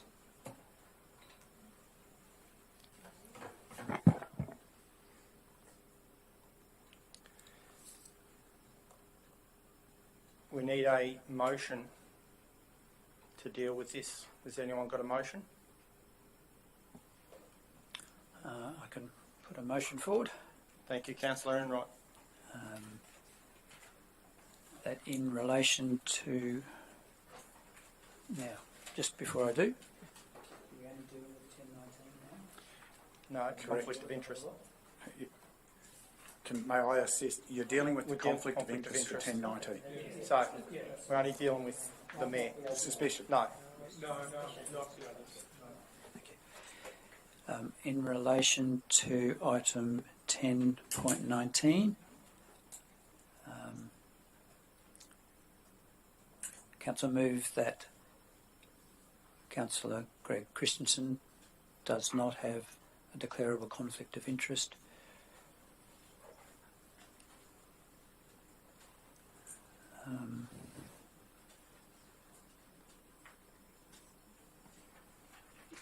In this item.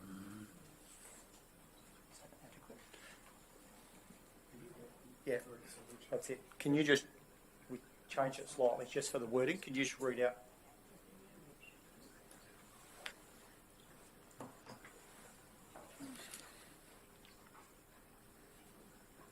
Just read it again. Oh, reading it, sorry, yeah. Okay. That in relation to item 10.19, Council resolve that Councillor Greg Christensen does not have a declarable conflict of interest in this item. Any discussion on the matter? No. Seconder? Seconded by Councillor West. You wish to speak to your motion? Thank you, Deputy Mayor. Yes, I do, and it really is formed from the information that we've received from the Office of Independent Assessor. That advice is invaluable for us to proceed further as a council, and it outlines that alleged bias, and that includes political differences, political alliances, personal dislikes, do not of themselves constitute a declarable conflict of interest. And I think we as a council need to understand that and heed the advice that we've received from the Office of Independent Assessor, that this is the correct way to deal with conflict of interests. Thank you. Someone to speak against the motion? If I can just, Councillor McGuinness. if I can just comment, I don't disagree. This is the advice that we've got from the OIA, and I think we have to follow that. But we've also, there's quite a number of things that we've also made decisions under this wrong apprehension in the last number of months, and I think we have to revisit them and the ramifications of what we've done by doing the incorrect thing, let's say. Thank you. Anyone speak for the motion? Any other additional? Yeah, I'll just make a comment additionally. I do acknowledge Councillor Enright's comments about the advice we've been giving, and I do respect them.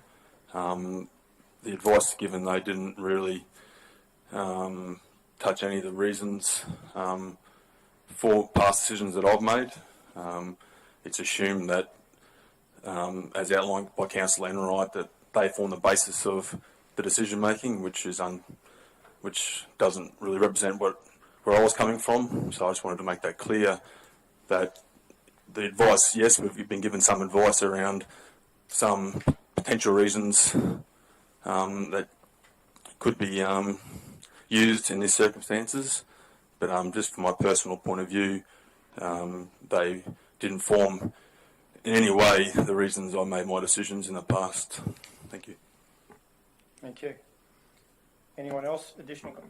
Councillor West. Oh, I'm just going to mention, the message I got this morning is that we are not going to be retrospectively going back on some of those decisions. This is from now.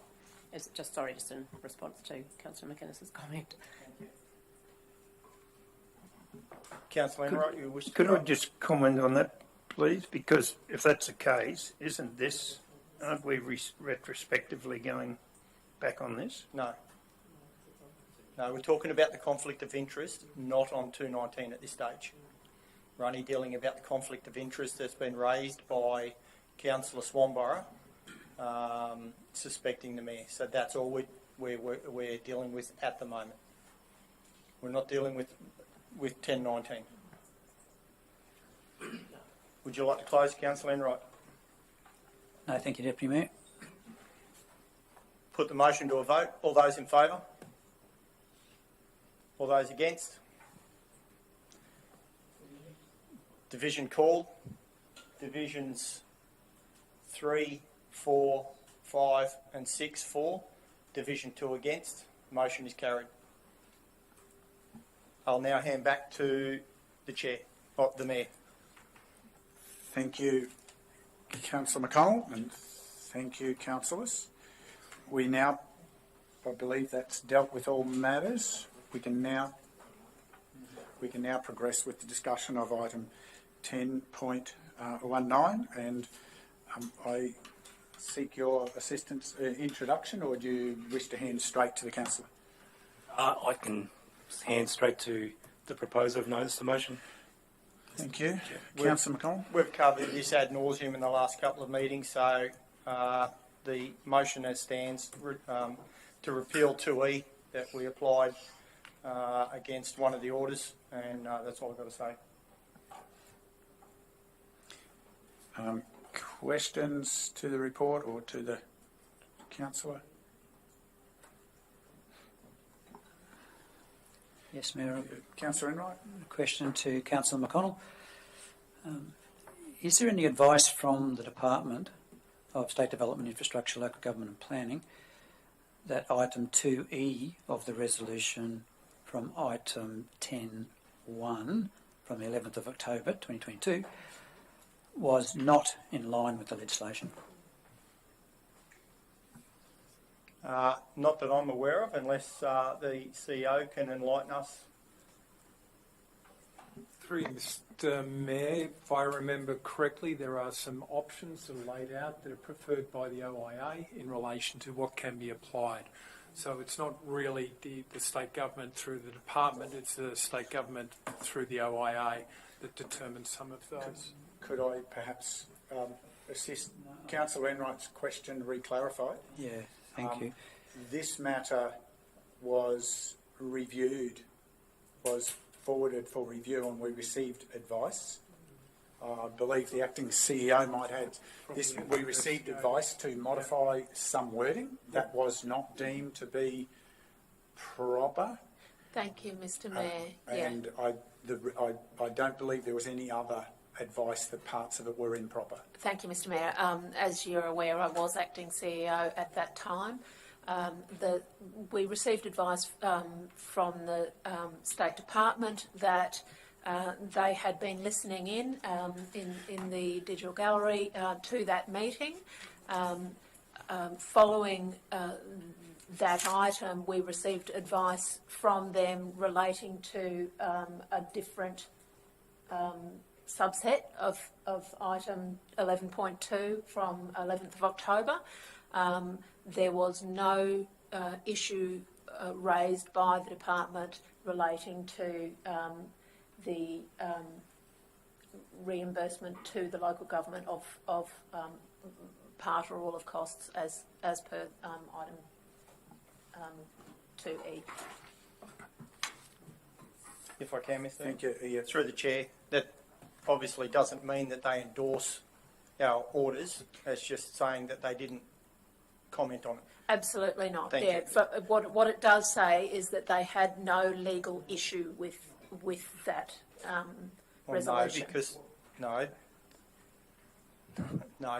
I think you're putting words in the department's mouth. I think we've applied the orders, and it wasn't up to them to say whether it was right or wrong or endorse it. They did have a problem with 2C, I think it was. Yeah, Councillor, they had a problem with that one because they believed that it overreached the legal bounds of the legislation. And because they didn't identify any issues with any other part of the resolution, I think it's a reasonable assumption to make that the department didn't believe that it breached the legislation, the Local Government Act, that any other part of that resolution breached the Local Government Act. But the fact they didn't comment on it doesn't imply that they agree with it. Absolutely not. Thank It doesn't you. imply that they agree with it. It implies that they don't have a problem from a legislative compliance perspective. Can I ask that question Councillor Enright, you have a slightly different differently? question? Yeah, it's probably an extension of that. Is there any advice from the department that item 2E of the resolution is outside the guidelines provided by the department? Can I just add a high level? And it certainly and applies to answering this question and certainly the statement from GMPS. But a decision around the orders is a decision of council. It's totally there's no avenue for the department to step in unless it contradicts the legislation, in which case it may be deemed an unsound decision, in which case they will step in. But it's up to council to decide, to deliberate, utilise the guidelines as provided by the OIA as they see best fit, and then come to a determination through a majority consensus that that's what's being applied. I think it's unfair to put the department in this sort of situation, but that's generally the role that they would play if the decision was deemed to be unsound and in breach of the legislation. So no other advice has been received contrary to that. So yeah, thanks, General Manager, and I can confirm that the report of that day for item 11.2 on 11th of October did include the parameters or framework of the OIA as reference for Council's decision on that day. Councillor West. Thank you, Mayor. Can I just mention that we have been given a copy, if we have not. I've got some copies here if you want them, of the guidelines that come from the OIA, and obviously this falls within the parameters, the item E, 2E. But I have some here if you want one. We had them some time ago. Thank you, Councillor. Did you have a question in that regard? No, sorry, I didn't have a question. Can I just ask Councillor West a question? Yep. They are guidelines, not rules. No, I totally understand that. They're Okay. guidelines. Yep, That's personally what I use when I'm looking at this, and this falls within the guidelines, 2E.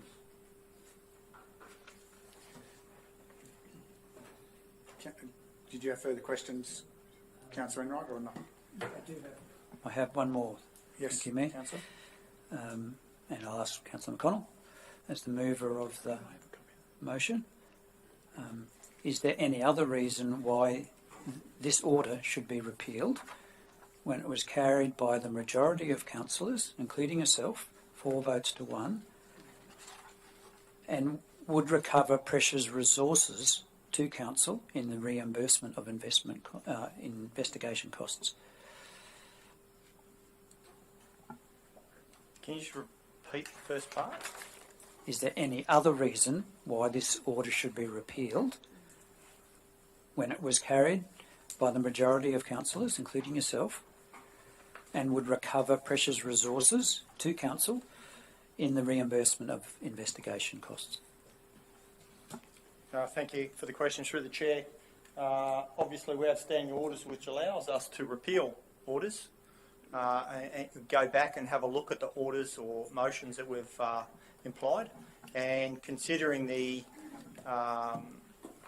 the conduct that the councillor displayed, I don't believe that this warrants the imposition of 2E. If this was a bullying, threatening, physical assault, I'd have no problem, but this wasn't. And I don't believe that the orders of 2E were, once we worked out, because we moved the orders without knowing the full cost. Now knowing the full cost, I don't think 2E is warranted for this one. Thank you.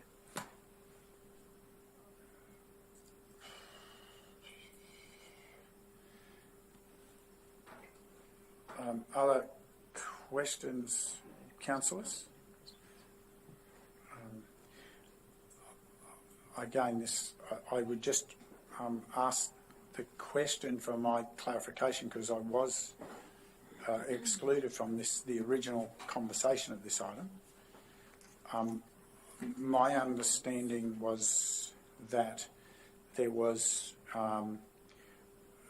strong clarity that, without going into the detail of the nature, that this was convincingly considered inappropriate conduct, was the understanding that I had from the matter. And it wasn't a first occasion. Is that correct? Also looking to someone.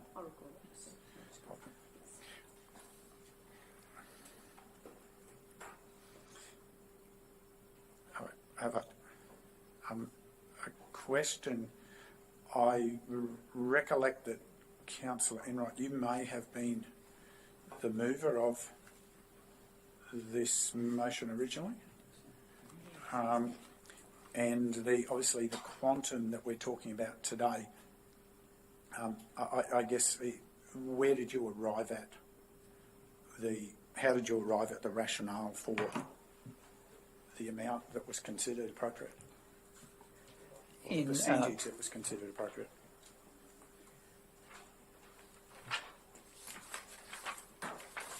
So in the report at the time, there was a guideline that is provided by, I believe, the department or office OIA. Right, okay.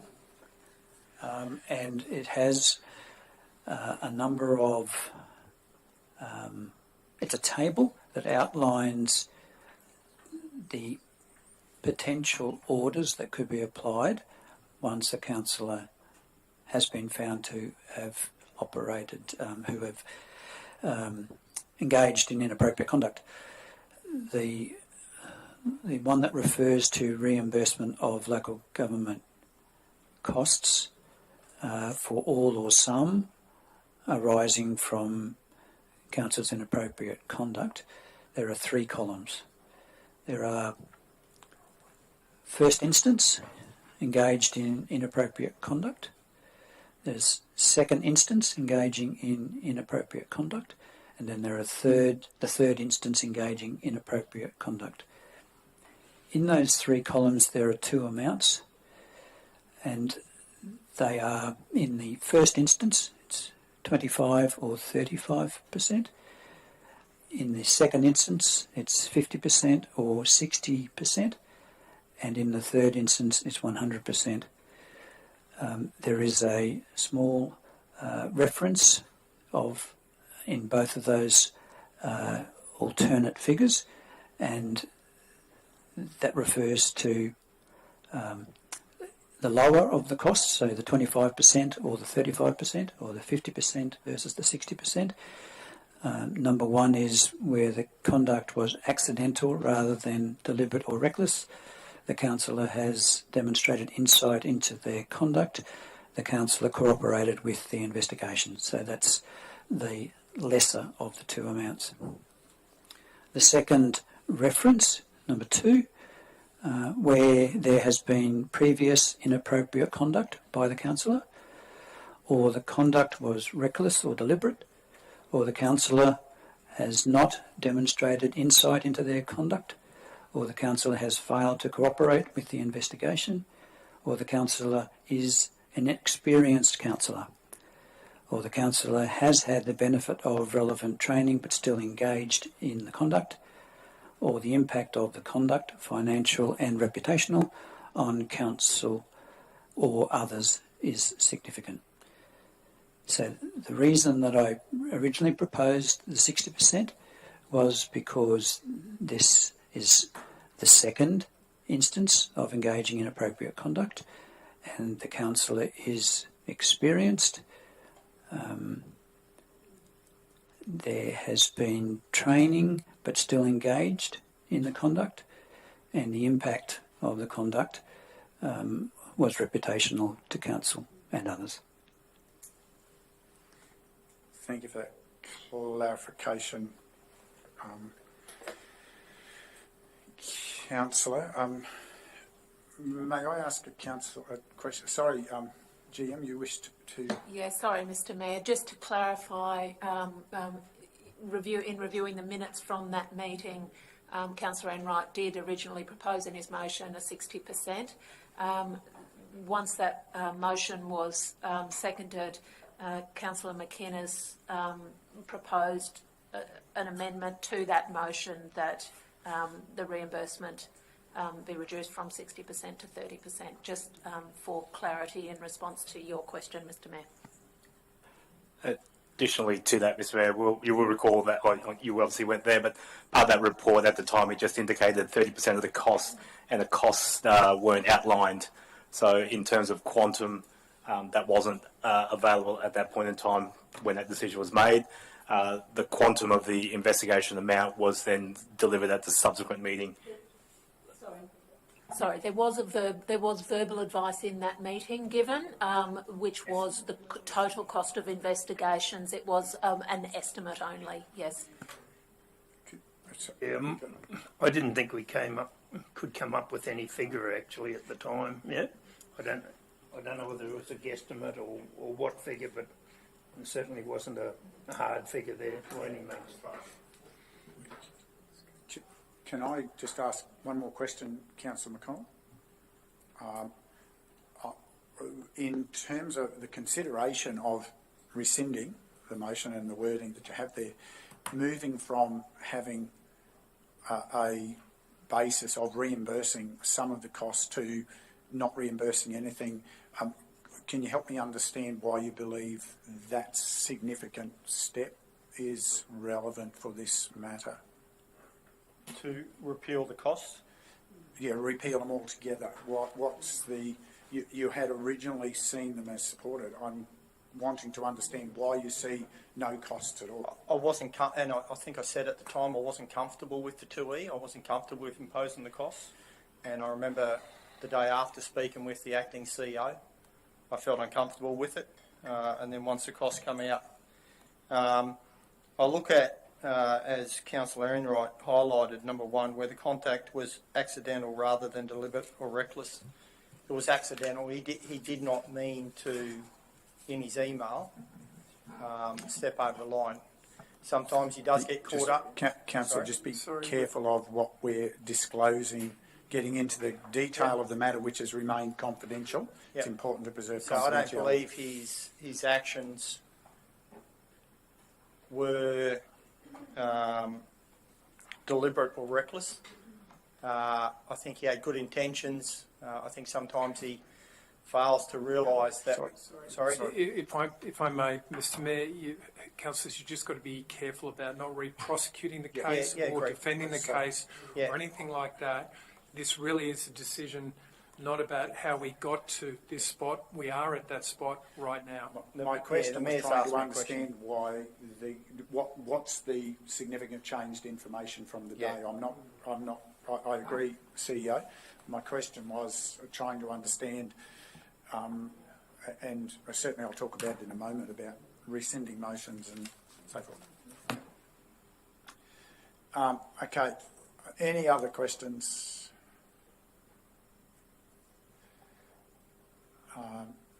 Councillor McConnell, you want to introduce your motion to the chamber?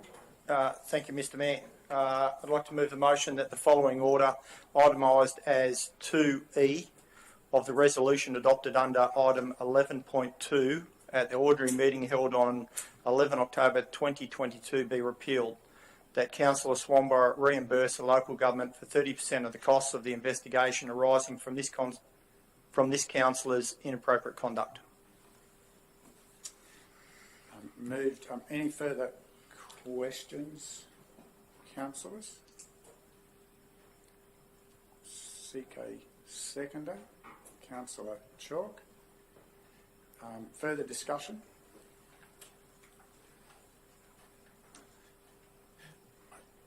The only piece of discussion that I believe it's worth from the chair flagging for the meeting, rescinding a motion, repealing part of a motion is not done lightly. Every time we've had to deal with it, we've been looking at something that is bona fide seen as a material piece of information that has come to light or changed from when the decision was made. And otherwise, we get into this roller coaster. So I just note that flag. It's one of the cautions that we've heard through our training and the inductions that we've had from both department, local government and legal advisors, that it's not a tool that should be used on a regular basis.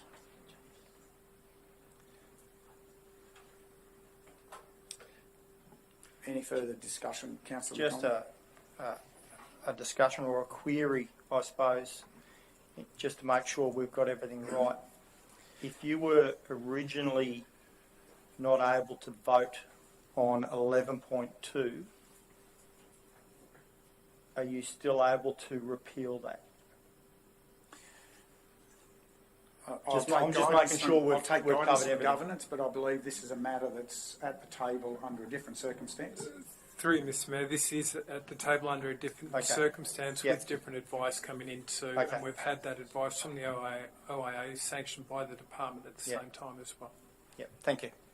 No, it was more it's not about the conflict. No, it's about whether you were. Yeah, okay. I understand the question. That's why I was happy to have that. Thank you. Independent. Thank you. Councillor McInnes, you have something further? Yeah, I've experienced this elsewhere in that, Councillor McConnell's question, I've seen circumstances where people haven't been able to. If they haven't to repeal a motion, you have to have been part of that motion. Yeah, and that's basically what that was my question. I just wanted to make sure we had proper process and we weren't going to get in trouble down the line. But if that's the case, we're all good. Sorry. Just to, I guess, in context, from my memory, the only reference to repealing emotions in the legislation is merely around the fact that the hasn't been acted upon yet, and it can be repealed, rescinded accordingly, and around the required notification period for consideration by council. Nothing else about membership. Thank you. Does that help, councillors? Well, we've got the advice from the government, so I'm happy with that, Mr Mayor. That's all I can live with as well. Okay. Councillor, I think we're now at a point. No further discussion. Councillor McConnell, you wish to speak? We've been ad nauseum on this one. I think we just get to the vote, please, Mr Mayor. Okay. Anyone wishing to speak against? Councillor Enright? Thank you, Mayor. I will speak against this motion because I believe that we need to be considering our community. No one in the life of this council has incurred the level of investigation costs for inappropriate conduct matters as Councillor Swanborough has. This does not include the significant time spent by officers and other associated legal expenses in dealing with these matters. Our communities deserve to be reimbursed for all or some of these costs associated with these inappropriate conduct matters when it is found that Councillor Swanborough has acted inappropriately. We are not dealing with an inexperienced councillor. Councillor Swanborough regularly quotes his vast experience in local government over 40 years. To not seek reimbursement is to deny our community of these funds. This is the reason I originally proposed that 60% of the investigation costs be sought from Councillor Swanborough on this matter. The figure of 60% is listed in the OIA's guidelines based on the councillor's experience. This was then amended by you, my fellow councillors, down to 30%. This amount does not include the considerable time, cost of council officers and the associated legal expenses borne by council. I cannot support Councillor McConnell's motion to repeal this order, and I encourage my fellow councillors to truly consider their communities when voting on this motion. Thank you, Councillor. Another speaker for? Councillor Chalk? Yeah, I'll speak for the motion. Yeah, look, when this originally came, I didn't believe that this punishment was fair and reasonable under the circumstances. I think it sets a bit of a low bar for us. I hear what Councillor Knight's saying about the community, but we also, as sitting at this table, got to be able to represent them without fear of saying a couple of words and being hit with excessive things. So it is a balancing act, and I think that this time, under these circumstances, it was the wrong decision. I thought it on the day, and I still think it now. So I'm going to support this motion today. Anyone else wishing to speak against? Councillor West? Thank you, Mayor. Look, I can't support the motion today. As part of the process is that the investigator does their independent investigation. They come up with it obviously comes at a cost, and I don't believe that our community, that our residents should be paying that cost. The investigator came back with some, the orders, of which we were a little lenient with the orders, I have to say, so I'm happy to stick with the 30%. Thank you. Councillor, anyone else wishing to speak for the motion? Councillor McGuinness. Yes, Mayor, it's been stated on the day we didn't know what the costs were, and there wasn't any detail or there was a few figures thrown around, but there wasn't any definite figure. And when I looked at the costs, I thought it was excessive. After that, and it's a pity we couldn't have come up with the costs at the time there, but might have had a different view on the day, and that's why I believe it should be changed. It was different to what I thought it might have been, but nothing surprises you these days.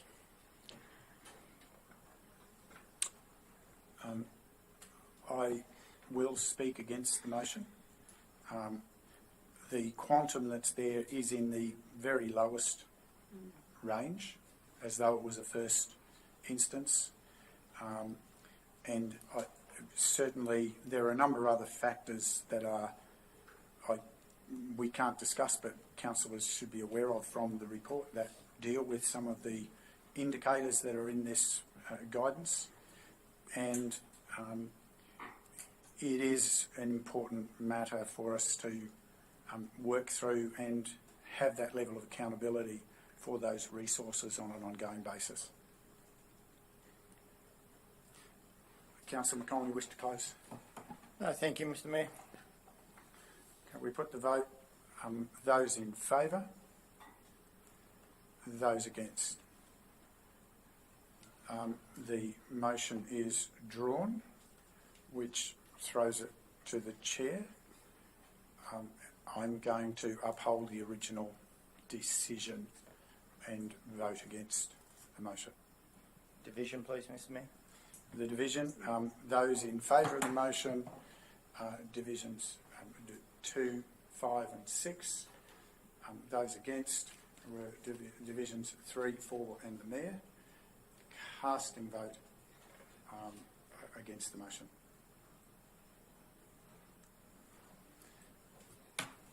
I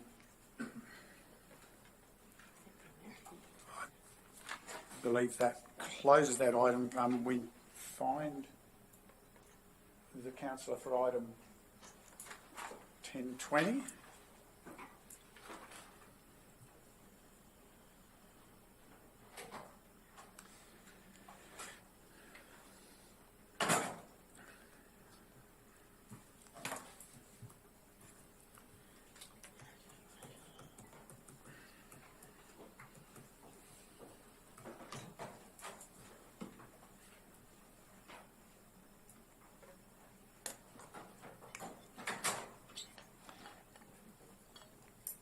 Councillor, we are progressing with item 1020. Item 1019 was not upheld.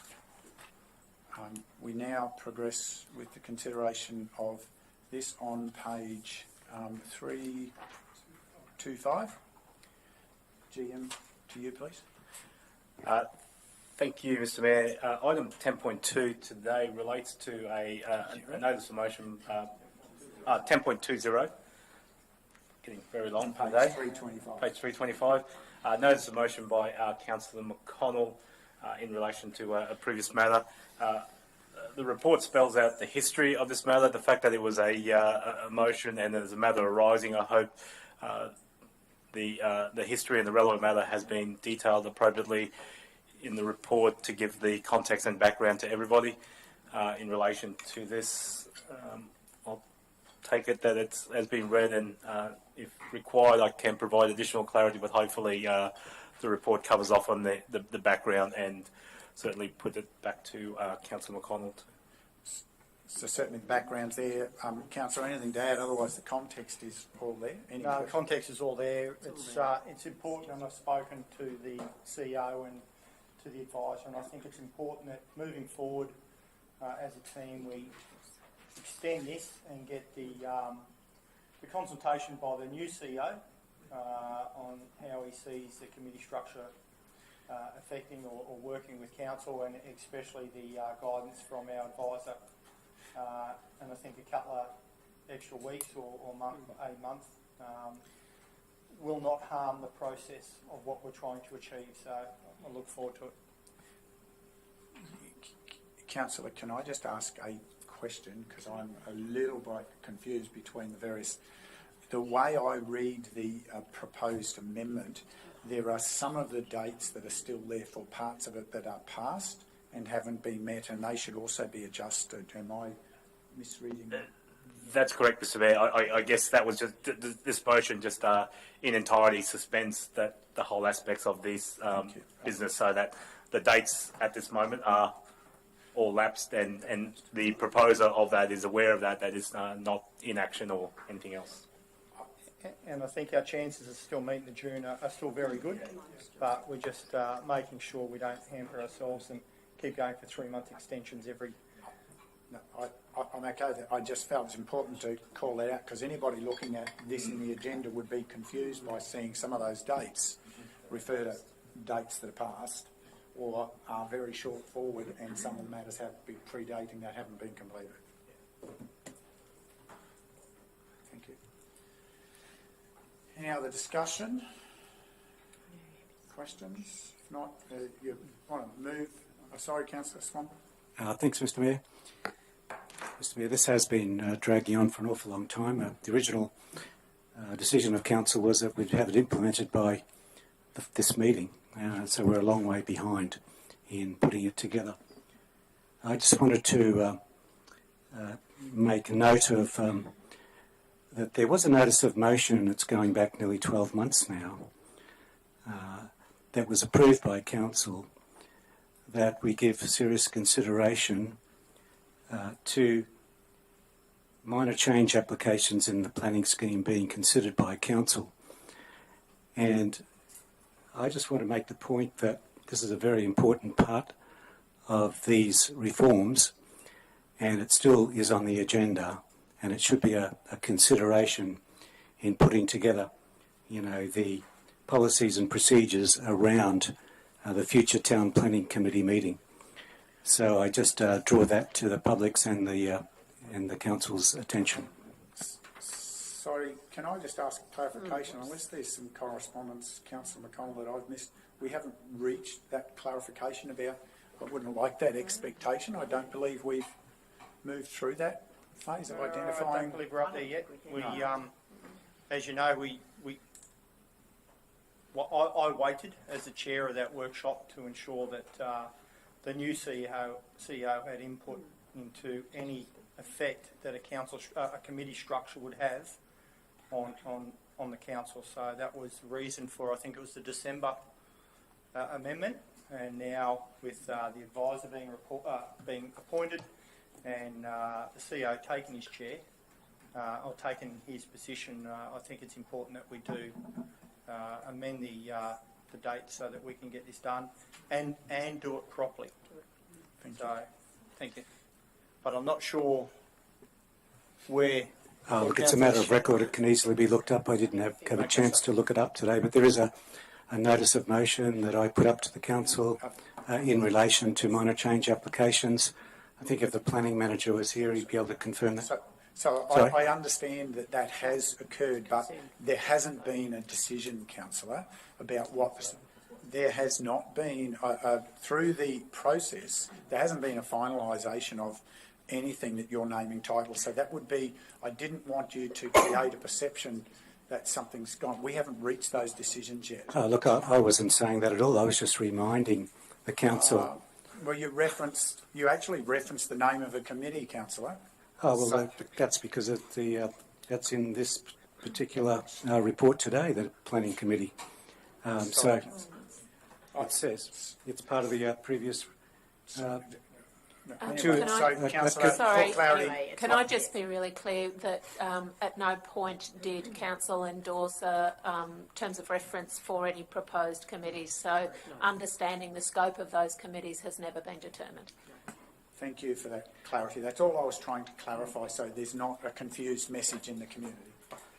Sorry, unless it's relevant to this, I don't. Thank you. Okay. Thank you. Can I just ask Councillor Chalk, you have a question? To you, Councillor McConnell. The terminology placed on hold, why use that? It seems to suggest that everything's going to stop, apart from the CEO considering what he's got to consider. Is that the reason behind it?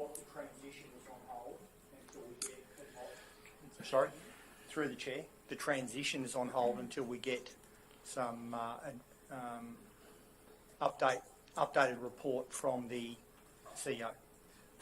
So it's not on hold and we're not doing anything. We're just waiting for the CEO to bring a report.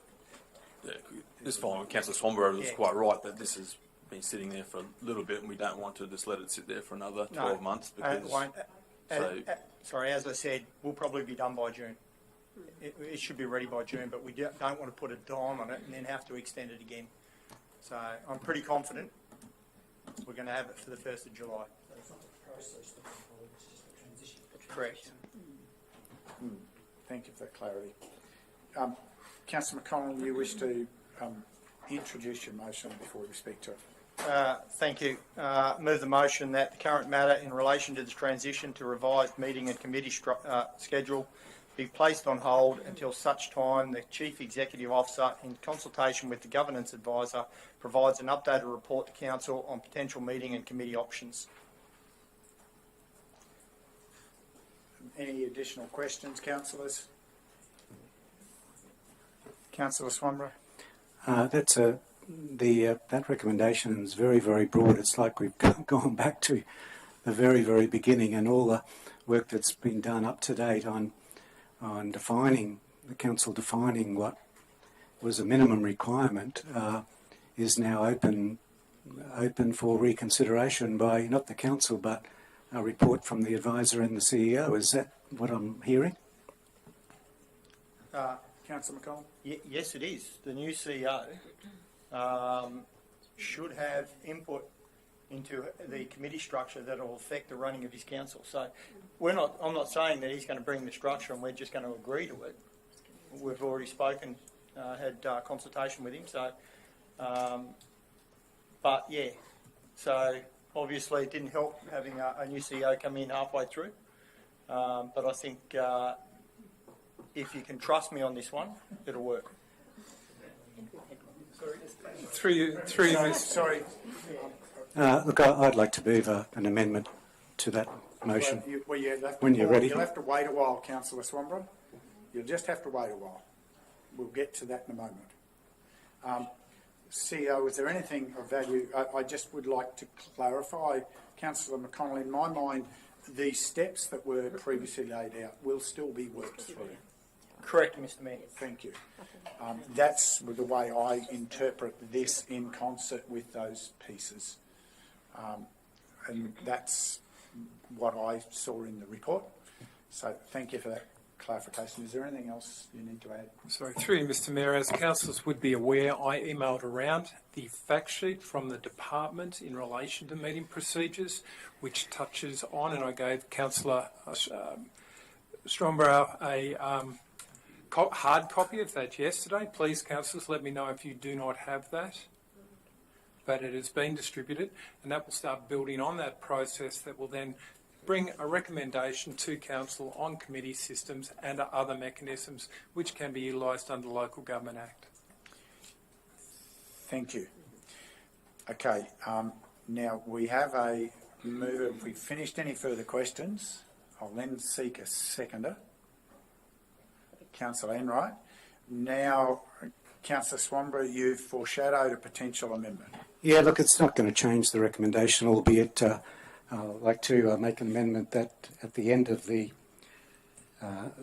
that recommendation that it read, being cognizant of the council's intent in proposing this change previously.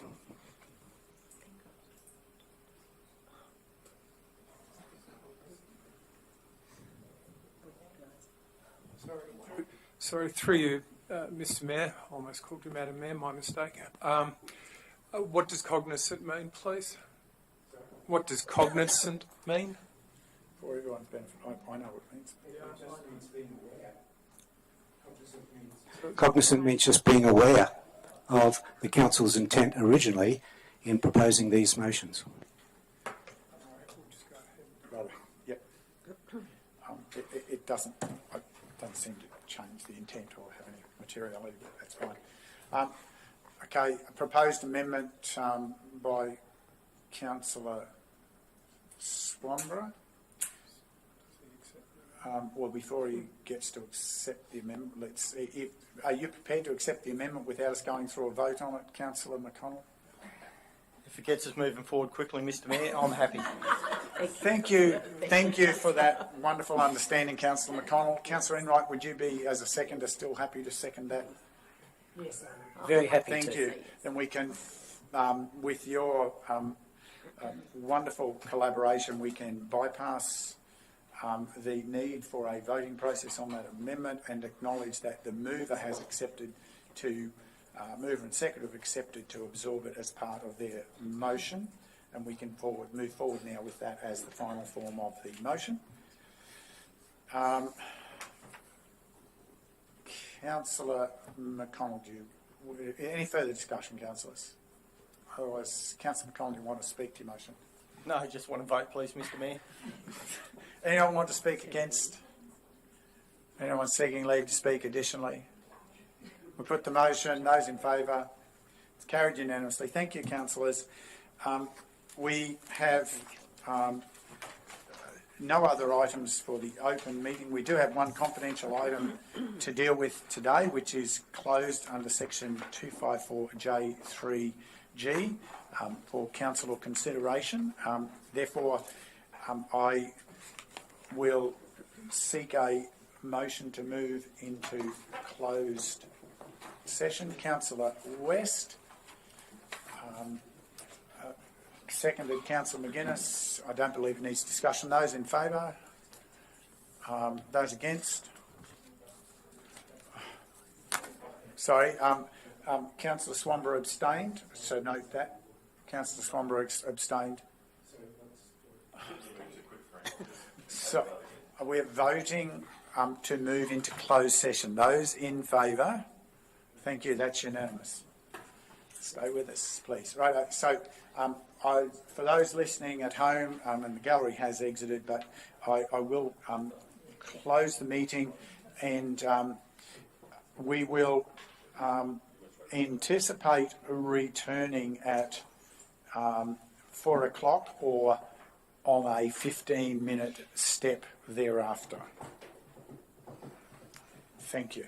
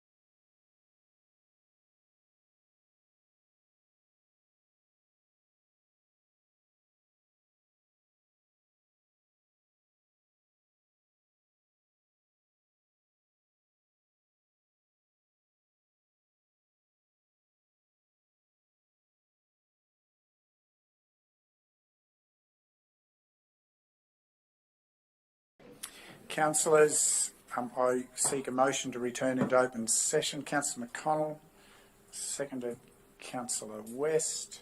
Any need for discussion? Those in favour? It's carried unanimously. Councillors, we have one item to address, and I'll ask the GM to introduce the recommendations for this item 11.1. Thank you, Mayor and Councillors. Item 11.1 is the Scenic Rim Eat Local Week 2022 Outcomes and Event Evaluation and Future Direction Report. Before I read the recommendation before you, with your forbearance, I would like to adjust my recommendation on item 5 in the section where it has a bracket there. It says, i.e. a month-long activation. I would like to add the words in June each year. And I'll now read the adjusted recommendation. Councillors, that you consider today that 1, Council recognise the outcomes of Scenic Rim Eat Local Week 2022 and its 125 events held over 9 days, economic contribution of just under $2 million, 34,499 visitors across all activations and many from outside the region, and the significant impact in terms of awareness and brand building generated for the Scenic Rim region, the value of media coverage earned at circa $3 million. 2, that Council acknowledge and extend appreciation to the Scenic Rim region's farmers, makers and growers who actively participated in, and the regional events team who delivered Scenic Rim Eat Local Week 2022. 3, that Council acknowledge and thank Tourism and Events Queensland for the Queensland Destination Events Program funding received since 2015, and note Scenic Rim Eat Local Week has reached the highly sought after significant event status. 4, that Council acknowledge and thank other businesses involved, including sponsors Urban Utilities, Cal Fresh Vegetables, Moffat's Fresh Produce and the Community Bank Calbar and District Bendigo Bank, and media partner Queensland newspapers The Courier Mail. 5, that Council endorse the transition from Scenic Rim Eat Local Week to Scenic Rim Eat Local Month, i.e. a month-long activation in June each year, and note planning for 2023 event has commenced in line with the 2022 to 2023 operational budget, incorporating recommendations from the strategic review conducted by J2 Creative Industries Pty Ltd. 6, that Council endorse releasing the Council report along with attachments 1 and 2. And 7, in accordance with clause 22.6.3 of the Scenic Rim Regional Council Standing Orders Procedure CM 03.01 PR.01, Council endorse and maintain confidentiality over the Scenic Rim Eat Local Week event evaluations and future directions report, attachment 3, and that it not be released due to the commercial in confidence information which, if made public, could eradicate Council's competitive advantage and prove detrimental to the event's future. Councillors, I seek a mover. Councillor McGuinness. Noting the confidentiality of some of the materials, any further questions for clarity, councillors? I seek a seconder. Councillor West. Any further discussion, councillors? Not. Councillor McGuinness, you wish to speak to your motion? Thank you, councillor. Anyone seeking leave to speak additionally for or against?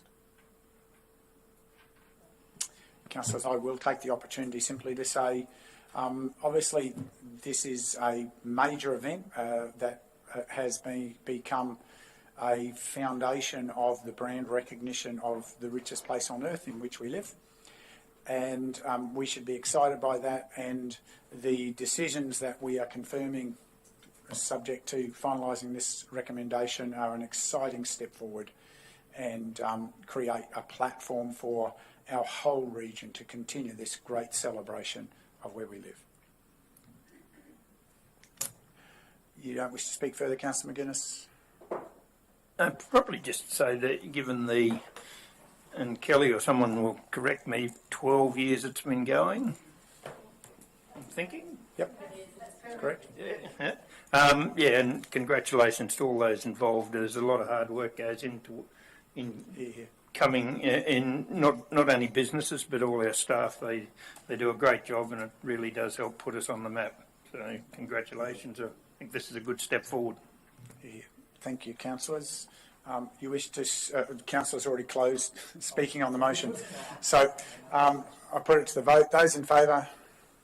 It's carried unanimously. Thank you, councillors. Thank you, officers, for some great work. And now you've got more on the plate.